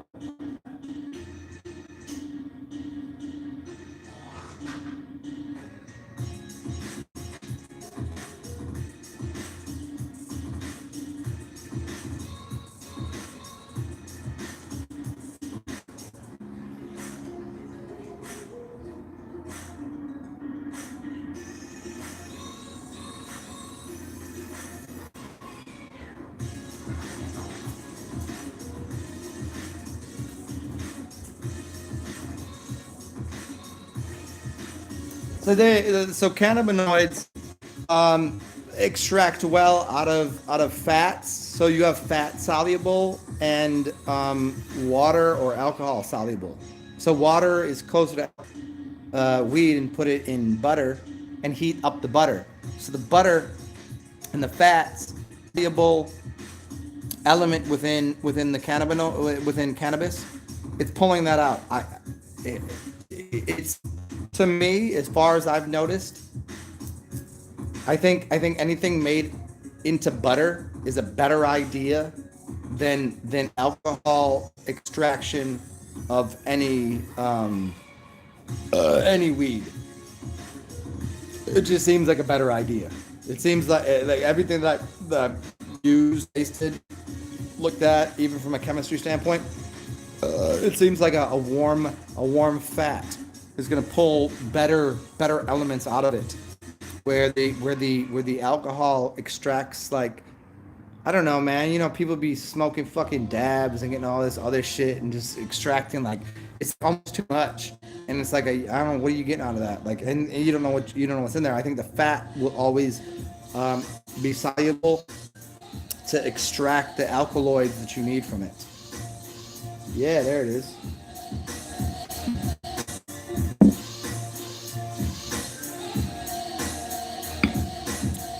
And that's why a lot of mushrooms too. A lot of people will extract from mushrooms through three realms. I remember it was Daniel Vitalis and the dude that wrote that book. He wrote two really great books, and I can't remember his name. But they did a talk on this, and they were explaining the extraction to get the most out of mushrooms. And they were just using regular mushrooms. They weren't using psychedelic mushrooms. They were just using, like, you know, lion's mane and the one you get off of the tree bark that has a lot of melanin in it, which is very, very good. But they would extract it in three ways to get the most out of it. So instead of getting just 70% of it by using a cold water extraction, then use like alcohol extraction, and use a fat extraction. They were using all three to capture something. So mushrooms and weed, I think you can use all three of those things, but you just got to do them in the right order. Yeah. Alcohol extraction tends, see, the problem with some, remember this thing, and I try to give it to people in a very simple way. You have three realms to everything. You have beneath in the earth, right? Earth is the densest. Then you have water, and you have ether or air. So those are your three realms. Fire is the property that heats, or be cool. You can be cool fire or hot fire. So if you take something like a root, you need something hot to extract it. If you have something like a flower, you need something cold to extract it. If there's something in the middle, you need something in the middle to extract it. So you can use that same idea within using water, fire to heat up the water, alcohol, which is fire water, you see, and then oil, which is a denser, cooler substance. And it's all going to pull from that plant life, its essence, in a different way. And some things you can't use not too many flowers that you should be using heat to extract properly. Mm-hmm. So like actually eating the flowers. If people really think they're eating flowers, if people really think they're smoking flowers, you're probably doing it wrong. Like people that are into weed, really into the fucking stoners, bro. I mean, slow down a little bit. Maybe you should understand alchemy before you just put a fucking flame to everything you do, because a flame isn't working the same if it's out of a lighter versus off of a match versus off of a butane torch versus off of let's heat this up with a little more, let's get us up to 3,000 degrees. They're doing wildly different things to what's going on within the plant substance. And so the plant substance, if it is plant as a whole, the flower is way different than the root, which is way different than the greenery that's growing around it. Okay? So you can't use the same methodology to extract what you want from it. You know? Like think of even the way, like as a child, the kind of what it takes to, to get someone to learn something versus someone that's like hard in their ways. Like it takes wildly different things. Now, does that make sense to most people, that I could use an analogy of how humans work versus how plant life works? Probably not.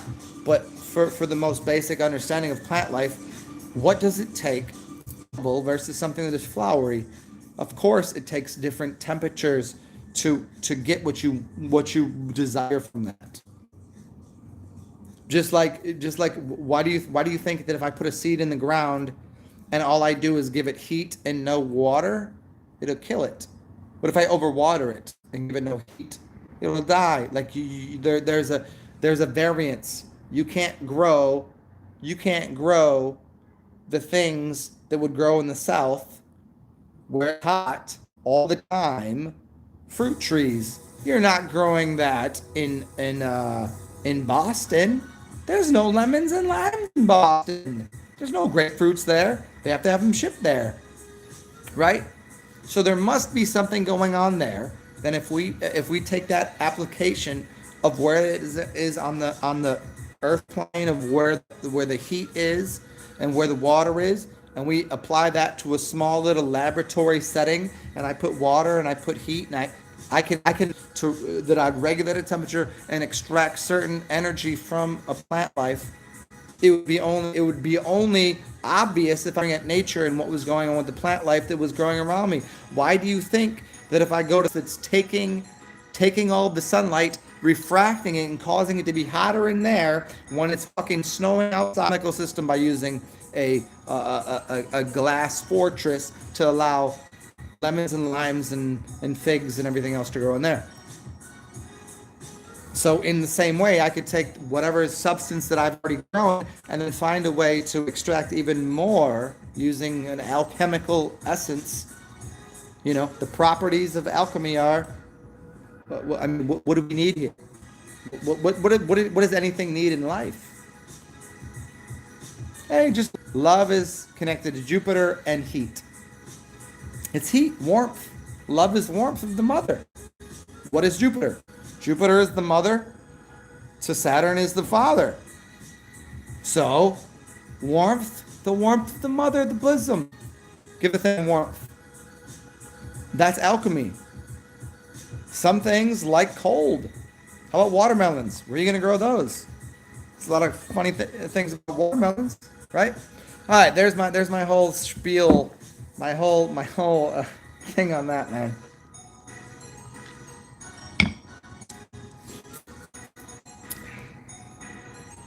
We will continue on with this in a different way. But yeah, the alcohol extraction it tends to be, you can do a short alcohol extraction on just about anything.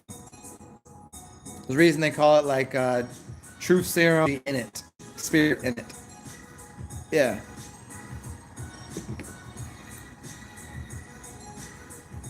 Let me find this. I'm gonna put this on because I'm not gonna put it right into there. I'm still gonna speak over my own music. Imagine that.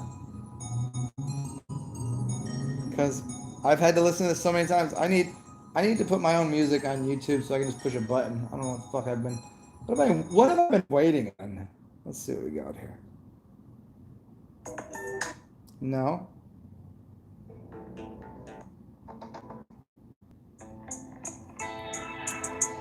Here, just tell me if you can hear it and you can hear me over it. You can still hear me over this. You can hear that and me.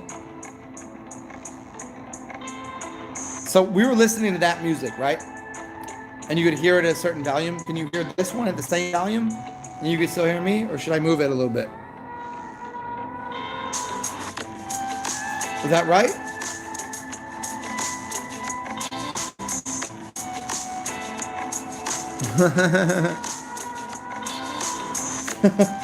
Hold on 1 second, I'll answer your question.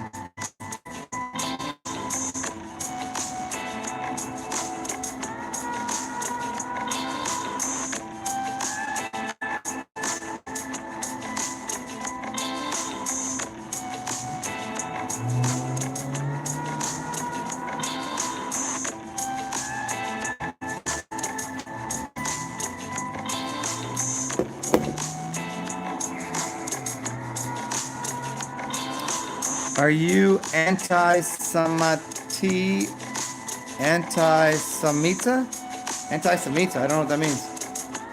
All right, well, I don't know what the fuck you're talking about with the CIA, ecstasy. Yeah, super champion. Tell that motherfucker to shut up.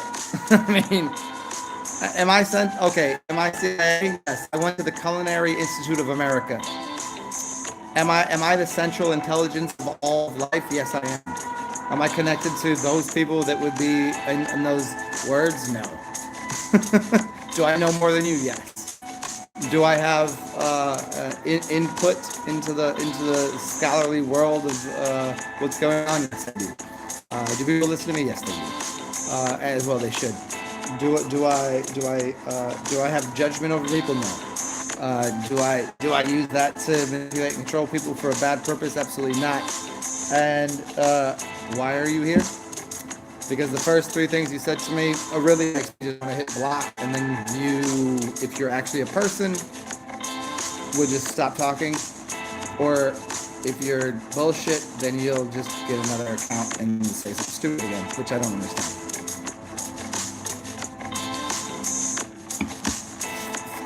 Yeah, I don't know, man. Asal Muslim. I don't know who you are, man. I've never talked to you before.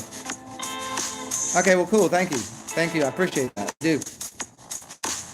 Skeet, motherfucker. I appreciate it. You have anything? Here. Me, on the other hand, I'm not here 4 hours into making a video with my friends. You'd like to be my friend? Feel free.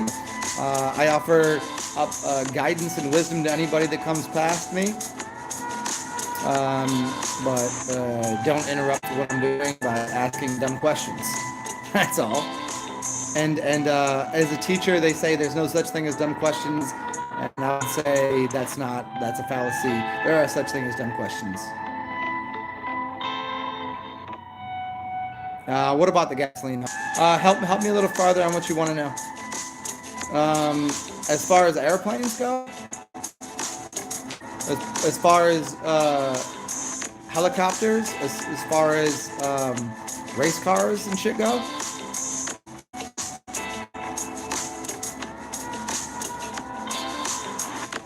See now, what do you want me to do here?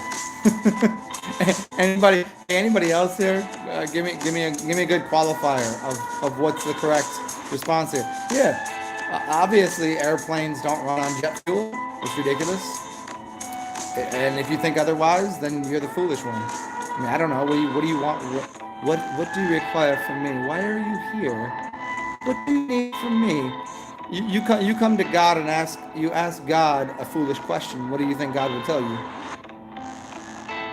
But you could also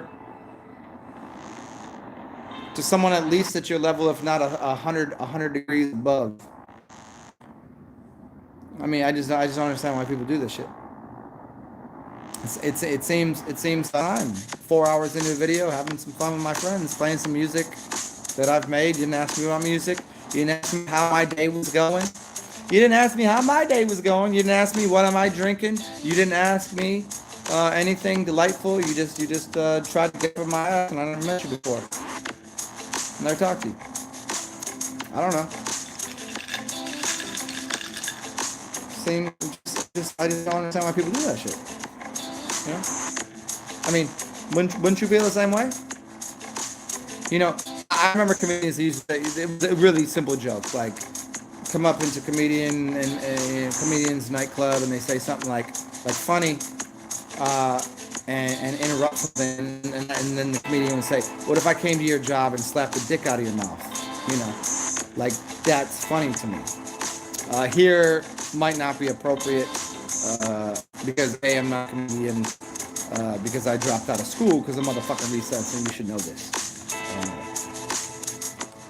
I'm serious. I'm serious. The herpes that your mother has on her lips that I now have on my balls. You know what I mean? Mm. Yeah. Well, it's been fun though. Thanks for being here. Because you're not really adding anything.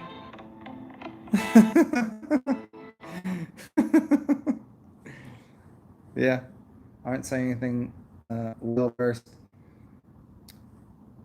Jonah, good to see you, man. You ain't just a guy from Europe, man. I don't think you're a guy. I don't think you're from Europe. I think you're some dude on my channel 4 hours in that doesn't know who I am. That is speaking out your fucking jugular. Sure. I never met him. I don't know the guy. I know a lot of dudes named Simpson. You seem like Dick Simpson. I don't know. You talking about the dude that used to tell people to boil down um, the masculine part of the hemp plant? You talking about that guy? I've heard of him. I'm sure he is. I don't know what you're getting at, man.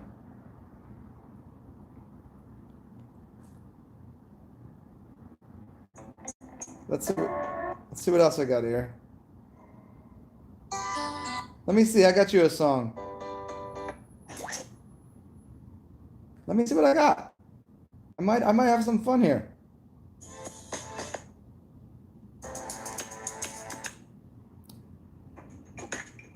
Here, this is fun.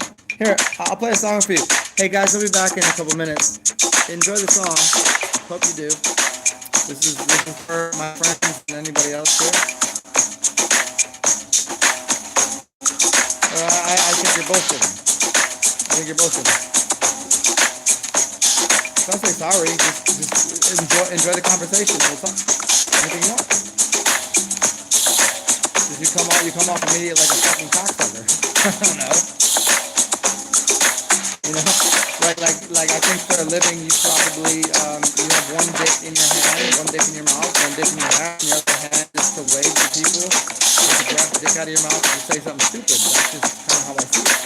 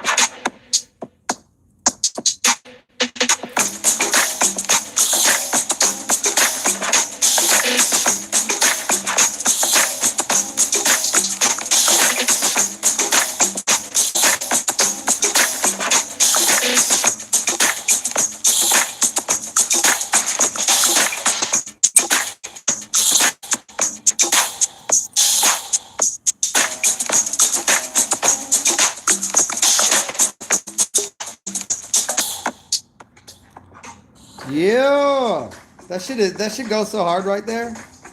And by the way, H2O is just water. It's not hydrogen and oxygen. And there's plenty of ways to heal cancer. Um, Fire is one way. Acid is another. Lime juice is one way. Hydrogen peroxide. I don't know exactly what that is. Water, water, water. Good words. Intelligence. Um, the relieving yourself of things like that. That's a good way to do it. I'm not sure of all the ways to get rid of cancer, but there's plenty. Um, Let me see if I can find you another drum set here. Drums is where it's at. You want some of the Native American shit? Let me see if I can find like we need drums for you, don't we?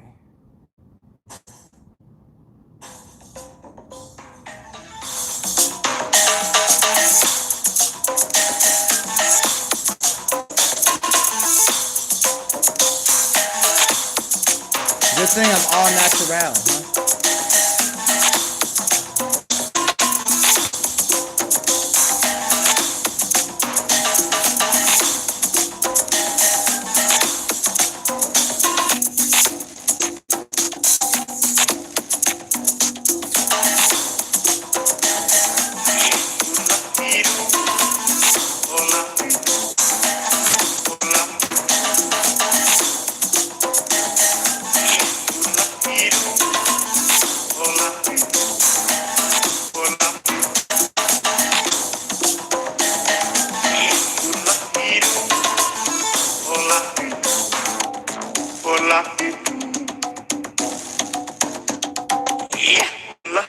Yeah.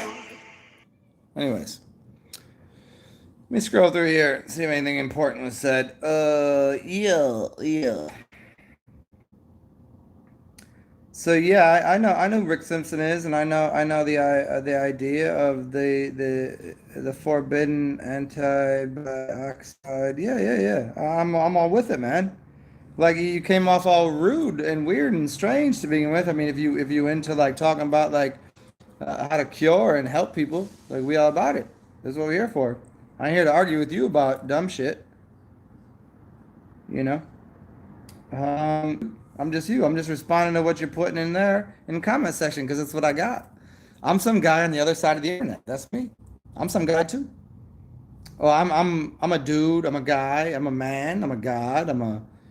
I'm a demigod. I'm not from this realm. I mean, there's many ways to answer that question. But H2O is not real. H2O is hydrogen and oxygen, which are two air elements which have nothing to do with water. Water is an element unto itself. Thus, the idea of air, fire, earth, and water. Air is this. Water is in here. And fire transmutes things, and earth is the thing that you're able to see me through as an earthy object. Like, see that right there as a finger? It's my body. It's a clay substance. And the way I speak is through oxygen, air. The way that my body moves is through water. It allows the fluidity. I don't know. I don't want to say clay, but it's a malleable, formable, skin type spacesuit substance that is earthy like. Beyond that, I'm my consciousness that speaks the things that come out of my mouth, and what comes out of my mouth tends to be etheric, because that's my birthplace is the ether, the regions of the higher knowledge of consciousness and ether. I just happen to maintain a form so I can speak to people. Because without this bodily form, I cannot go. I can't do all that shit. I can't make sounds if I don't have a physical form to do it with. And if I don't have fire in the temple, if I don't have fire in the mind, if I don't have fire in the belly, I can't speak because I can't warm up the water within my system that allows me to percolate, as it were. You remember that song Percolator? If anybody's into that DC go-go shit, look up that song Percolator. I would play it for you guys right now, but you know how it goes. I don't want to get my shit fucking, look up the word Percolator. Let me find one more song for this. Oh, this sounds fun. Yeah, yeah. This shit is funky right here.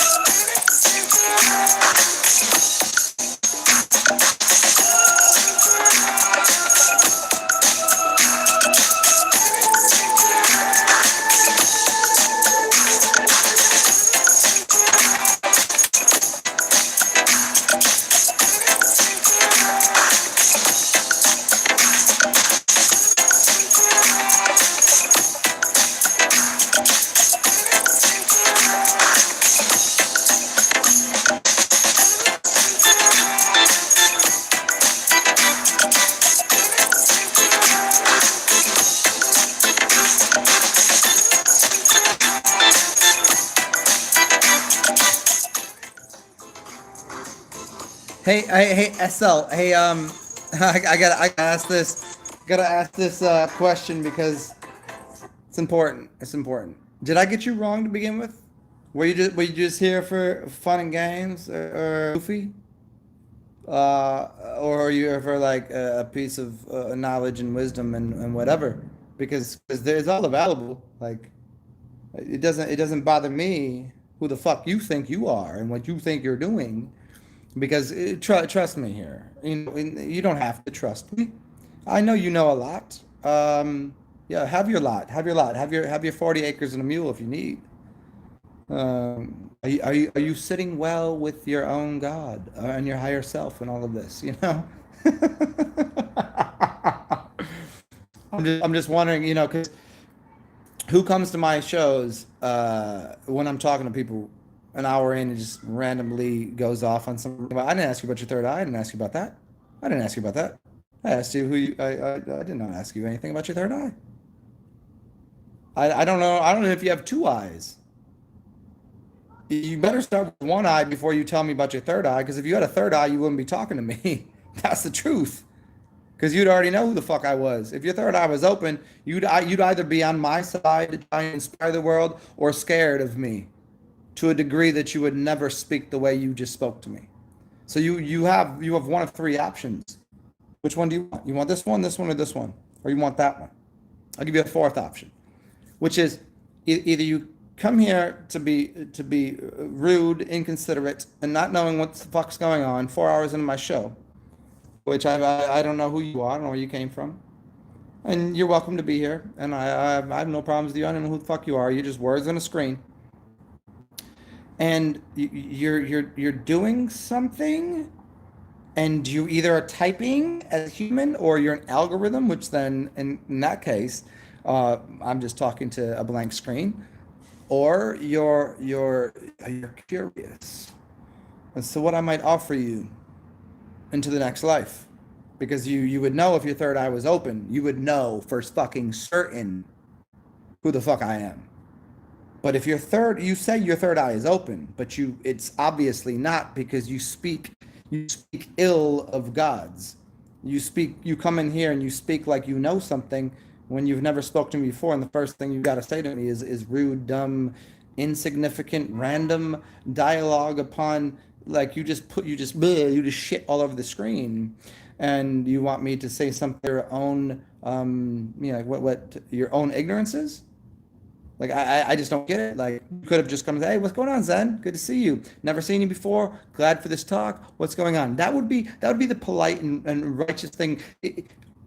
If if we were to meet in public and I was in my house, sir, right? If I opened my door up to the public and I said walk into my house, and the first thing you did when walking my house was to ask me and say dumb shit to me, you would either get fucking full throttled, like just snuck in the face, not by me, but by anyone else in here, because they would tell you to fuck off, you're an idiot.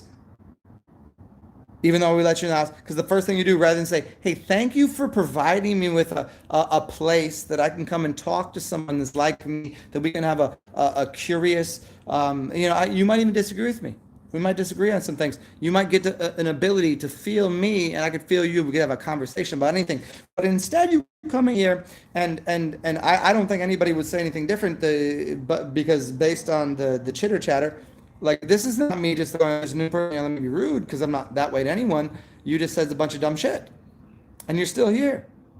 But if you walked into my house, um, if it wasn't for the fact, well, my window is pretty like it will shatter. I could throw you out my window. You end up on the street with a broken fucking neck, and then I don't need all that extra shit. But I would ask you kindly to leave my room, my house, that I invited you cordially in by openly. I freely opened the door, and then you come to my house and you shit on me by asking me dumb fucking questions. You know what that reminds me of? Dumb shit you do. That's what it reminds me of. Because I didn't need a reminder of why you're doing that. But I'm still offering you the opportunity that if I've gotten something wrong here, for you to say, oh, I apologize, I'm sorry, that came off all wrong, and then ask me a question or be involved with this dialogue with me and everyone else in here, because I'm pretty sure everyone else here that knows me to any degree and knows what the fuck is going on would say, you're full of shit. And if there is an afterlife, you're gonna pay for it, right? You're gonna pay for it for this. Like I say some dumb things. I really do. I'm a rude motherfucker, but I'm not as rude as walking into somebody's house and shitting all over their floor, which is literally what you're doing.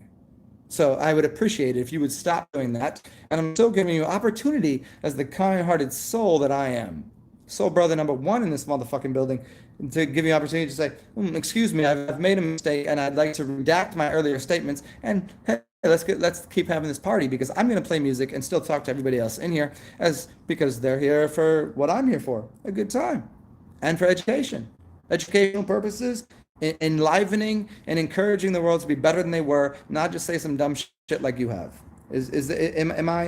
Am I wrong here? I still love you, and I still wish you the best. I wish you no harm, but don't disrupt something like you seem like that motherfucker to walk in a party and don't like a song and then yell at everybody because you don't like the song. Well, then go to another party. You know what I mean?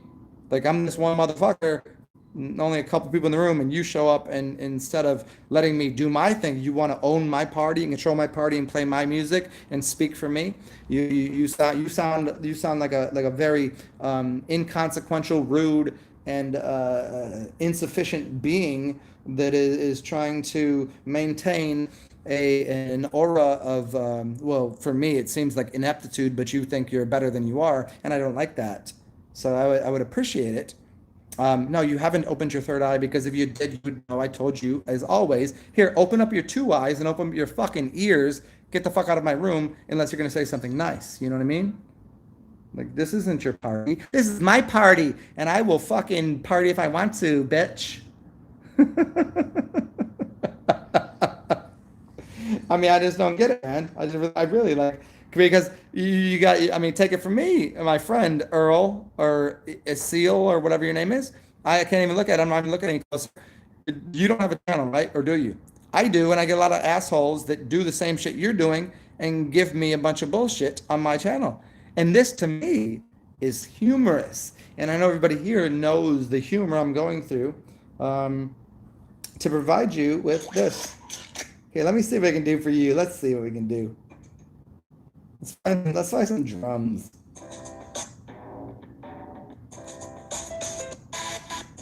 Here's your bye-bye song. Bye. Here, remember this. Here. Do you know who I am?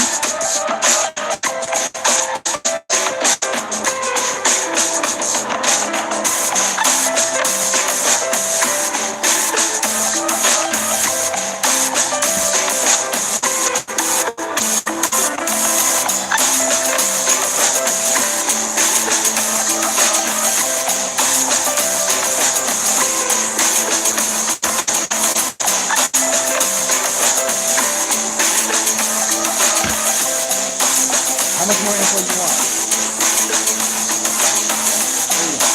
Got it?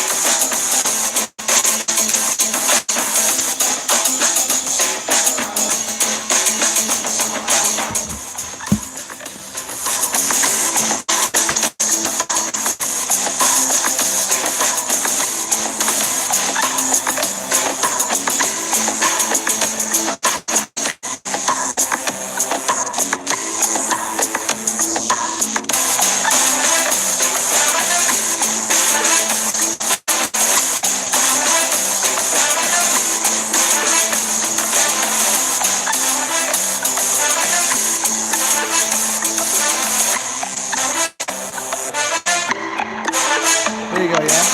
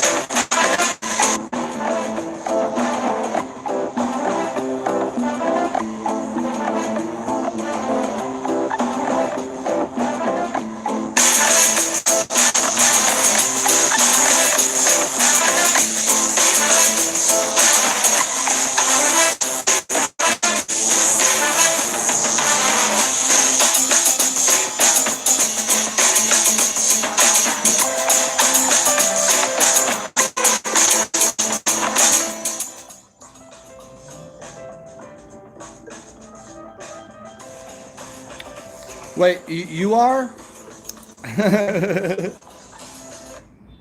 Well, thank you. You're an implant. You're planted. Good for you, bro. I just don't see. Maybe I'm a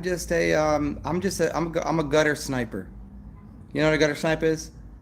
I don't have a lot to offer the world, and I just have a little bit, and you're just sitting here trying to eat off of me. I don't understand what you want. As I've already plainly explained perfectly to you through the English language is one thing. I'm here to help people, provide them with a little joy, some music, some words of wisdom, how to help their life, how to fix problems that they have, health and otherwise, mentally. And you seem to sit here and continue on, which I'm not, I can't, I can't understand. What more can I offer you? Like, if you are actually a human being, like what is, how did you come upon my channel and why are you still here? Like, if someone told me that I was being an asshole and I should leave, well then okay, here, bye. Okay. And good for you. You're not. Okay. Good job. Peace out, bro. Don't be sorry. Don't be sorry. Just be what you are somewhere else. Don't be sorry. When you're a sorry individual. So keep your sorrow and your sorry over there. Don't try to rain and shit upon our parade of goodness, because today is the parade. It's a full moon and it is Mardi Gras and people are fucking dancing in the streets. He ain't even. I don't know about that. I don't know about 21.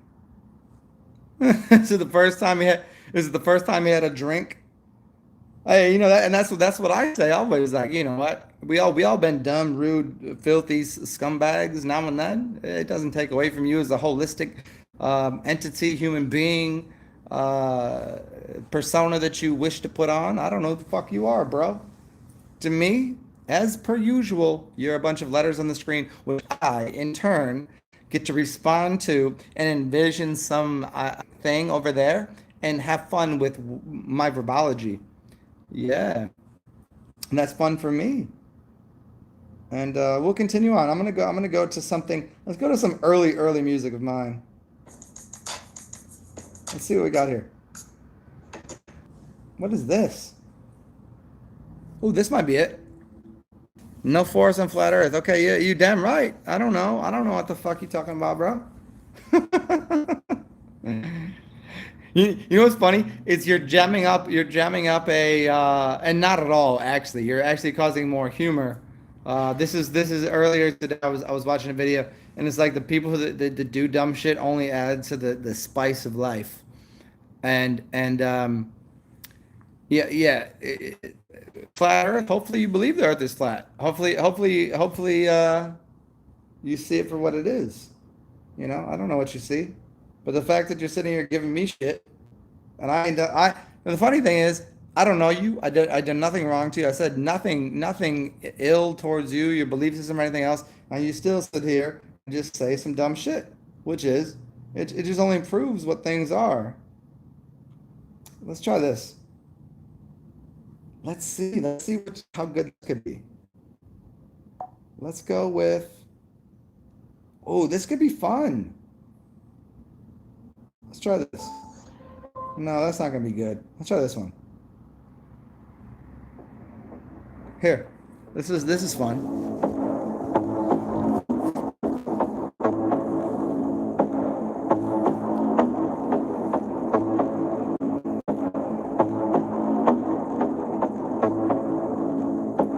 Hmm.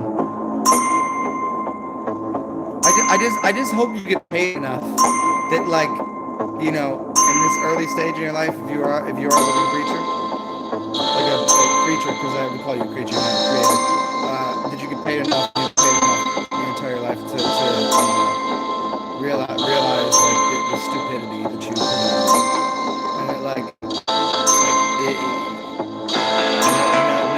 no one likes what you're doing. No one. A lot of people don't like what I'm doing. That's fine. But a lot of people do. More people like what I do than people dislike what I do. And in fact, most people will send me gifts and say, "You help my life." And I don't think anyone's gonna do that for you. But you could change that. You could improve your life by not being,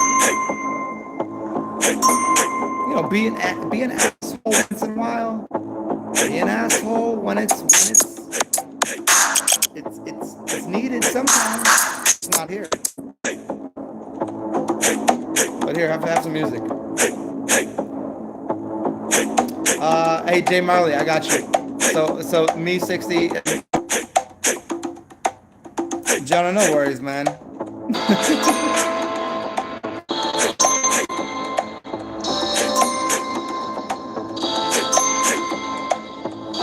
think I want more. I really want more drums here. And the dilemma I'm having, here it is. Oh, there it is. I got it. I got you guys. I got you guys. Let's find drummies.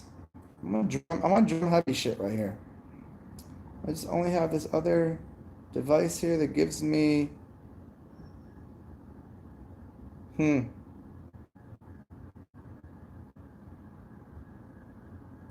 almost, oh, come on now. Give me 1 second, everyone. I will still continue to talk. As soon as I can find this, I can put it on the background. I get a little drummy drums. Here, this is fun. This isn't drum, it's a little heavier than drums, but here we go.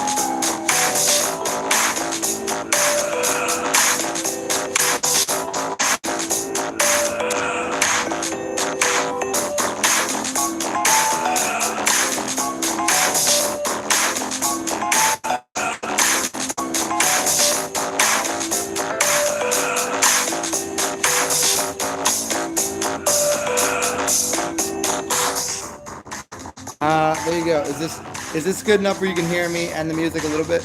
It doesn't matter if you can hear the music. I just want something a little bit in the background.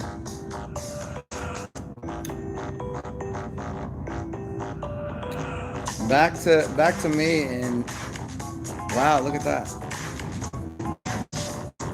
Oh, it's dance party, motherfuckers. Dance party, bitches. Bubbly. It's bubble time. It's bubbles. Bubbles. Blowing bubbles.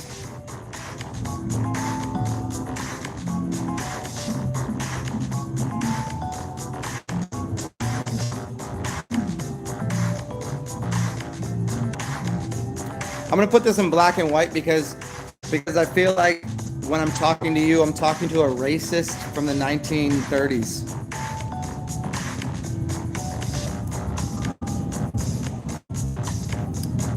But I'll continue. I'll continue. Here we go. Have I checked out the channel Breatharian Jonah? I have seen his channel. I don't know it enough to even speak on it. And in fact, I don't speak on other people's channels too often unless they've made like a long video on something really stupid. And then normally I'll just talk about what they were saying and not them, because I don't really like to talk. I feel like there's three types of people. People that talk about ideas, as in the future, and then people talk about what's going on. So you got like people, which are the past, what's going on, the now, and the future. I like to talk about now and the future. So I don't know his channel that well. How are you thinking about the video? No force on flat Earth. Is this real, or are I'm out of my mind? I would assume you're out of your mind, but I don't know what you're asking, man. Um, yeah, I don't know the dude. I don't know the dude like that, and I wouldn't comment on him. None, in any way. Just maybe something that was going. Like I've made many videos and nobody knows who the fuck I'm talking about. I've made probably 100 out of my 1,800 videos on people's ideas, and I never use a name because I think it's stupid. Because I know they'll change their minds, and I don't like to classify somebody as that's what they believe and that's who they are. Flat Earth is real, or am I out of your mind? Am I out of my mind? Whatever your name is, dude. Flat Earth is probably real. The Earth is probably a realm. There's probably something beneath us. The mud floods probably happened. NASA and everything they sell, the Hollywood thing, is probably bullshit. I don't think the Earth is a ball spinning through space. I don't think by any means when I look up in the sky and I see the sun and the moon in the same sky and there's a half a moon and a full sun, I don't think that could happen unless the Earth were a realm, stationary with a I'm not considering the sun to be a ball of something, and I'm not considering the moon to be able to be landed on. I think that's falsity. It does seem as though there might be some energetic thing around this system that we live in. I think there's something outside of it. I think there's an outer space. These are easy. If there's an inner space, there's an outer space. There's inside we live on. As far as I can tell, the water that I am looking out at when I live at the beach, I can look out that way and see that I can see about 8 miles, and then it looks a little weird, but then I can take a camera and I can look farther and it seems pretty flat. And I can look to my left and right and it seems pretty flat. I've never observed that. I've worked at an airport. I've worked with airplanes. I've got on airplanes and I've looked out the window and everything seemed pretty flat. Seems pretty flat to me, as far as I can tell. It seems more reasonable to me that the Earth is flat than it would be what I've been told, because everything else I've been told by every single agency, government, politician, school system, parental system, whether they believed it, whether they knew it, whether they were doing it on purpose, is not of any relevance, other than the fact that I can certainly, from my own senses, sense that anything most people say about what they see out there is dog shit. The only thing I accept from people is their own personal experience, and if someone has a personal experience with the world and everything around them, I enjoy that. I think people have everybody has a feeling about things in their life. But as far as what we're told that exists outside of that, most people are full of shit. That's just about as simple as you can make it.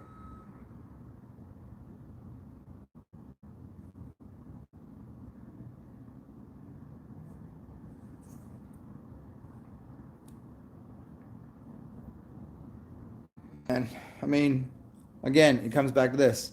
I'm sitting here, and whether you call it an illusion, would you say it's an illusion to you that you're looking at me through a computer screen? Would you say it's an illusion to me? There's ice cubes in here that I can tell with my fingers that I'm sensing it's cold, and mm, I took a sip of that. I have some facial hair here, got on there. That to me is not illusory. It now is gone. So in that way, it's illusory. It finds its way to whatever was, but I'm still experiencing it.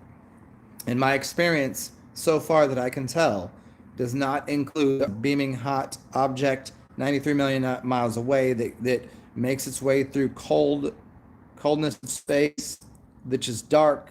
It doesn't light up space and doesn't heat up space, but somehow it gets to here and it's hot and light. None of that makes sense to me. Maybe I'm just an idiot, and maybe I'm delusional. But apparently, anybody on here that's listening to me, you must be as delusional as me, unless you're trying to bring me to the light wait, was that Lucifer? Yeah, yeah, but I am Lucifer. I'm Satan. I'm the devil. Those are three different people, and I'm in all three of them. And I'm also God, so I'm all four of them. So I'm Lucifer, Satan, the devil, and God. Tell me I'm wrong. I'm going to believe that every moment of my life. And I'm also enjoying talking to every single one of you, which I believe have the same capacity to be anything the fuck you want.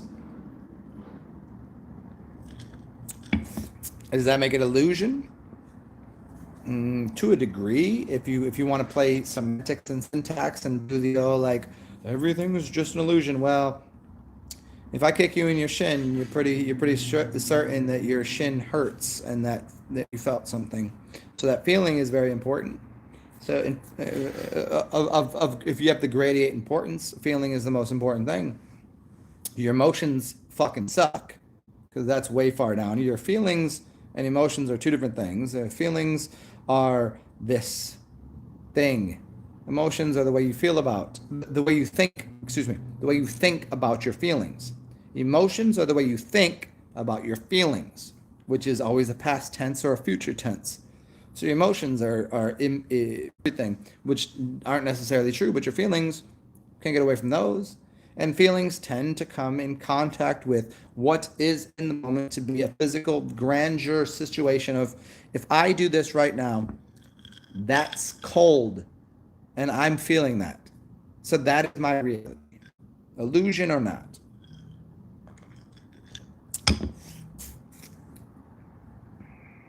Major laser.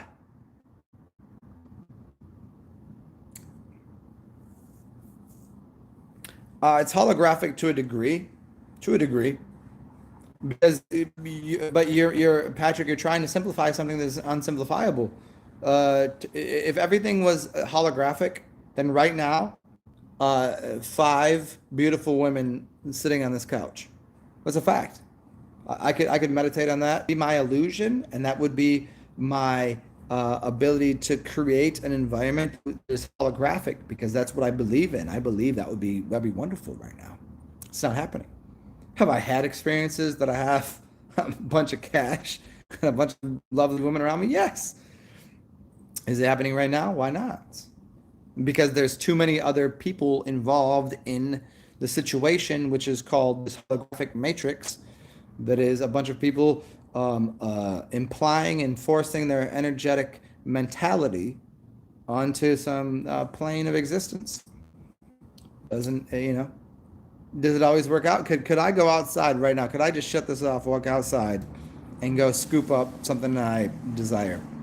That would be an easier route for me to get a few things but is it that important to me?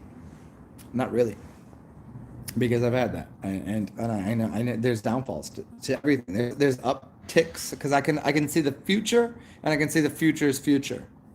Yeah. So, and because I can assess my past, and I can assess the future, and I can assess the momentary joy or whatever that I get in the moment, which is now, which is it's just gone. It's just went over there. It's past, and I can garner myself something. What's the most important thing I can get myself? What's the most important thing I can offer any of you? Because I don't believe in just myself. Because what if I believe that I am you? Wouldn't I offer you just as much as I offered myself? Now we become that becomes a very big conundrum of uh, and that holographic matrix.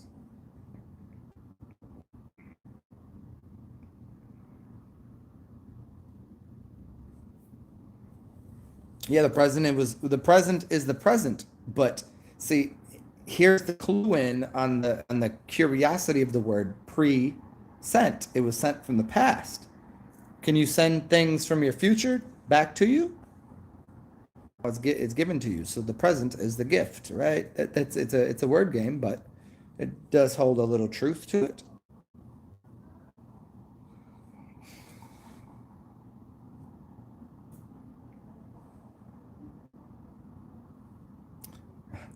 What's up, Jay Marley?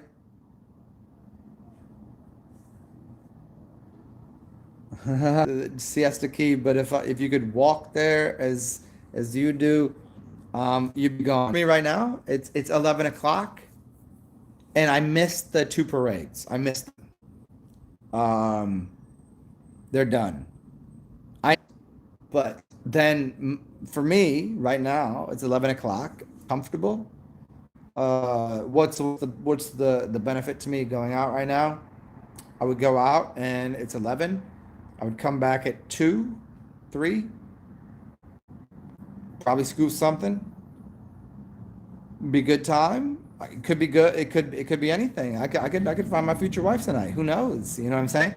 But at the same time, like I'm comfortable. Like I don't, I don't always hang in comfort. You know that. Everybody knows that. Nobody hangs in comfort. But uh, what's the if I go out, I'm gonna spend $50 that I ain't got. As I said earlier, like I spent a few bucks, got a couple beers, and got a little alcohol. I'm good here, you know, and knowing, I've got to do a few things to solidify my future. It makes more sense for me to sit here than go out and, you know, ravish ravish my way through the town. But I mean, if you got it, I mean, if everything's good, go out and go fucking play the bongos, man. Go to Siesta Keys, man. I think you should. Jay Marley, I think you should go. I mean, I could probably go. I could go on Tuesday and go to this little park over here and go listen to some bongos and see some good people. But and I got all next week to party and do shit.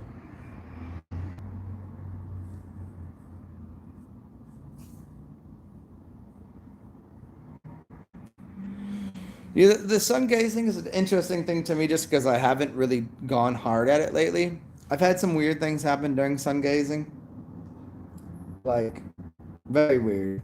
Um, by weird just mean wired. Weird is W WEIRD and wired is WIRED. Same word, right?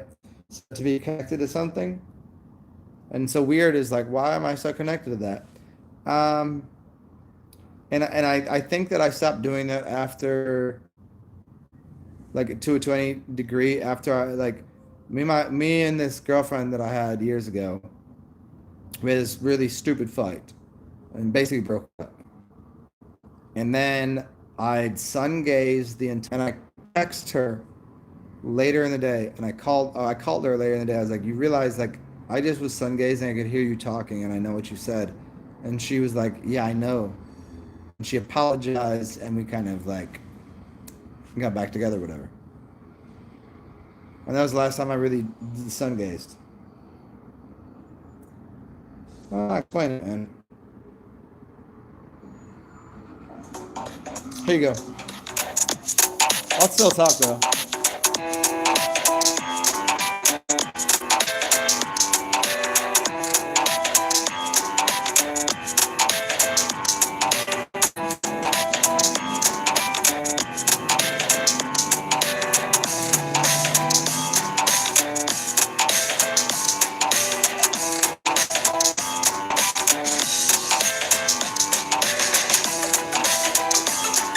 Here, let me go piss real quick. Here.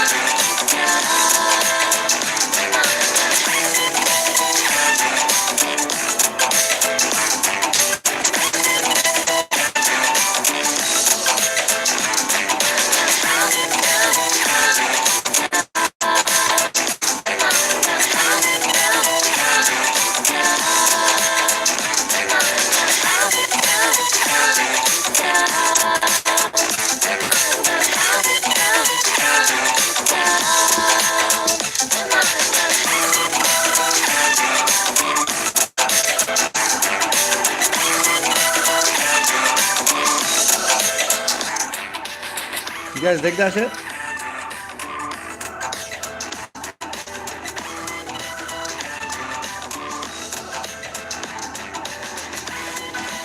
Yeah, Hawaii is a weird thing, man. I've never been, but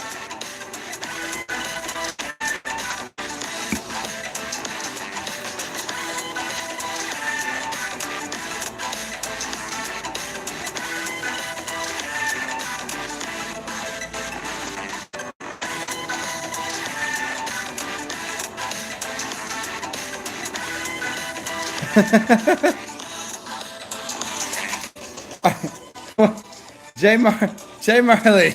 J Marley. Hold on. Are you saying that to me?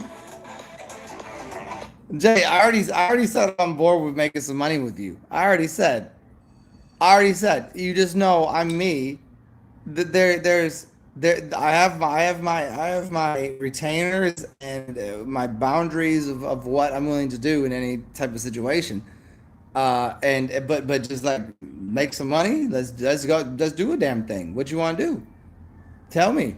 Tell me. I'll organize the whole fucking thing. You tell me. You tell me what like your ideas are, and I'll refine them to perfection. I told you, like I'm not a. You could make, dude. You could have an idea, and I can help you improvise and coordinate to make $1 million a year. And you take 900,000 if you want. If that's what you want. If that's what you feel is good. If you got to do most of the fucking legwork, I don't know. I'm not a greedy man. I don't. I just want to wake up in the morning every day and go. I don't have to worry about where I'm sleeping, uh, what I'm if I can eat, even though I don't eat much. If I can have a beverage, yeah, I drink maybe a little bit, but and I'm not trying to drink top shelf. I want to be able to go out once in a while. I don't want to just like sit all holed up. But hey, you want to do something? I'm down. I told everybody on here. If you got business ideas, I'll help you perfect them. You got a business you want to run? You know, holler at me. I'll tell you. I'll tell you how to. Hey, that's a bad idea. This is a good idea. You don't gotta believe me. You don't got to. Oh, yeah, it's fine. But hey, if you want to do something, pick an idea. I can refine it. I help you do anything. Doesn't matter to me. I'm a bridge worker. I don't like the idea of manipulation and control over anything. I don't. I just have my own sense and sensibilities. So I'm happy to do business with you. Whatever the fuck you want to do, man.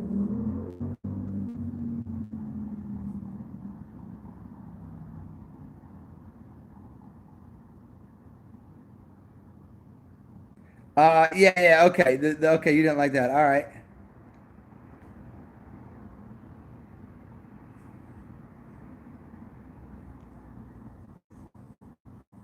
Yeah, yeah. Here's the here's the funny thing is I'm super abstract myself, but I certainly can. If someone gives me the dumbest ingredients to cook with in the kitchen, I can consolidate it and make the best.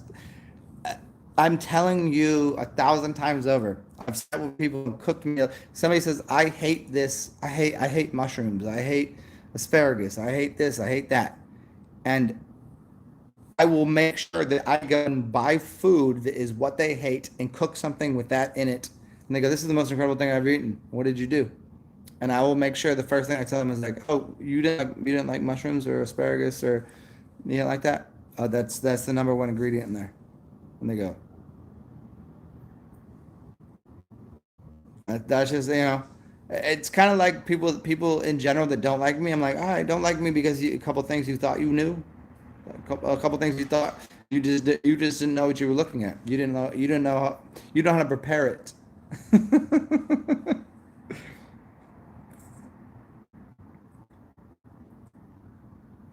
You tend to believe me, Jay. I mean, I mean, through everything I've said, look, I'm not. Do you think I'm one to fucking just always go, yeah, I'm fucking, yeah. Once in a while, I gotta say, like, yeah, I enjoy myself. I'm good at what I do. Yeah, but as a majority of what I say, I'm not out here like, I'm the fucking best ever. Work speaks for itself, and everything I've done and said, and it speaks for itself. Some of it's shitty, some of it's terrible. Some people don't like me. Okay, but 90% of things I do is pretty fucking amazing. I'm not. I don't back off of that. But yeah, man, you tend to believe me. Come on, tend to believe me. Well, and if you discount me that much to tend to believe me, don't believe a damn word I say. And that's how I am. Because then don't believe me. Please don't. I appreciate it if you don't. Then if you somehow come across my path or one of my restaurants and eat at it, you're like, oh, let me talk to the owner. Let me talk to the chef. And then I walk out of there, hey, who's this? And it's Jay Marley right here. Man, that shit was delicious. Chef, thank you. And I'm like, oh, Jay, good to see you. Who the fuck is this? I thought you already knew.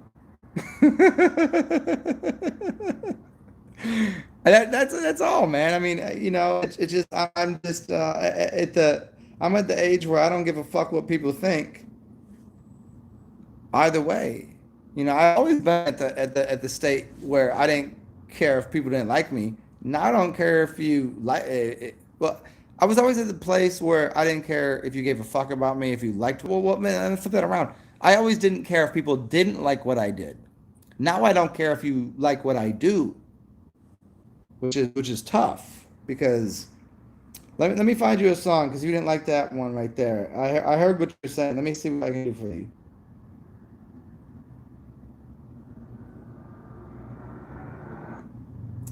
Um, I really want a song, and it's not giving me the word I'm looking for here. Give me one second.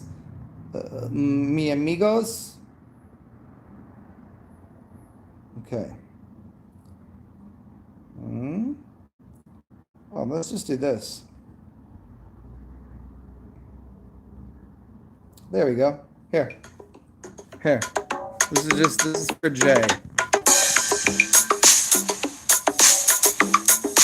It's for Jay Marley.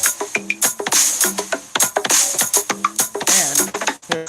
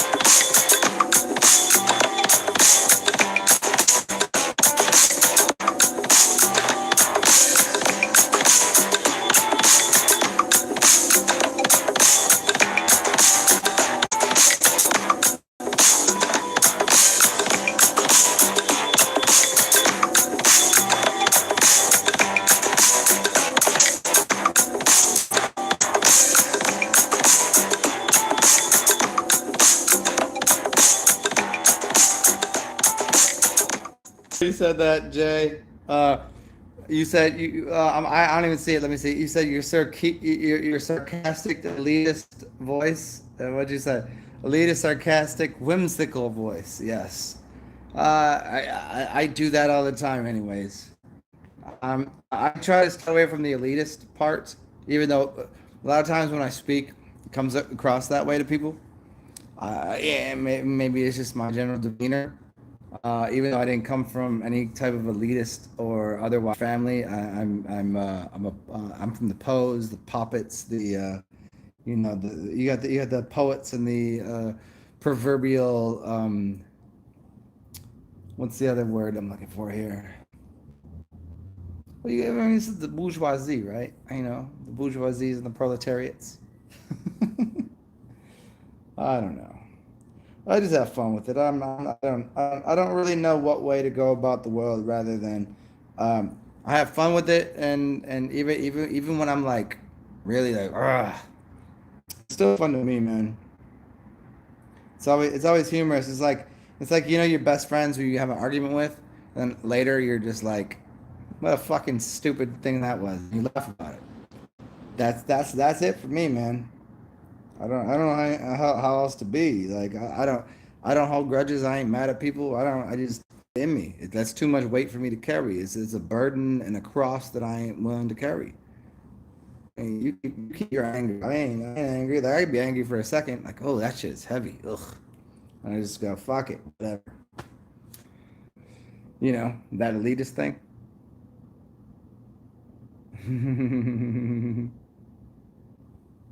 I never watched Gilligan's Island like that. I hear you, Jay.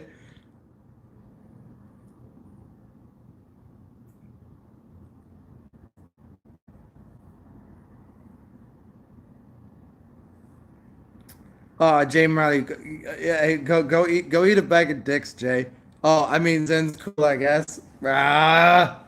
Oh, you guys are just you guys see now. I feel like the friend, and all of a sudden your best friend and your other friend become better friends than you are with either of them, and you're like, oh shit, what the fuck?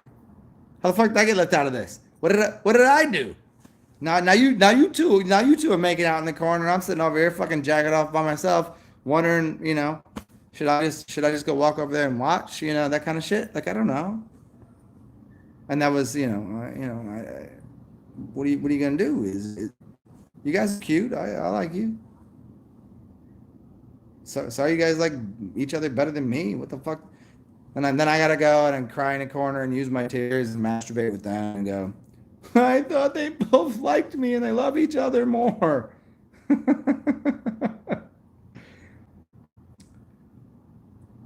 Hey Patrick, thank you. Yes, the lightning rod.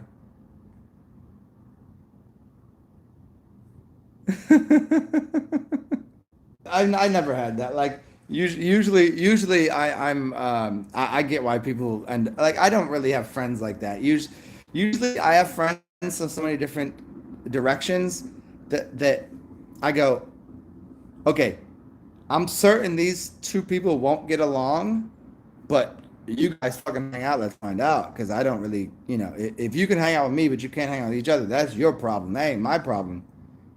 Like, what is it you like about me? What is it you like about me? What is it you like about me? And why the fuck can't you get along? Like, I like both of you. What the fuck is the problem?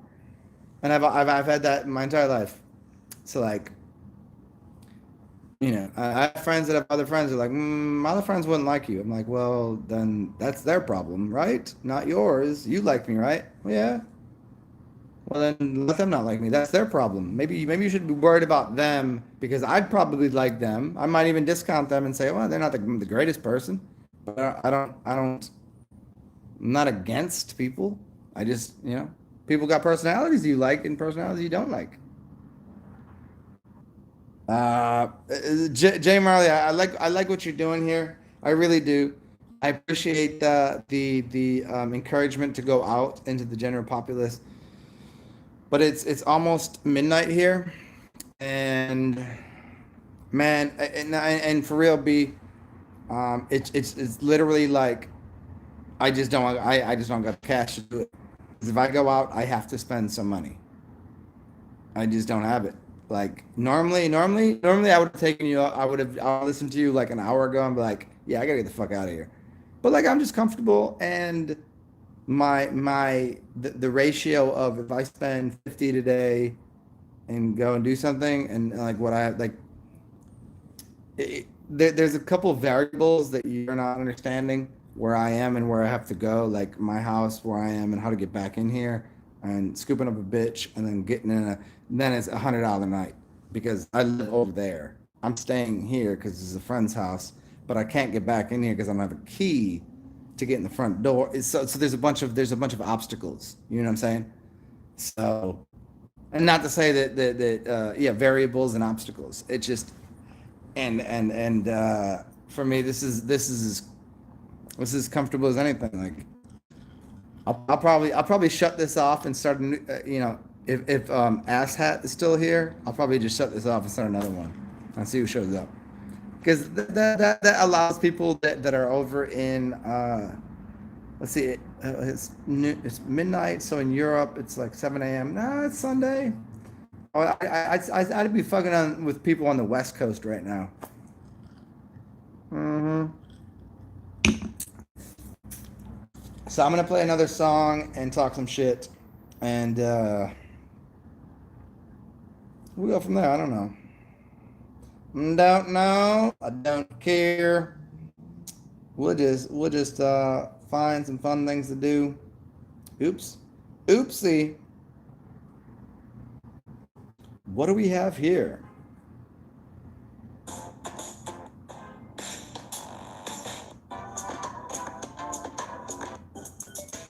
This is a weird one. Could be fun. I'll still talk. So you guys hear me over this or no?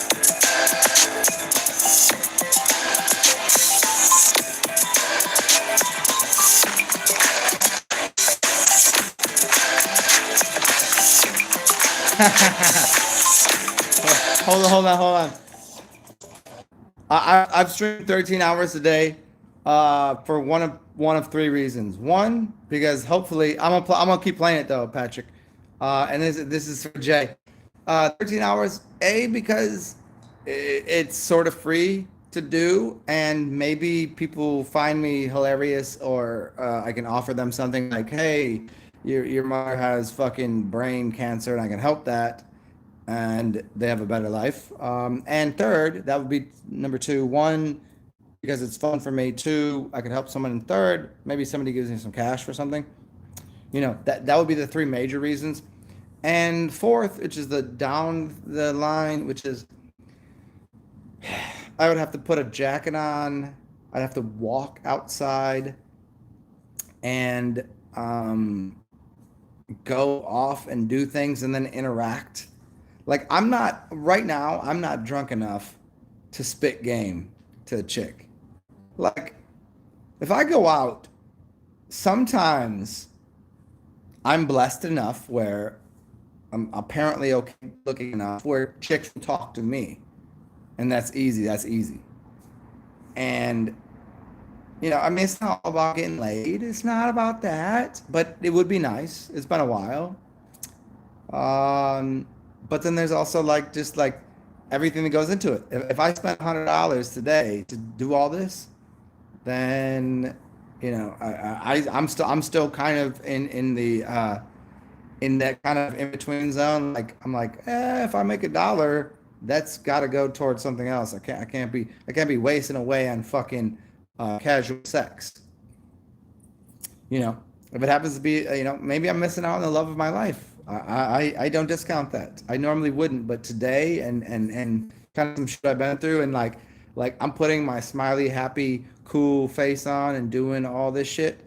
Um, because this is me. I'm not really that worried, but yeah, in the back of my mind, I'm like, well, I wouldn't make a very good homeless person. I wouldn't I wouldn't make a very good being, not having clean clothes and a roof over my head. I would be a horrible person. I could see why. I know these people. I help them out in the streets every fucking time I get an opportunity to. I know these people. I know they know my name. I know them. You know what I'm saying? And like, hey, I'm sorry, I don't got a place for you to stay, but I could get you a meal. I'll buy you this.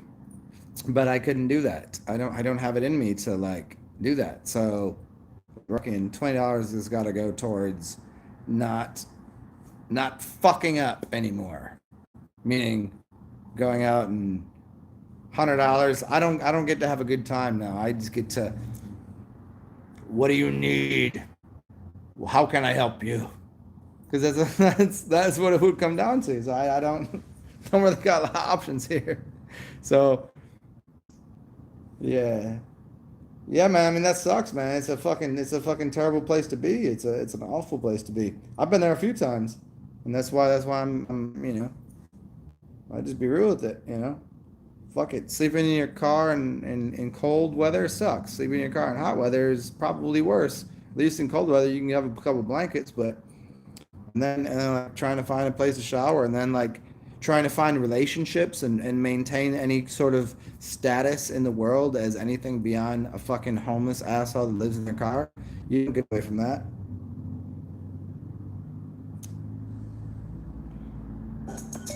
Oh, here's that song though. Oh no no, I want a silver bullet in the gun. I just want to blow my fucking brains out.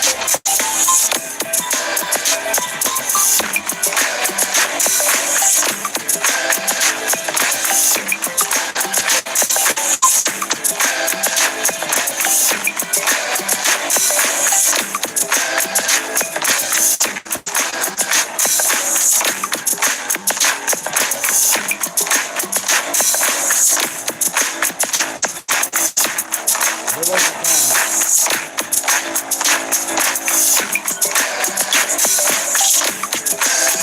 You know what? I'm gonna respond to that because I think I guess it's an important idea, because I don't know how many women that I met after a fact of something were like, why didn't you talk to me? Why didn't you hit on me? And I was like, I didn't think you want to talk to me. Like, are you serious? Like, I've had dime pieces, nines and tens that were like just, I was an enigma to them. And then I've had chicks that I've hit on that were like fives or sixes that shit all over my face. Not physically, not really. Yeah, I would never let that happen. But like I was like, oh wow, apparently I don't got that Zen swag today. Very good looking to people. Sometimes I'm lovely, sometimes I'm wonderful. Like just everything they want. And I'm as gregarious and funny, and I could spit game to anybody. And other times it just don't work. Going into it like I've sat in rooms and seen the finest looking women just staring at me. I'm like, are you staring at me because I'm goofy looking or because you want to talk to me? And then there's this thing that happens where if they're really good looking, they're really dumb, like super dumb, that my jokes and my intelligence goes over their head, and it makes them feel less wanted. And I never tried to do that. Actually been, there's been a few times I've been with chicks that were like, this isn't gonna work because you were smarter than me. You're more intelligent. You're better looking than me. I'm like, what? Like, that's not why you're supposed to end this. Like, I think you're beautiful. What is going on? I think you're fucking funny and intelligent and everything. And they're like, this is just like you're too much. I'm like, are you just trying to let me down softly, like saying I'm an asshole? Like, no, like just literally like they could see that they thought that I was gonna. I'm like, no, I want to be with you. And they're like, no, you're gonna end up fucking somebody. The dumbest shit. I've since I was in fucking high school. High school, I cheated on chicks. That's what you do. You do some dumb shit. Like you're dating somebody. It's whatever. High school, college, and like, oh, there's some chick over here. Like you're drunk. Fuck, I'm at a party. Come on, I'm old enough. Like, I get it. Like if I'm tell you I want to be with you, like let's do this. And then you get your fucking like that shit has happened. And so I'm like, I don't, you know, and chicks be like, oh, this is too good. This is too good to be real. I've met like three women that probably every single one of them should have been like I should have been like that. They were like the loves of my life. You know what I mean? Like they're just like, I fucked up some things. They fucked up some things. Stupid, drunken, childish, ridiculous behavior. Yeah, you get through this. You kind of move on with that. You go through a shit.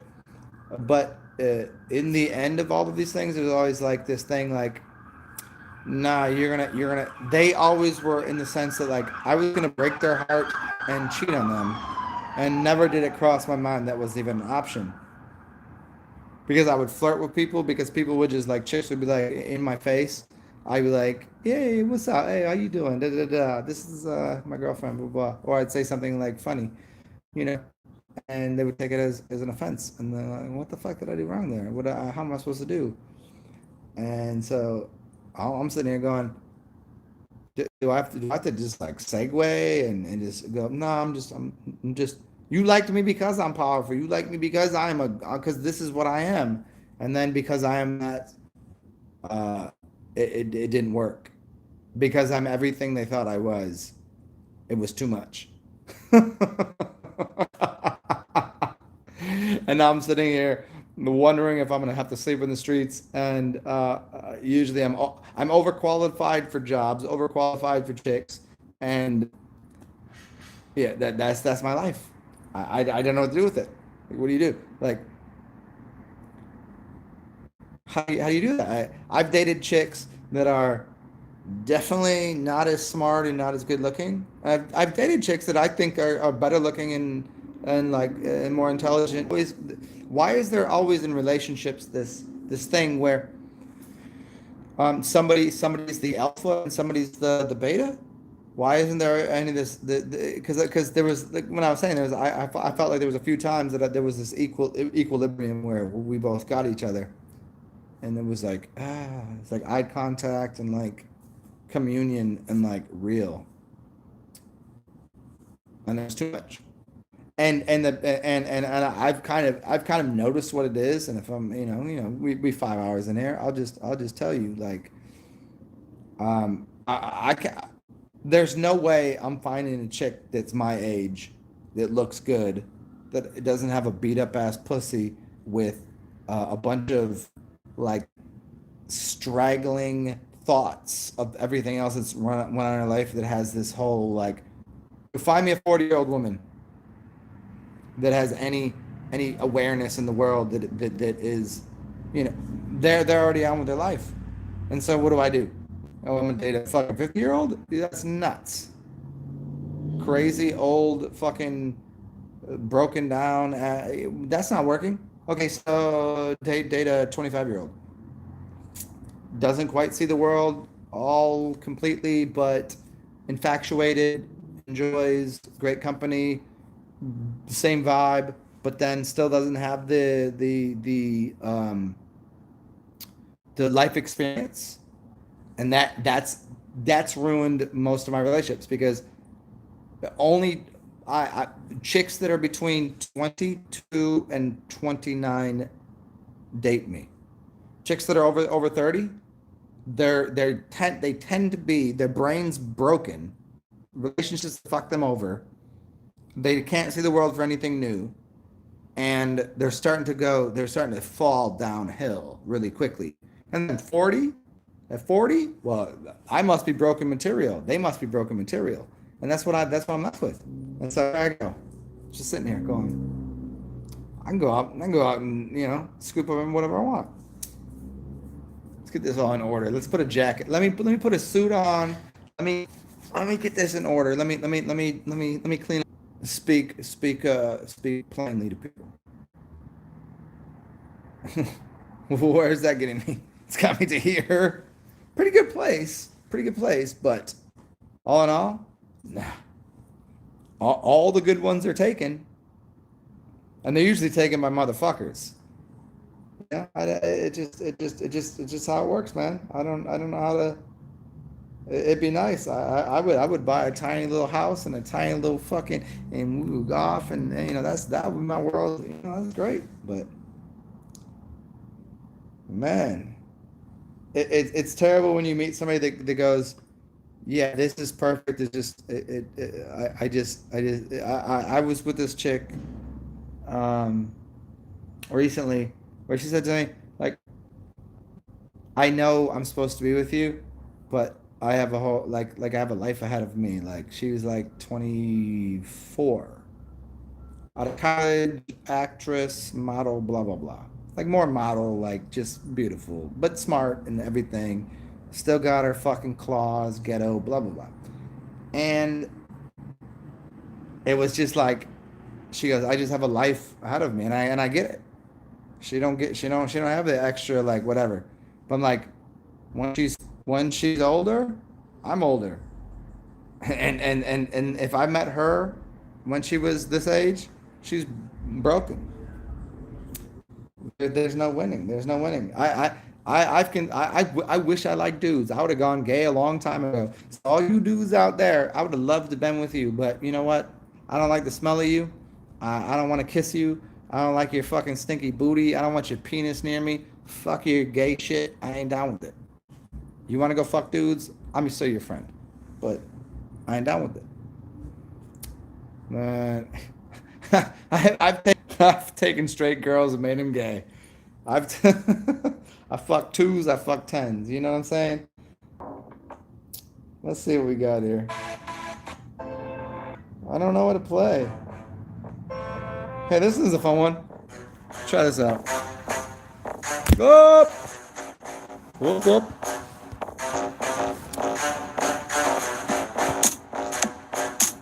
Let me see. Can I turn this shit up?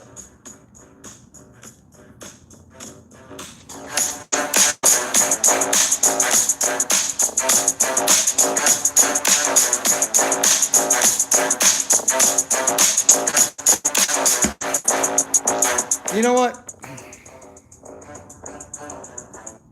Jay Marley, Jay Marley, I know you've probably kissed a dude. I know you probably had a penis in your mouth. But no, this is not a coming out of the closet. I just made a factual statement. I wish I was bisexual. I wish I was gay. I think it'd be way easier. This so happens. I don't like the smell of you fucking dudes. I think you all stink.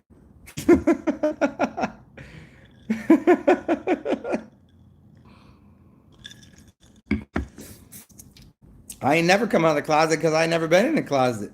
I tell people straight up, like I got some of my best friends like sucking cock, men and women. I don't. They got something in common, not something I got in common with them, and that's why. Let me give you a song here. Let me see what we got. I had you. Huh? Hmm. Here. Did we play this earlier?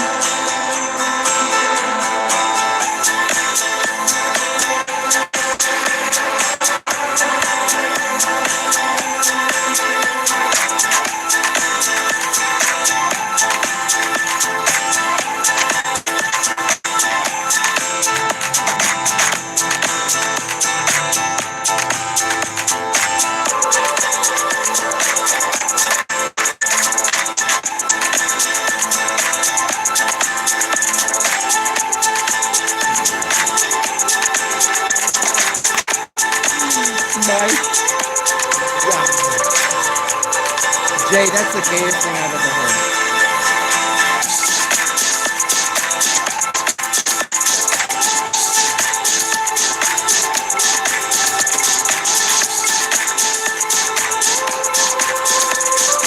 All right, fine. Fine, Jay, because you all my friends here, and because I don't really care, because I told everybody this story. Um, I've kissed a dude before. I've kissed a dude before. Yeah, it was the worst thing ever. He was an army brat. I think he was probably in the. I think he was not army, but what's the gayest one? Not the navy, the marine. I think he was a marine. So it was. So I went to his house with a bunch of people. It's a fucking party. So he had his wife married, and this girl that I knew from years ago was there. And I was like, oh, this is sweet. So me and this chick is hooking up. Party shuts down, and there's me. There's this chick. There's this dude that I barely know. I know him from somebody, and we get along. He's good. He's a good cat. I like him. He's bi, obviously. And this is his wife. And so me and chick, this other chick are like, and his girl, his wife, girlfriend, wifey thing, it's kind of like, hitting on me, blah, blah, blah. And basically, she was like, yo, let's have a foursome. Like, basically said that. Like, didn't say it like, yo, let's have a foursome, but basically did all the things and said all this. Hey, we're gonna make out. Why don't you two kiss and we'll make out? And I was like, why is this dude really into this?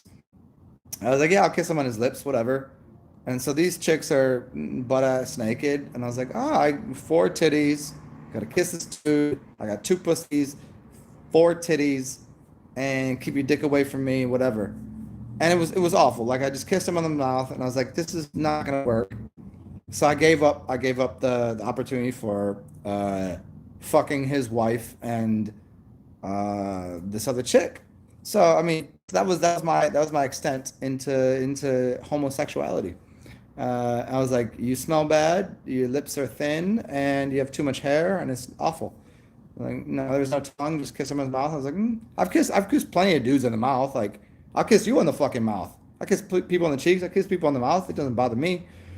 But it's like, okay, kiss, and okay, let me see. It didn't work. And so it's like, I mean, I still got to play with his wife's titties, and whatever, kiss her. I mean, whatever.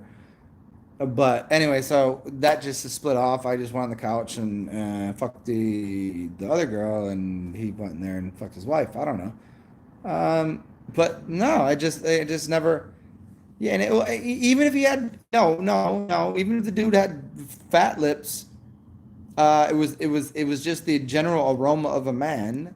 I'm very much scent oriented. If you didn't notice this fucking thing, and I have good lips.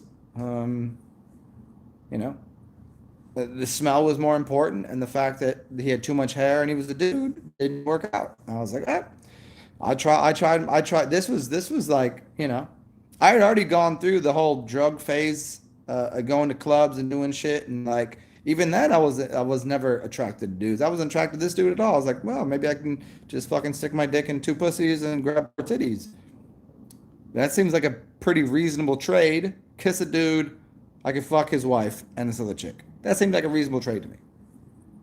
Just didn't work out. I probably still could have fucked his wife, just as a side note. But there you go. There's what you get. So no, not into dudes, not into dudes at all. I just wish I had that bone in my that bone in my body, because then instead of having 50% of the world to fuck, I get 100%. I get man or woman, either one, and it just so happens I get women, and which actually is way better because um, I'm way better with wet vagina than I am with a butthole, and I'm way better without a cock around me, and I'm way better without more masculine energy. I got too much testosterone. If you didn't notice, I'm a fucking man.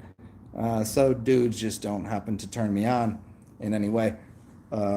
Actually, like at the beginning, I was like, yeah, maybe, and then it was like, oops. I was like, there's no boner left over for anybody.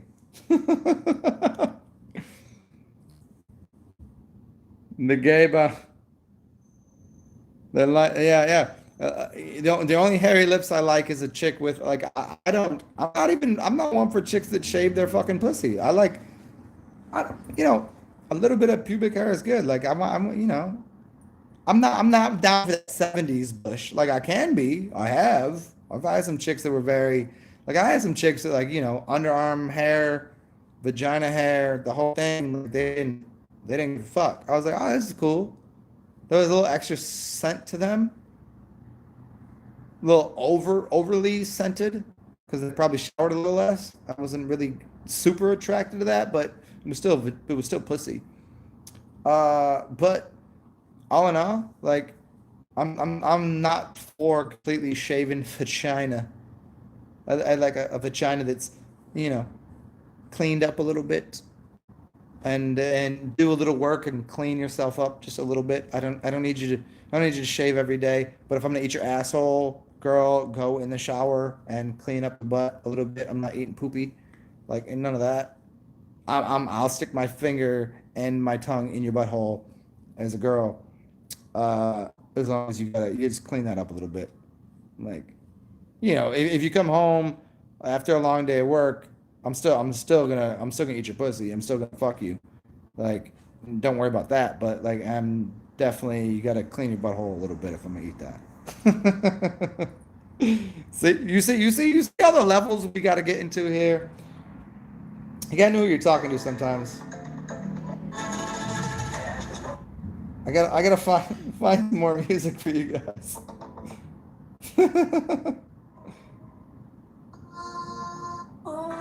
Is this one? Do I play this one right here for you? Just say yes. Hey, you guys, just say yes or no. Oh, no, no, no. He didn't want this. I know. He doesn't like the sound of a woman's voice. I got it.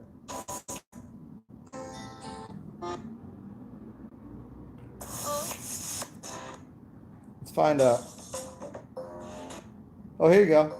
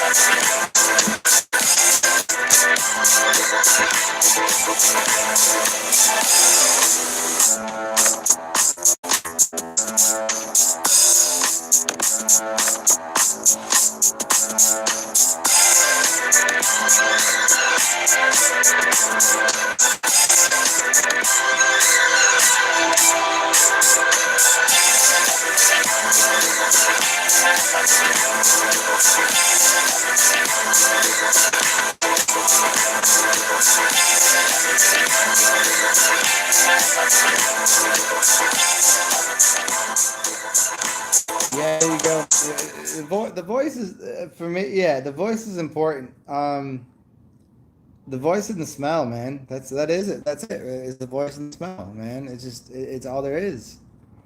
I mean, the voice is coming into here to balance you, and the smell is the only thing that matters. I think that's why I keep a mustache and a beard. So I still have. I could still smell. Uh, the last three women I was with. It kind of makes me want to shave a bit of this off. But yeah,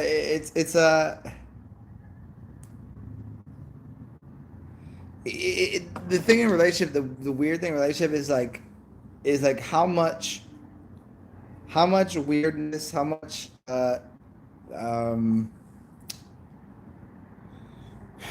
instruction, how much do you have to get to know each other before, like, what are you willing to put up? It's called the cost of doing business.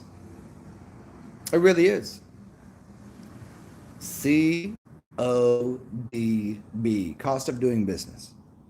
And everybody has it. The cost of doing business is how much shit are you willing to put up with? Now, some people you get in relationships. In the beginning of the relationship is he's so funny, he's so cute, and then all of a sudden that funny cute turns into I heard that. That's I know this joke. I know this thing. I mean, become very familiar, and they become they fuck like this. They fuck like this. Let's try something new. Let's figure this out. But then if they do something new, the weird thing is breathe the direction. If they be trying something new, if a dude does something new, if a chick does something new, where'd you learn that? Who you fucking? Then there's jealousy. Jealousy always got to find his creep his head in there. We've been fucking for a year or two. What you doing Friday nights when you out with your girlfriends? What you doing? What you doing out with your boys? And that turns into like that sensitivity and shit. There's this balance that doesn't happen in the world no more, because everything in the world is so push easy. It's especially easy for a chick. Do you know how easy it is for a woman to get dick? But there's not a woman in the room right now, and if there was, she'll tell you damn right. I don't care how filthy and disgusting, and if you out at a club, you like, oh, kind of faded. Bitch says to you like, oh, you want to go home? Let me suck your dick. Blah blah blah. Most dudes are dogs. Okay, cool. I'm not saying if they're in a relationship. I'm just saying it's that easy. Chick want dude. I don't care how good looking you are. You can't just get laid. If you Brad Pitt, if you that kind of level of good looking, okay. But like really, do you know that the ease of any girl, whether she's, let's use a scale, 1 to 10. I don't care if she's a 3, 4, 5, 6, 7, 8, 9, 10. It doesn't matter. She can get laid if she wants to. A dude that's a 3, sorry buddy, you're not getting laid. I don't care what your game is. I don't care. It's fucked up. You two might go home. A dude that's a 6, like a solid 6, good looking dude, good enough looking, that's faded, is not taking home any broad that's above his scale. A chick that's a 4, that's faded, can take home an 8. A dude that's really, really like good, well off, and can get laid anytime he wants, mostly, you know what I mean? A chick get laid 90% of the time. I don't care if you're homeless. Bitch, I don't care if you're homeless, you're getting laid. Tell me that's not true. Every dude in here has fucked below his level for many reasons. Chicks don't often fuck down. Dudes fuck down from their level. Because then, right, this is what you got. You got the scraps of the table. Chicks do not fuck down from their level. Ever. How the fuck do you think I fuck? I'm telling you, and you know, I fuck a 2, 3, 4, 5, 6, 7, 8, 9. A couple of tens here and there. Because I'm that good looking and I'm that charming. It takes me a little work to get a 10 and a 9, but 5, 6, 7, 8, we good. But a chick that's a 3 has definitely fucked a dude that's an 8 or a 9. A dude that's a 3 is never fucked an 8. Never. I'm sorry, if you're not a good looking dude and you don't have any charming personality, you're funny. And after a while, you could get in someone's chick's ear after like you work with them or you know them and it's been they're just, ha ha ha, he's so cute, he's so funny, ha ha. And she gets drunk one night, you might luck out. You might luck out as a 3 or guarantee when she wakes up in the morning. This isn't a good idea. No way, that's not happening. So all those movies where you see the fucking retarded dude get the fucking girl, and watch any TV show you watch, there's a stupid fat guy with the good looking wife. Watch every show, every fucking show, cartoon or a fucking movie. It's a stupid fat idiot with a chick that's out of his league, always. And then what happens? The chick fucks somebody that is actually in her league, that treats her like an idiot because she's married and blah blah blah. Pick out a movie, pick out a show. It's all the same. That doesn't happen in the real world. The real world is one time a really good looking chick got blasted out of her mind, knowing a dude, went home and gave up some pussy because she was like, well, that's a dick. Maybe he's got some good dick. But all in all in reality, no fucking way. That's never gonna work. It just doesn't happen. Show me it happen in the real world. Show it to me. Find me a dude, and I'll show you someone that's wife that I fucked. And I don't mean that to like, I'm being joking here. I don't fuck people's wives. I have. Only when she said it was okay and he said it was okay. I have. But in the grand scheme of things, no way. No way is a good looking chick in a relationship with a dude that's ugly and no personality. It's not working. So chicks always fuck at their level or above. Dudes can fuck anybody they want because they can go home anytime they want. The chick will fuck a chick that's a 7 or an 8 will fuck a 5 just to get some dick for the night and say peace, see you later. Thank you for the dick. It was good.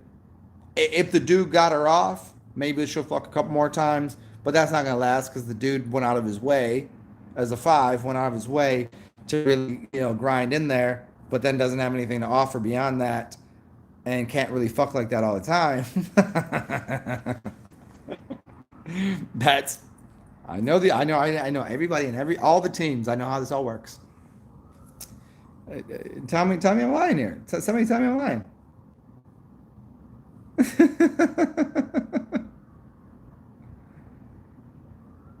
Ugh.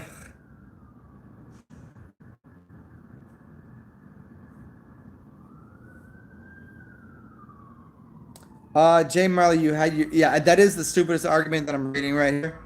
It's harder for women. No, no, no. Lesbian women can fuck either way. Lesbian women, depending on if they're butch or if they're tops or bottoms, if they're butchy or if they're like lipstick lesbians, they both can fuck. I've no. I've fucked so many chicks that were legitimate lesbians. I've taken lesbians that were lipstick or butch.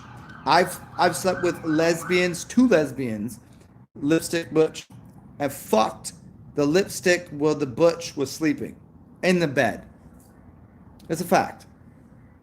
No, they all could get it anytime they want. It doesn't matter. Pussy's pussy to most dudes. It doesn't work like that. There's no way anybody could even, that's the dumbest shit. Even a gay dude, yeah, how many gay dudes versus lesbians are like, yeah.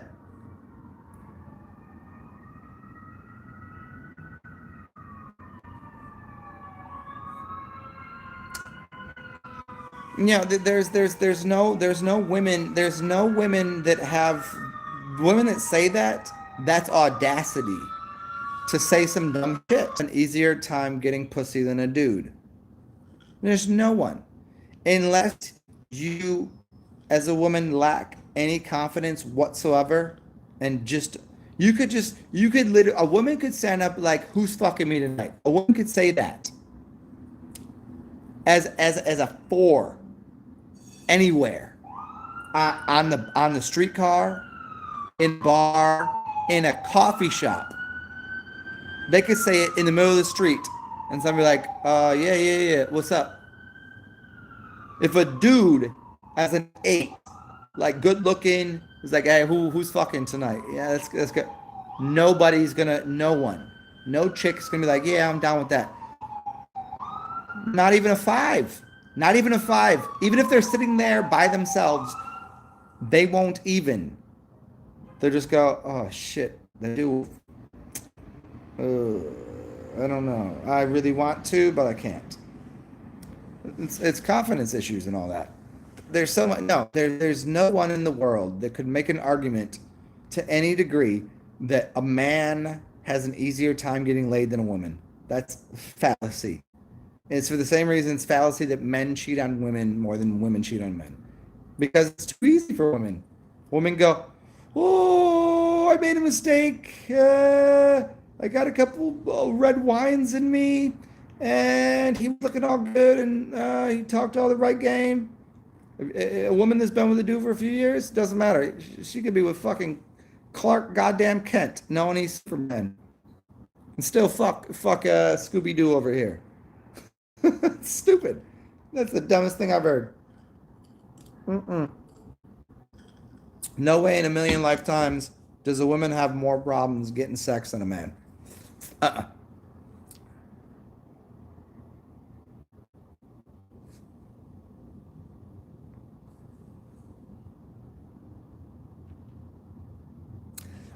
Bleed every month and push body out of your tiny hole. Well, no one's suggesting. Let's not use the feminine bullshit. I know what you're doing right here, and I don't like it. I don't like it, Jay. No, you don't have to push a baby through your system. Be smarter than that. You punch a motherfucker in the face, choke him by the fucking neck, and you say, you don't come at me, you fucking bastard. If you come at me, you owe every fucking penny, and I'll kill your fucking family. You be that crazy bitch, right? Nah, no chick has to worry about getting impregnated. Besides, you know how many birth control methodologies there are? Hey, motherfucker, put a condom on. You want to fuck me? Put a condom on. That's what a chick should say. You know how many times I fucked a chick with a condom? 0, honey. 250 plus women. Not one asked me to. But I'm smart enough not to fucking blow loads in them. But if she said it, I'd have to take it into consideration. Do you want to fuck this chick with the rubber on or not? Don't say that. Don't say, yeah. And bleeding every month? They ain't got to do that either. Who cares about the bleeding every month? You don't even know what it's like. They're probably just using that as an excuse to act like bitches. Do you know? Do you know for certain? Do you know there's really some chemical things going on? Maybe. But you know what? Every chick I've been with, chicks I've been with for 2 dates, they're like, oh, I'm on my period. I'm like, well, if you really like me, like, you know, it ain't a big deal. Like, I'm not worried about your blood because I'm gonna blow my fucking seed in your fucking throat. I'm, you know, like, I'm sweating on you. What's the difference? Like, what's the difference? Nah. I'm not saying it's better to be a man or better to be a woman. I'm not making any of those claims. I'm just saying, straight up, women can get laid easier, and they don't got to worry about being impregnated because all they got to do is take any of the little power back, especially their pussy power, their entire power, and say, sir, I'm going to need you to put a fucking rubber on to insert your dick into my vagina, which means I'm going to be fucking a rubber. I might as well go home and put a dildo on me because I don't trust you. And I'm such a gentleman, and all such one of those. What do they call those people that they're just out there, they like just running around scum dumpstering like punk motherfuckers. Like if I don't trust you enough that I can't just lay inside of you, I don't want to be with you anyways. Don't bother me. I'll find somebody else that will. You don't trust me, I don't trust you. You know? No one should ever have to wear rubber. That's if you don't trust somebody. So that's a big another thing. That's another notion of dog shit. You know how many chicks have been like, oh, come in me. I'm like, bitch, are you crazy? As soon as they say that, punch them in the face. I grab the blood and I jam the blood back in their cunt. Now, none of that has ever happened. I'm kidding. It was a joke. Terrible joke. Awful joke. I get it. I'm not going to punch a woman when I'm having sex with her. I'm going to wait until afterwards. Oh, wait, another joke. Is that 2 jokes in a row about violence towards women? No, you know how many chicks that actually punched me or choked me? Many. But the point is, humor aside, no, women get laid if they want to. Men have to work for it.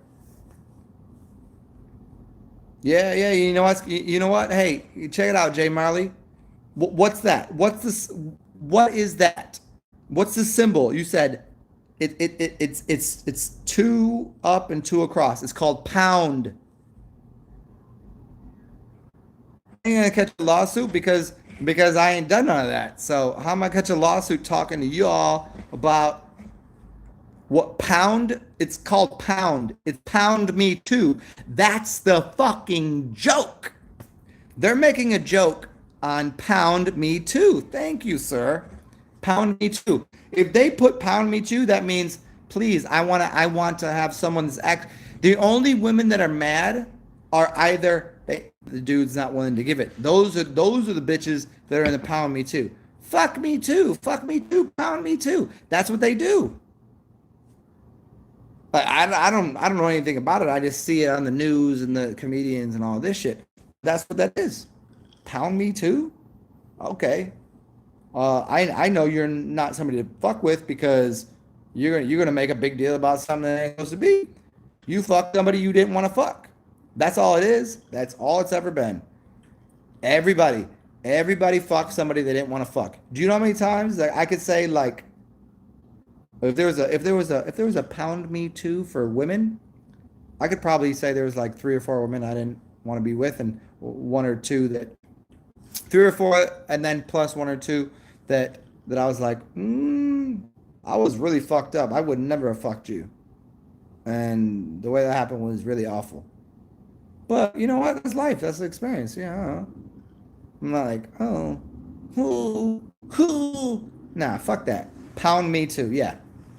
That means you like to get drunk and go home with people. That's what that means. That's exactly what that means. And if it says otherwise, he's a liar. Liar, liar, pants on fire. And everybody knows it. Everybody. That means, okay, here's somebody you don't fuck with. Because they're gonna, unless you make sure they come every time, and if you do make them come every time, they're gonna be pissed if you don't want to fuck them anymore. You lose either way. Bitch puts pound me too means you're gonna lie about something, and if I fuck you really well, if I fuck you good enough, you're gonna be mad and think that, oh he didn't fuck me well enough. Oh, this asshole. Maybe we had sex like a couple times and you invite me to your house. Okay. Chicks you really get off, they get pissed. You don't want to give them, you want to give them dick no more because the pussy wasn't good. That's what it amounts to. I'm sorry, I'm just saying it for everybody else. That's just how it works.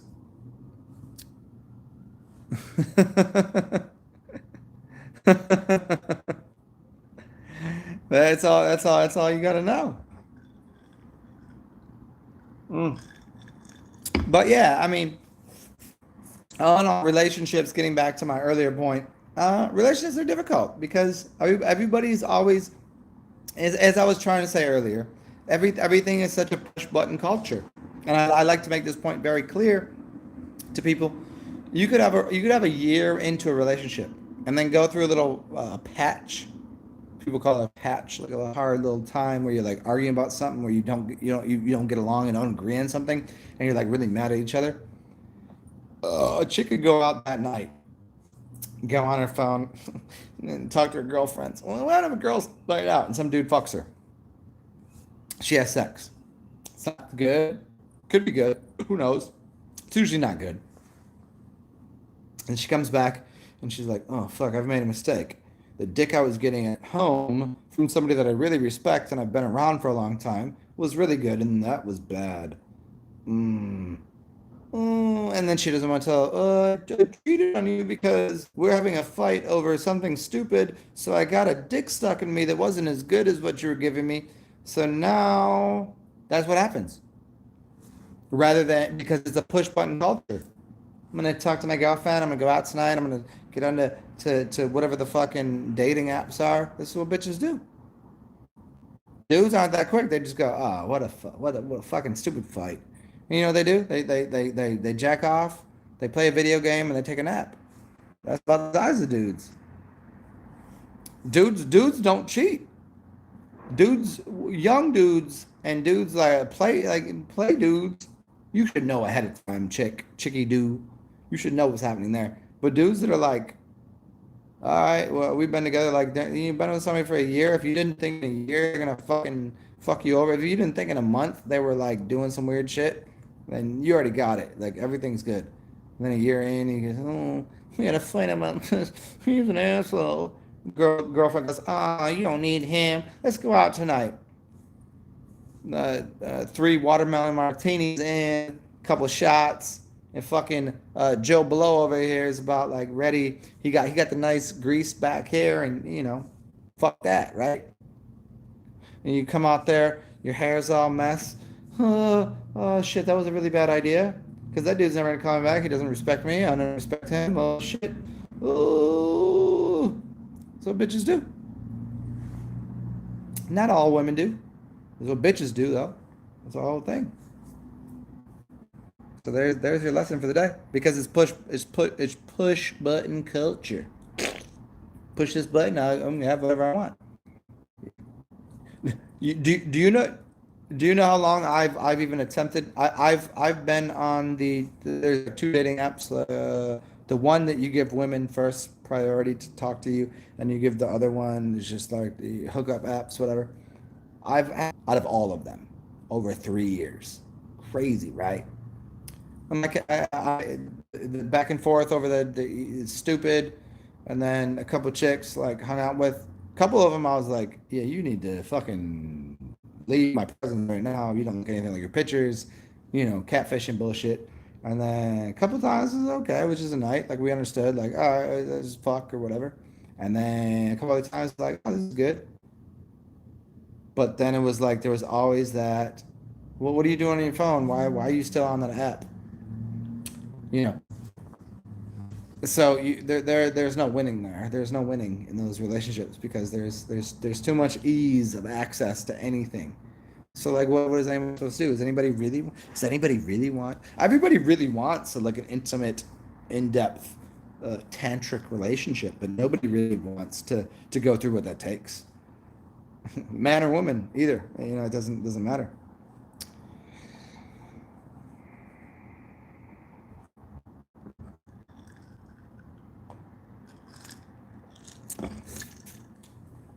I'm gonna put a song on. It's my favorite song. It reminds me of Becky, and I remember one time Becky, we were out and Donald Trump wanted to fuck her face, and I said, Becky, he's a millionaire and he's the president. I think you should do it.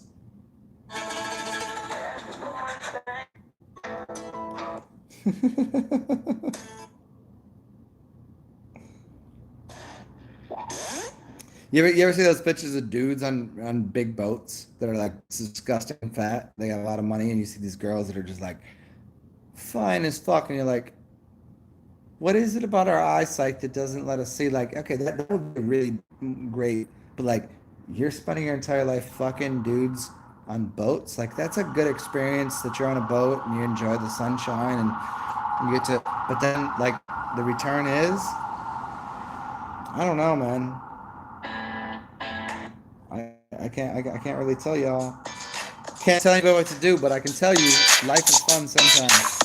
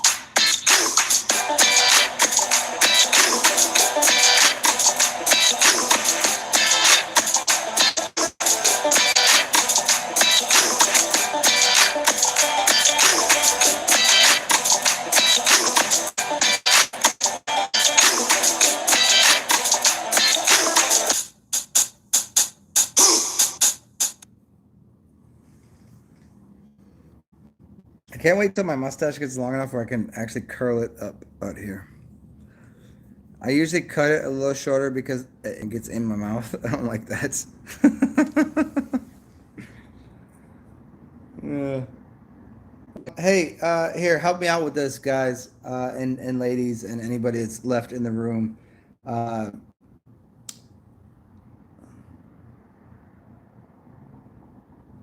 Pretty functionality. Give me a song. Give me a number 100 to 190. So between 100 and 190, so I can play something. Because I keep playing songs that I think I played earlier, but in my mind, I could have played it yesterday or the day before or last week.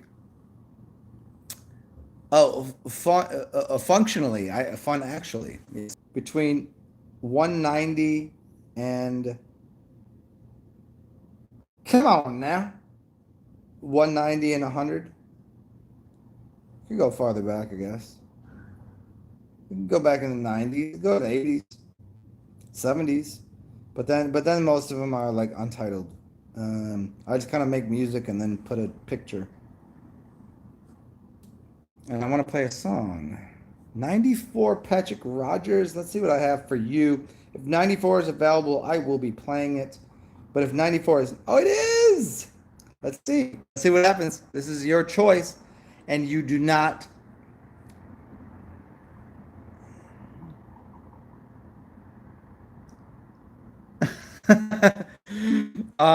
Hey, Jay. Look, feasible price. Uh, if you can take my videos and you take my songs, I'll give the whole fucking collection to you, and you title them correctly and put correct tags on them. Do whatever the fuck you want with them. And if you get more views and if you even want to cut up my videos, you could take a video. You could take part of this video that I've said some cool shit because a lot of times we're doing this. We're just talking, right? And so this isn't for everybody, and they don't need to listen 6 hours in. We're just fucking around. Take the earlier part where I said something very wildly intelligent, where I was like, went off on a tangent, and take that and snippet that with a bunch of other shit. Feel free. And if that garners you $50, again, take most of the money. Just be a friend of mine, and then make sure that I get a couple bucks off of it. I said it for free to begin with. If you take it and collapse it and change it, go for it. I don't mind that. If you're making money off of it, it'd be nice if I got a little return. You know how it works. But here's the Zen rants. No, you can't. Come on, don't. Okay, Jay, do me a favor. Don't put me on. Don't put me on that. Like, don't go that hard with my shit. You know what I mean? Don't do the like pound me too shit. I talk this with my friends 6 hours in, right? Because no one's here. No one. Just don't put me that. Yeah, I don't worry. I'm happy to say that to anyone. I don't care who the fuck is in front of me because it's just words and ideas. But like, don't put me behind the fucking barrel of the gun. You know what I'm saying? Like if right off the bat, like Zen, I don't know if you know who he is, but he said pound me too means, wait, pound me too? How dare you say that? Even though a bunch of other comedians have already fucking riffed on that shit. Uh, and then yeah, just take the good things I say. Wouldn't that be nice? Because normally I'm 6 hours in here. I've said 12 minutes worth of diatribe that would shit on people. 6 hours of helping people progress through their life. I just like to have humor where it's available. Don't do that to me, you fucker. You fucking fucker. Yeah, don't hashtag me like that, you cocksucker. And you know better than that, Jay Marley. Come on. You know what the fuck I'm talking about. And look I'm funny enough to deal with that. I'm just saying, don't do that. Just do if you really want to, divide up and I got 1,700 videos about if I got 1,700 videos, which I do, almost 2,000 videos. And they're anywhere between 20 minutes and like this is 6 hours is crazy. And we're having a good time. I've done 10-hour videos. Most of them are about 2 hours. So 2 hours times 2,000. That's a lot of hours of talking. Can't you just take the good parts of that? Don't don't make me out to be the bad guy here. That one time said some ridiculous shit. We all go through that. I've been through relationships and things in my life where one thing I said, a little fraction of my statement became what I am, not what I do most of the time. 90% of the time, I'm a fucking delightful human being. Just because I go one time, I get drunk and or not even drunk, even sober like Red October, and I just fucking get up someone's ass, and they take a little snippet out of there, and then they define me by that. Don't do that to me, you fucker, and you know better than that. Fuck you, fuck you, piece of shit. um. Yeah, viable, productive. Thank you for, I'm your product now. Didn't we already, I'm not your product, man. Okay, I'm you, but fuck you right now. Just for the moment. Patrick, I think asked for. Don't stop pounding me, man. Why you pound me so hard? I've been pounded by my ex-wife, my parents, and everybody else has known me. Do I need friends? If you're my friend, I'd rather find out who my enemies are. They're gonna treat me better than you, man. Man, how dare you? How dare you speak to me like that? Let me go back to this. Patrick Rogers, your song is number 94.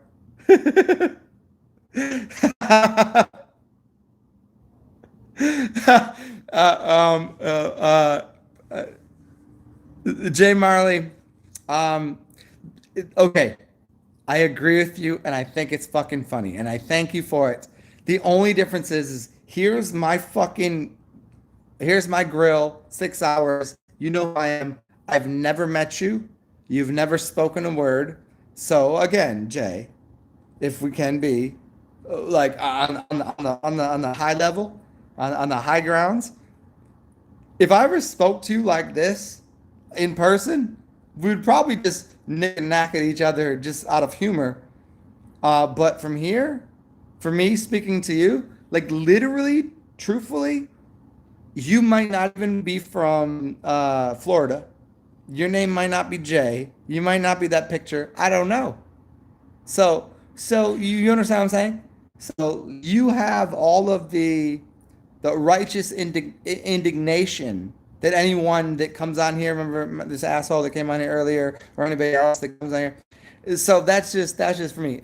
I know you're fooling around, and I know you're funny, and I'm pretty sure you're actually a real legitimate human being, and we probably get along in real time. Certainly, I know we're probably fucking good friends, but don't fuck with me, man, right now. Come on, don't 6 hours in when I got a couple of drinks in me and don't do that to me right now. I don't need this right now. I'm already going through some shit, my friend. God damn it.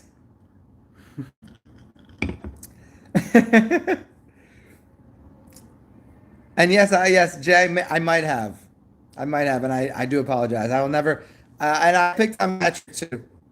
I apologize, Patrick. I apologize, Jay.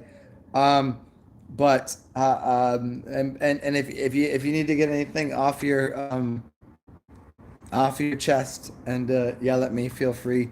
I'm the whipping horse for everyone at this point. Apparently, 94. Yes, 94. Here's your song. This is 94 for Patrick.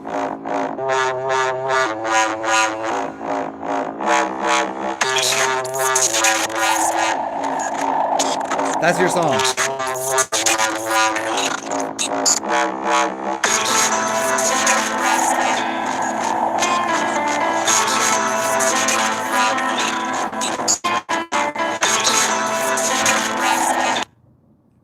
What?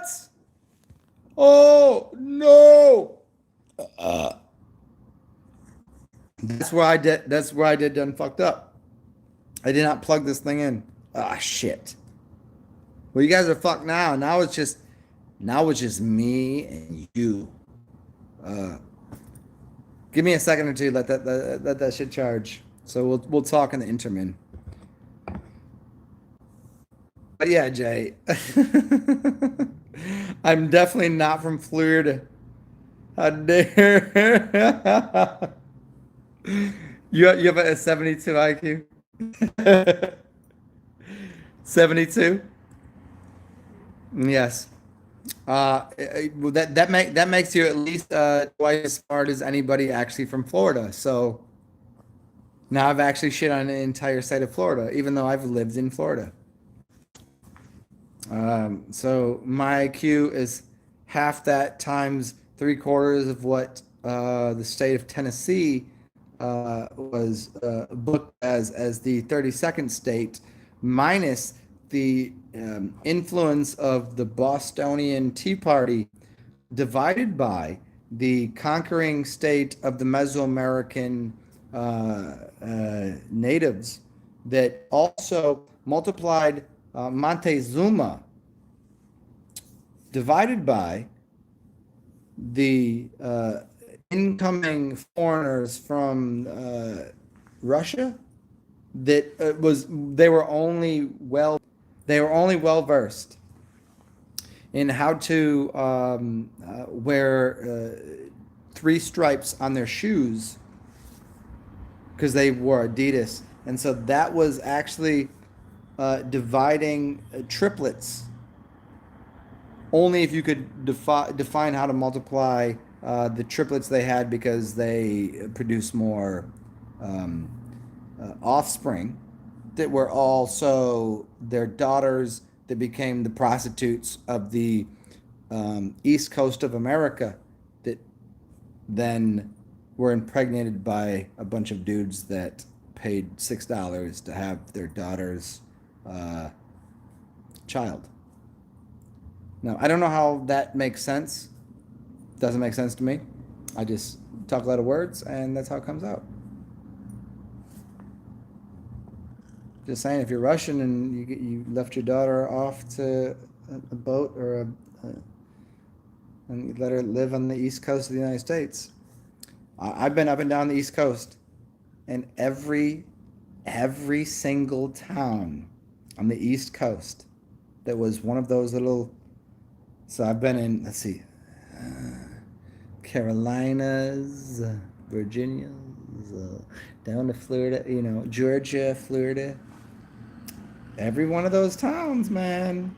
I guarantee every one of those chicks, blonde haired, spook like I couldn't tell where they're from, but I'm sure it was Serbian, Slovakian, or Russian, and they all had herpes, and they would fuck anything that moved for $6.82. That was their hourly wage. And if they could just stop working at that little fucking store selling stupid T-shirts, they'd fuck a dude for $8, like for an hour, and then even an hour. Like the dude was like, "I'll give you $10 for 30 minutes." She's like, "Boss, may I get 30 minutes off?" "Yeah, take a break." $20. Pregnated. This is what happens. I've seen it. I've seen it happen. I filmed it. I was the guy behind the camera. Outer Banks, yeah, man.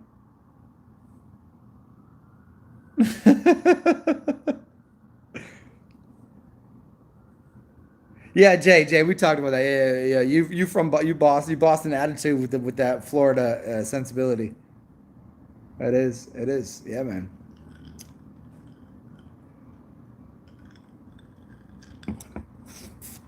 But the chicks living on the banks, like on the water there, working on things. Man, I had so many funny stories about that. Like true to be honest, like they living in bunk beds in 2 bedroom houses, six of them living there, making $6 to $8 an hour to come to America. That's real. Like I would just travel there, like like, hey, let's me and my friends like, let's go have a night at the fucking let's go to the beach. Beach is fun. Go to the club. Go home. Somebody, whatever. Next day, they working at the place, and you're like, what's going on here? And like you're wondering why, like you woke up in the morning, there was like a bunk bed, and there was like six different bitches in the room. Yeah, shit happens. It just is. It just is. It's just the way it is. I ain't speaking any truths.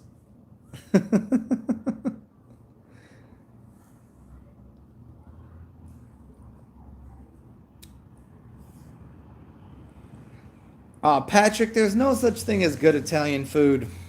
Let's do this. There's no such thing as good Italian food. There's no good Mexican and no good Italian food. Italian food means noodles and tomato sauce. Really good Italian food is amazing. Let's just make sure I divide that up. Really good Italian food is amazing because they're using a bunch of different ingredients and they're doing more than just pasta and but Italian food in the States, shit. Mexican food in the States, dog shit. Oh, this is a real deal place. They got fucking twice fried beans and it's everywhere is Taco Bell, just a little upgraded. Nobody's eating that shit. Good Mexican food is fucking amazing. Good Italian food is really fucking amazing. But you can't trick people on certain kinds of food. You can't trick them on Indian food. Even though Indian foods will give you the Indian places will give you the buffet. Even that's better than because at least it's a bunch of different things going on. No, ain't nothing good about Italian or Mexican food in the United States. Nothing. No one will eat it. You eat it and you think it's good, you're an idiot.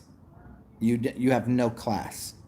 And it's funny. The funny thing is, in New Orleans, there's not one goddamn Mexican or Italian restaurant here that is worth its fucking weight. There's maybe like a couple that you got to pay $35 a plate, and you'll find some good Italian food, and you can find some Mexican food that's like $5 for a taco. So they can do it the same way they do it over there. Then you go everywhere else, it's like it's the same fucking fake ass dumbass rice and some beans with some grease.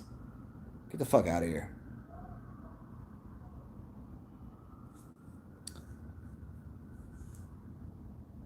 I'm not jaded about Italians at all. I'm Italian. Are you sure I'm not? No, I don't really have qualms with any culture whatsoever. It's just the food that's described to the culture. So get that right.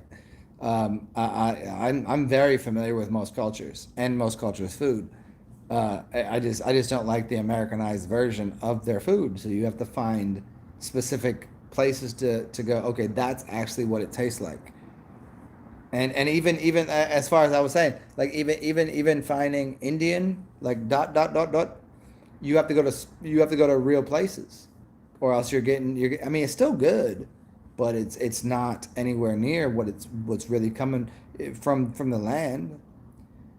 Whose joke was it? Whose joke? You know what the best thing to do with Italian? Yo, whose joke was this? Come on. You might Jay Marley. You might know this one. Who said? So my father told me, you gotta go. You go to an. We used to go to this Italian restaurant, and they had this really great menu. And for some reason on the menu, they had a couple of Mexican dishes. And my father, who's Italian, would always order the Mexican. And I said, why do you always order the Mexican food? He's like, do you ever walk into the fucking kitchen? How far I gotta go with that joke? That's the joke. But that's the truth. Walk in the kitchen. Bunch of Mexicans work in the kitchen. Of course they're cooking Mexican better than they are cooking Italian. That's the joke.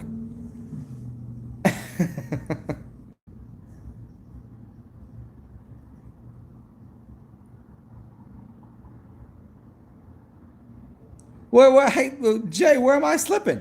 What am I slipping on? Slipping on shitty ass fucking Italian food in America. There's no. unless you pay extra money to go to some place that has someone that knows the cuisine, you're getting the Americanized version of any food. There's no there's no good food anywhere unless you go to certain cities. You what do you got? You got L.A., New York, Chicago, New Orleans, and maybe maybe any other big city that you can maybe find the place. But that place is going to be hard to find. Or you got to go to the bodegas, you got to go to the little corner stores, and yeah, Boston, New York for Italian. Okay, okay. So I'll give you that. I'll give you in Boston. You can find that. In Boston, of course, you can find Italian. Of course, you can find it in New York. But as a general rule for the rest of the country, no way. Is the general rule between Jersey you'll find here Jersey. There's more fucking Indian people in Jersey than there is Italians. You'll find better like dot Indian food in Jersey than you will most places on the planet. Even in India. That's where all the Indians live. All the rich Indians. Guarantee it. But as a general rule, Italian food fucking sucks in this country. Mexican food fucking sucks. It's terrible. Because they're not using anything authentically. They're just going, okay, well, they use beans and they use rice and they use this and they just throw that. And like, no, but they're doing this with this and they're doing this with this. And if you're going to use tomatoes, make sure you take the outsides off and you boil the tomatoes. And then okay, and if you're going to make the dough, you can't use that. There's a bunch of things going on. Nobody's really getting it done. You got to go to high class restaurants. It's bullshit because it's easy to do. So no, I'm not. Come on, every time. Pretty good Mexican. I guess. I just maybe I ain't it there. That's what I'm saying, Jay. That's what I'm saying, Jay Marley. I just to find okay. So let's use the three levels. You got three levels to food.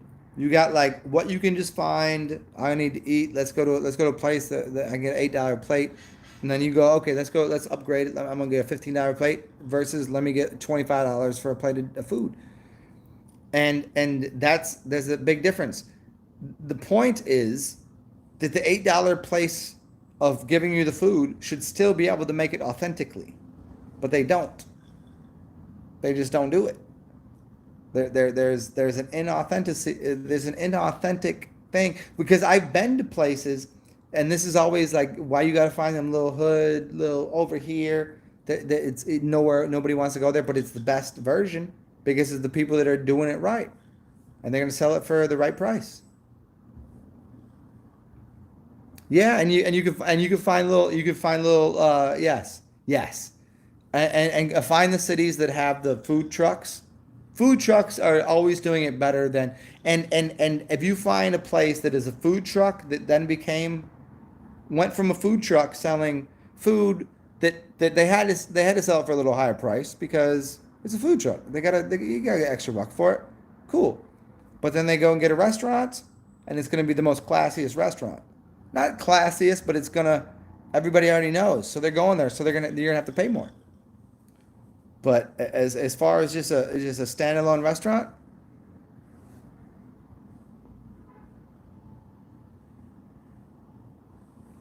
let me scroll through here real quick. Yeah, West Coast probably does. Yeah. Because you get that because you know why? Because everybody that was working at fucking working as a cleaning lady, making $10 an hour inside of a fucking rich person's house, and then one day like had another job to do, they open up a restaurant and they still know how to cook, and so they open a restaurant. That's it right there on the West Coast. You just don't find it anywhere else. Yeah, so West Coast, yeah, got good food. I just haven't been over there. I'm not discounting the West Coast Mexican food. I think it probably is better, and most people tell me it is.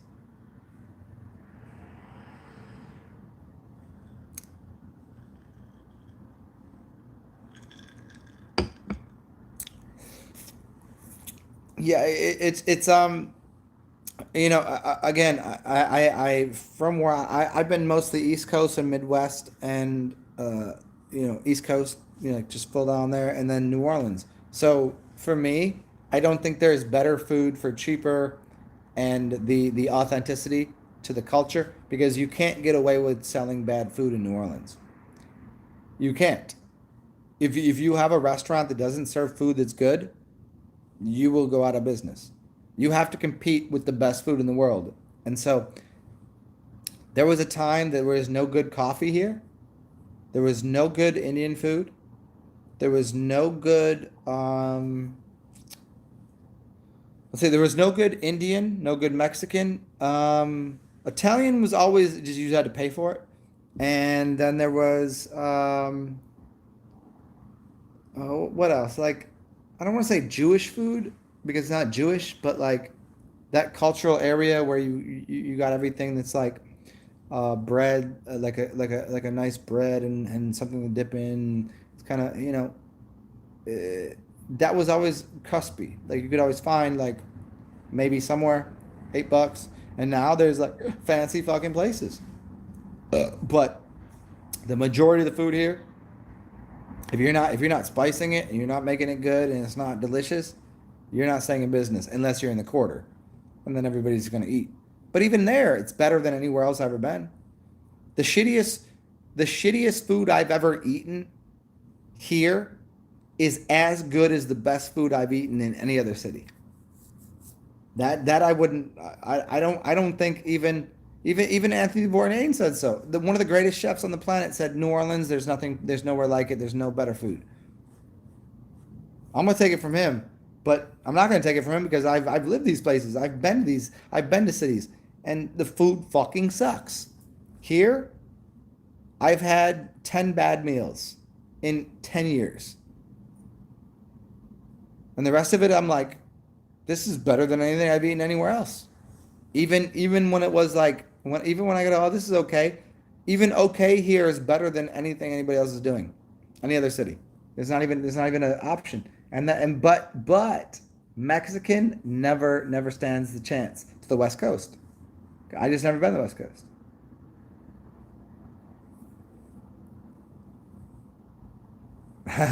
Oh, veggie burritos. Yeah, there's a couple places that do really good veggie burritos, like a wet burrito.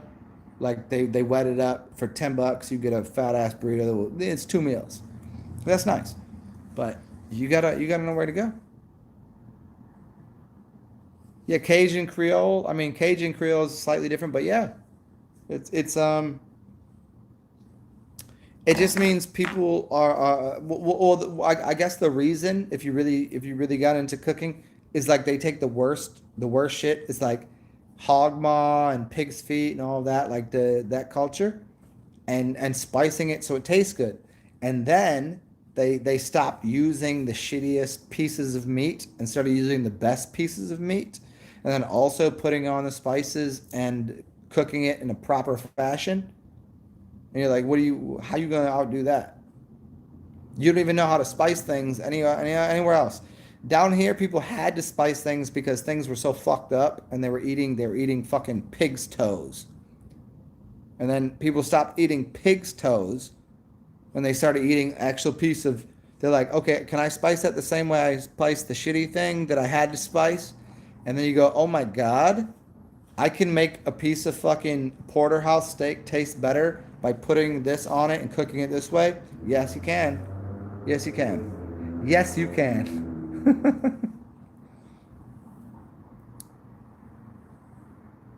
uh, yeah, comfortable.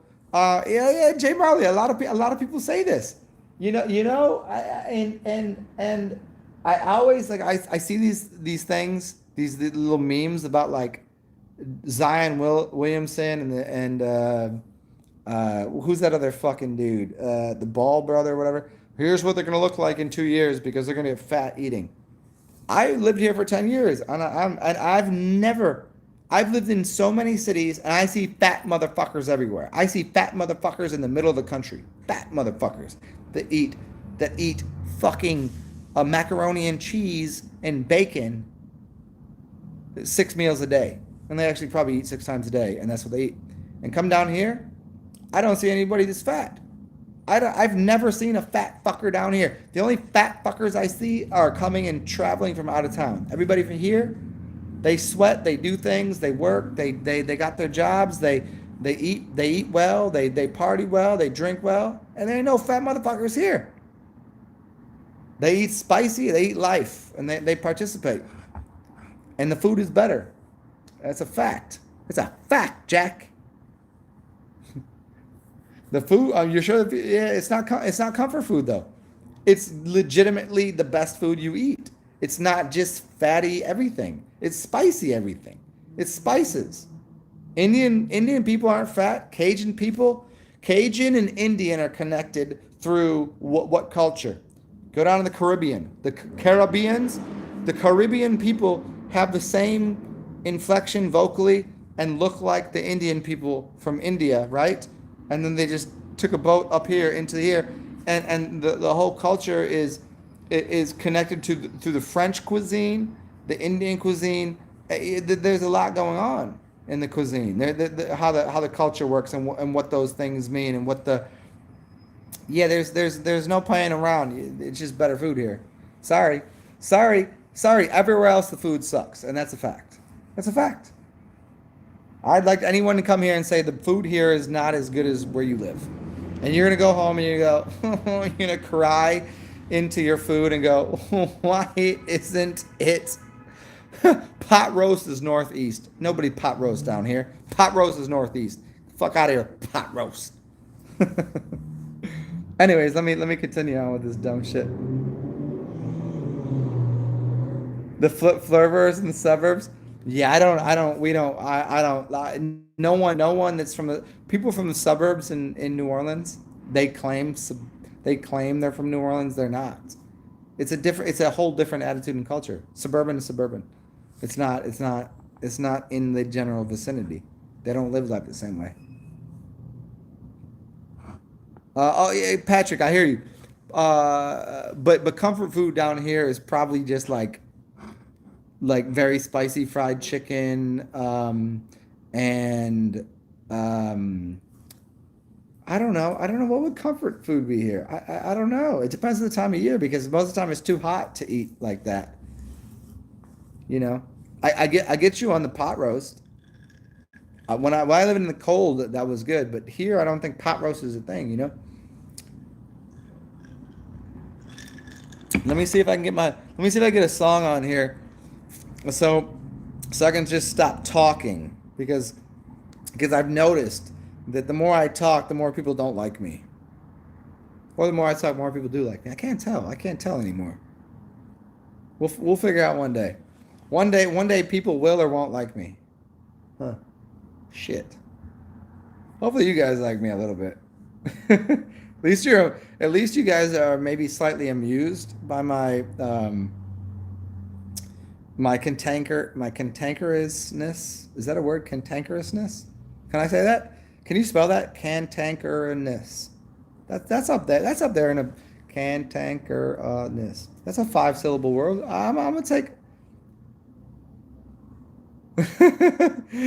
Patrick, where was I at where you almost spit your beer out? I don't want to make anybody spit their beer out, even if it's something ridiculous or funny. If it's funny, I pride myself, even though I really don't pride myself on it, but it's very funny when I can get somebody to choke on their food or to snort or to spit something out.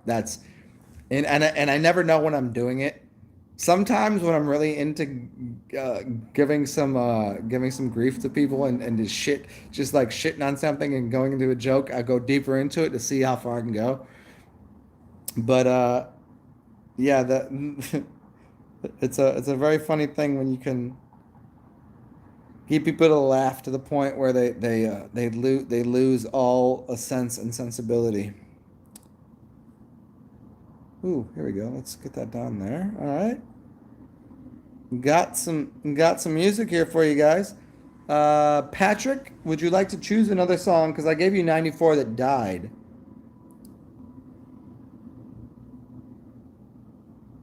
Jay Marley, thank you.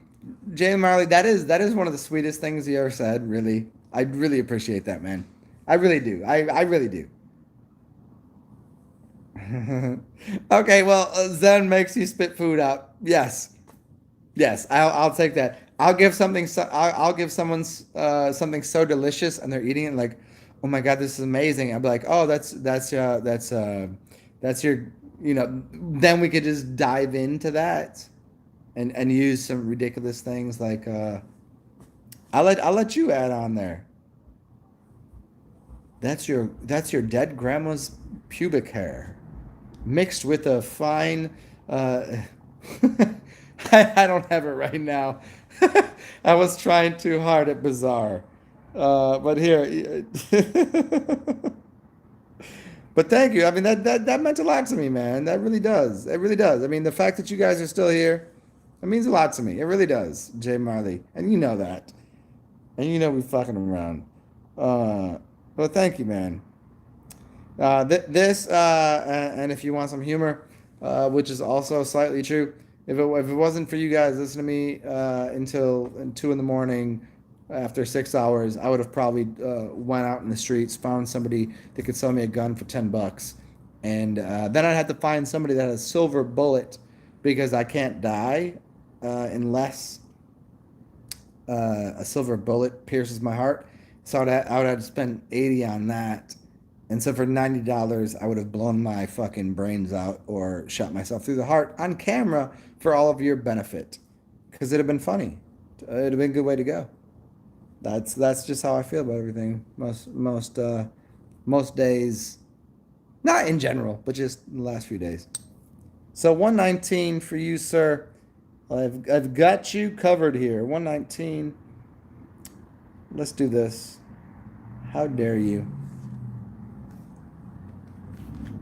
Oh yeah, I would have. I'm just not that.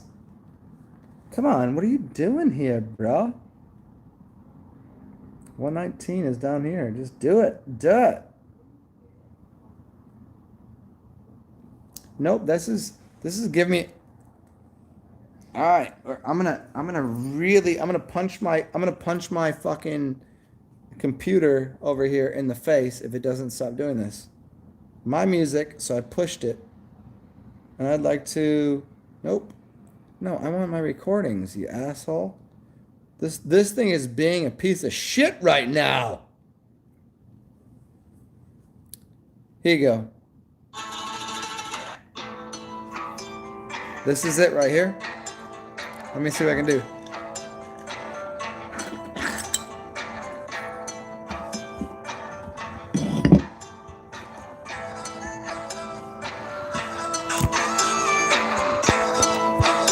This is 119. Kind of moody? No, not at all.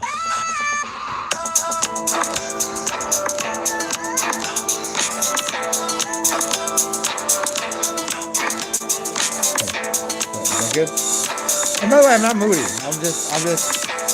My types of humor are very, very selective.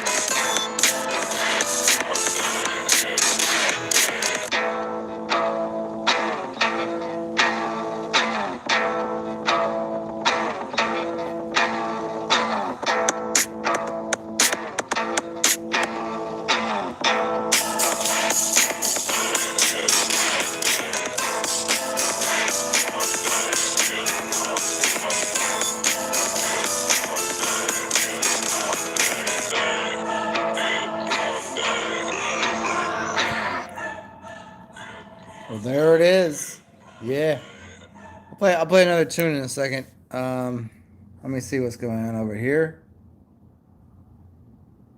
Not funny. Jay Marley, not funny. Life is a huge net positive in the world. Well, thank you. I'll start with that.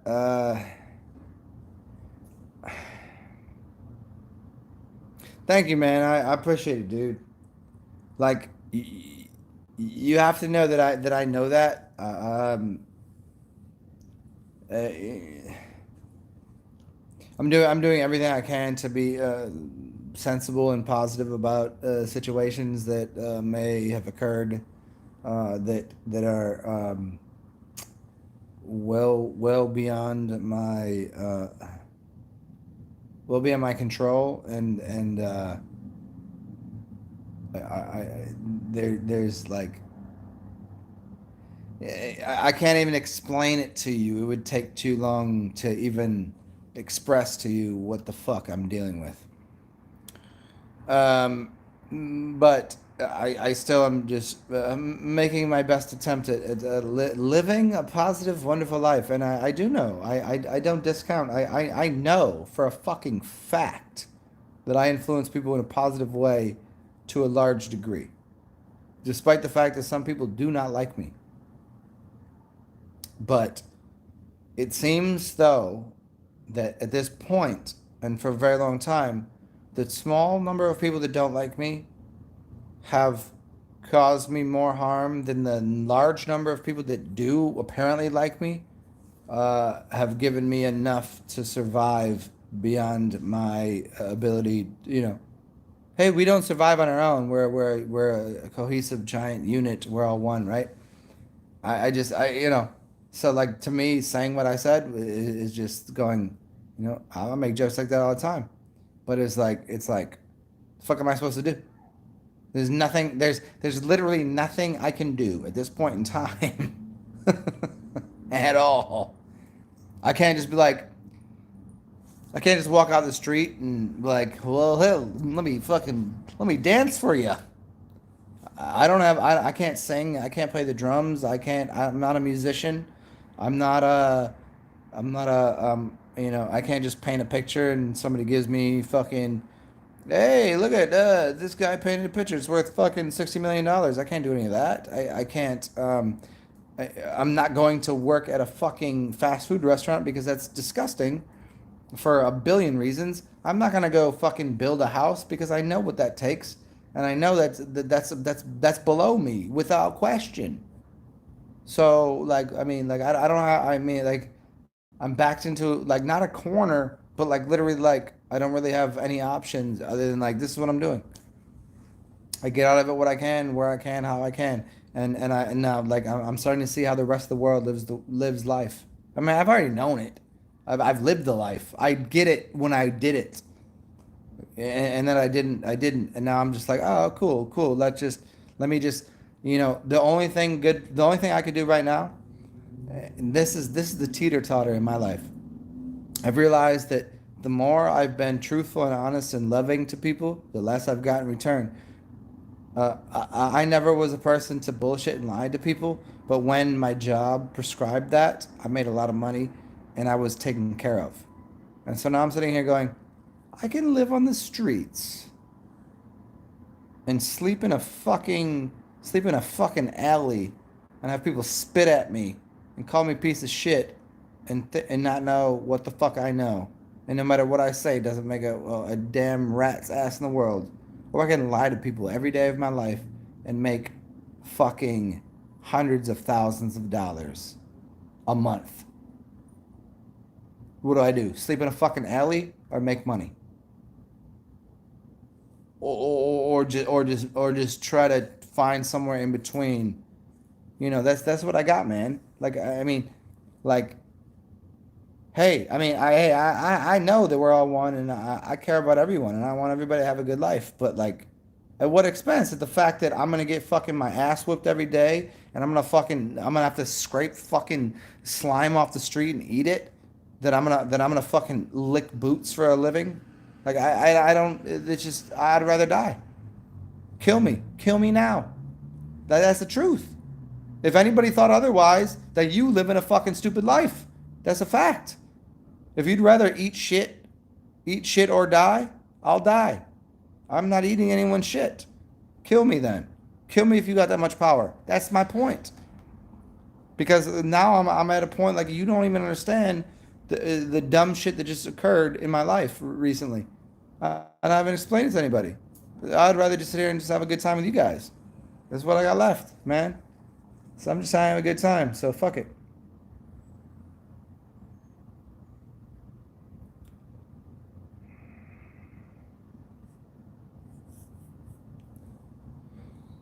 Faith in what, man? Faith in what? Give me one more song to play, friends. Any number up to 200. If you find the right number, it could be one, it could be 200. We'll see. I don't think 1 or 200 is going to show up, but somewhere in between there. The mother of all of us? Yeah, I mean, you could say that all you want, man. You can say all you want, man. I mean, yeah, I get what I get it. I get it when people are down and you're trying to like assist them in some way with a vocal, like, hey, don't worry about it, man. Everything's cool. Like, no, you don't get to say everything's cool to the motherfucker that's on the street corner scraping through a fucking garbage can. Who's she? Who's she? Love? Fuck love and fuck her. Because her doesn't love. Because it wouldn't allow someone to fucking scrape through the streets after they already been in the streets. After they were given and granted the wisdom of the world, they wouldn't do that. So don't what I mean, man, don't test me now. Don't test me now, rude one. Like just give me a song because I don't want to I don't want to go down that path. I'm just trying to. This is why I'm making these videos today, man. I'm trying to. Oh, it hardly looks like love. Oh, thank you, Patrick. Do you see how dumb that sounds? Oh, love doesn't look like love. Do you see how dumb that sounds? The world has got you confused. The fact that you say love doesn't look like love, that's what religion says. Well, you might are you my priest that's gonna fuck me in the ass because I came in and I was like, oh, Jesus loves me. He's like, oh, bend over, son. I'm gonna fuck your ass. I know it doesn't look like love, but you'll understand it later. No, no. Love is love. If you understand what love is, but you're giving me don't fucking spit in my face and tell me it's raining. You know, don't do that. Just stay on board here with me being cool, man. I'm just trying to have a good time right now. Please don't do that, because that's hardly what you said was hard. Looks like love. And get the fuck out of here. A pain and death or illusion.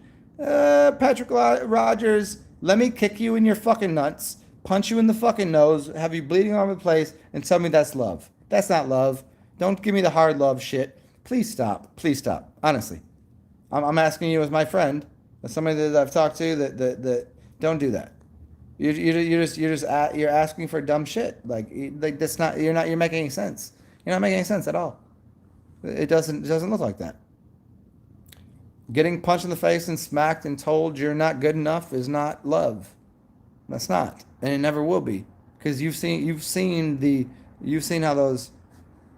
No, I don't know. No, I won't talk to you about it in the future because I don't because right now you're giving me dog shit. Right now you could actually say something different, but instead you're saying, if I kick you right now while you're down, that's love. That's what you're saying. So don't do that. And I'm sitting here going, please, that's not feeling good. Oh, don't worry, you'll understand in the future. Do you see how dumb that sounds? No, don't, okay. All right, I'm gonna get the fuck off of here. But whatever, man. Pain, death, or illusion. Okay, death is an illusion. Pain is not.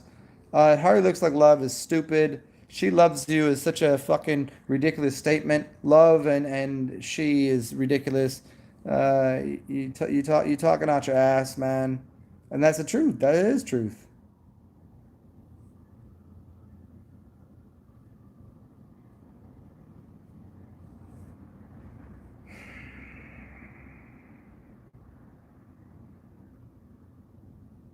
I'm not trying. I'm done climbing mountains. I've climbed them all. You know, like why the continual, well, you've got to just do this one more task. One more task.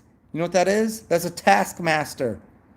I'm not into that shit. I'm not into those bondage and sadomasochism. Religion and what Patrick just said is bondo and sadomasochism. I'm not into that shit. And you're gonna tell me again that that's the right way to be? Oh, you'll find out soon enough. Oh, oh, if everyone treats you like shit all the time, you'll figure it out one day. Oh. No, that's what people that continually live inside of a delusion and they try to make you live in their delusion. No. And so I'm just done with it. I'm just trying to hang out and have fun. So back to this Jay Marley. I'm gonna play a song. An opportunity. Oh, there it is. An opportunity. An opportunity. You know what, man? Thank you. I appreciate it. But I'm gonna play a song.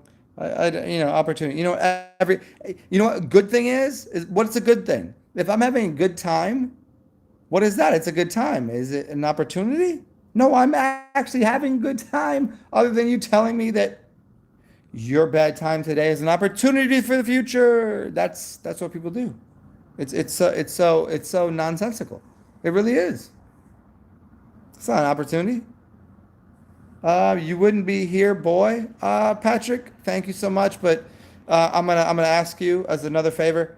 Call me boy again and just stop talking to me. I don't, thank you. Please don't do that. That's rude. What if I was Native American or if I was black? Would you call me boy? I mean, is that okay? Boy? Boy? Are you serious? You know what I'm saying? I mean, it doesn't really affect me or bother me. I'm just saying I know the way you said it. Like, don't do that. Why not? Why not? Why wouldn't you say you wouldn't be here, man? Why wouldn't you be here, boss? I'll let you use boss there. God, friend, lovely. I call people older than you old friends boy.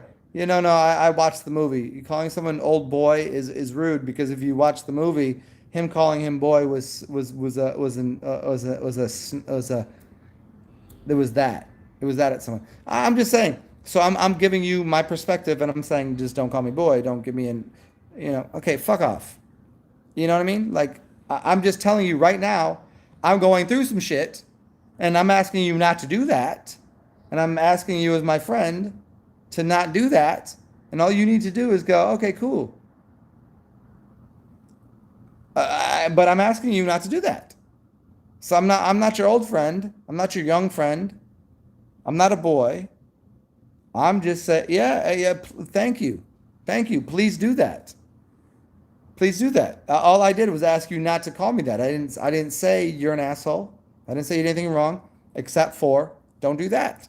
I asked you where my balances were because I already told you I was having a tough time at 7 hours in and telling you what my life was like, and your response was, boy, and give me some fucking trivial nonsense, and I said I didn't agree with it. So yeah, peace out then, bro.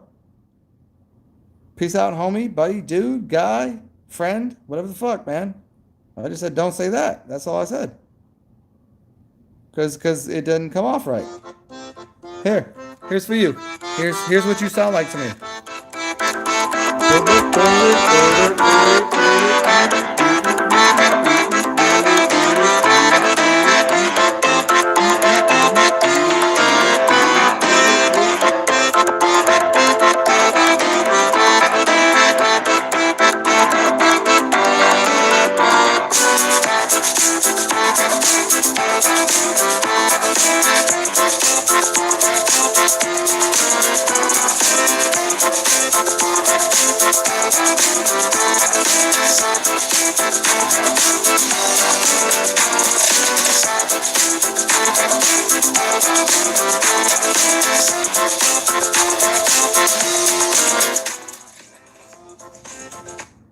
It's amazing. I get on here and I do 7 hours of just partially entertaining, partially having a good time, partially talking to people, partially enlivening people's lives, hopefully, talking some shit to other people, and also engaging with people to help them with some things that are going on in their life. And then when I just ask somebody not to, because I share something about my life, after 7 hours, I share something about what's going on in my life, I say, don't do that.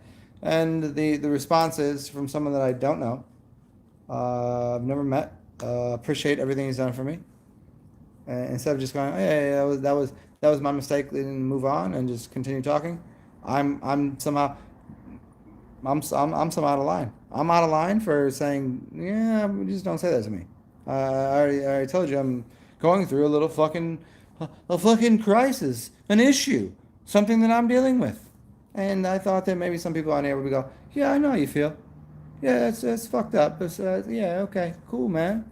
No worries, because that's what I would do. It would seem like an appropriate response rather than, well, I'm just gonna tell you why I can tell you, boy, and then fuck off. It doesn't seem right to me.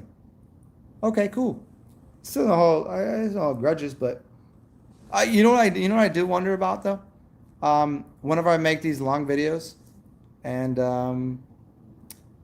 would I leave them up, or should I take them down, or should I chop them up and make smaller videos? I can't do that. I don't know how to do that. But 7 hours, well, that's pretty fucking solid. Put a 7 hour day in. If I was in 7 hours in the street, I would have made, let's see, $78 probably. And here I made probably no dollars. Uh, no worries. I'm not judging. I'm just saying. And I was just on here to interact with people. And instead of getting a piece in return of just like, oh, yeah, you're right, thank you for sharing, because I shared something in my life. You know, I'm just trying to help people and instruct people on what's going on in the world as a whole, and what's going on in their life and how to help them. I share something with my life, and what I get is, no, I can call you boy, I can call you anything I want, and you're wrong. You know, oh, I'm just gonna dip now. It's creepy to me. It's weird. I mean, thank you, Patrick, and everybody else that's helped me out in any way. But yeah, just chilling, man. Check me out. I'm chilling. Not slurring my words. I didn't do anything wrong. I haven't hurt anybody. I haven't done anything wrong. Just talking. And I get and in response, like that's what I get. So I'm out too, yo, because I'm just gonna make another video after this and see who shows up. So peace out, everybody. I hope you all enjoyed the last 6.5 hours of entertainment. Um, Sorry, this is not Netflix, and you didn't have to pay fucking X amount of dollars a month and have all that shit. You know, I'm just here until I'm not here, because I'm gonna fucking how's it go? Peace the fuck out, or is it peace out, or whatever, however people do. I'm out of here. Thanks for enjoying and joining me. It's always a pleasure to see y'all. Hopefully, I did something splendid and splendiferous and well for your life, and you got something out of this. Stay well. Don't do anything stupid.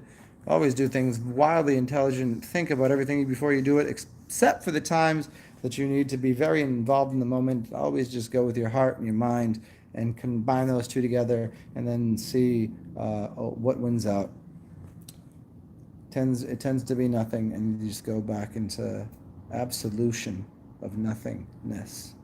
And you'll see me maybe never again, or maybe tomorrow, or in 10 minutes. Who knows? Stay well, yo.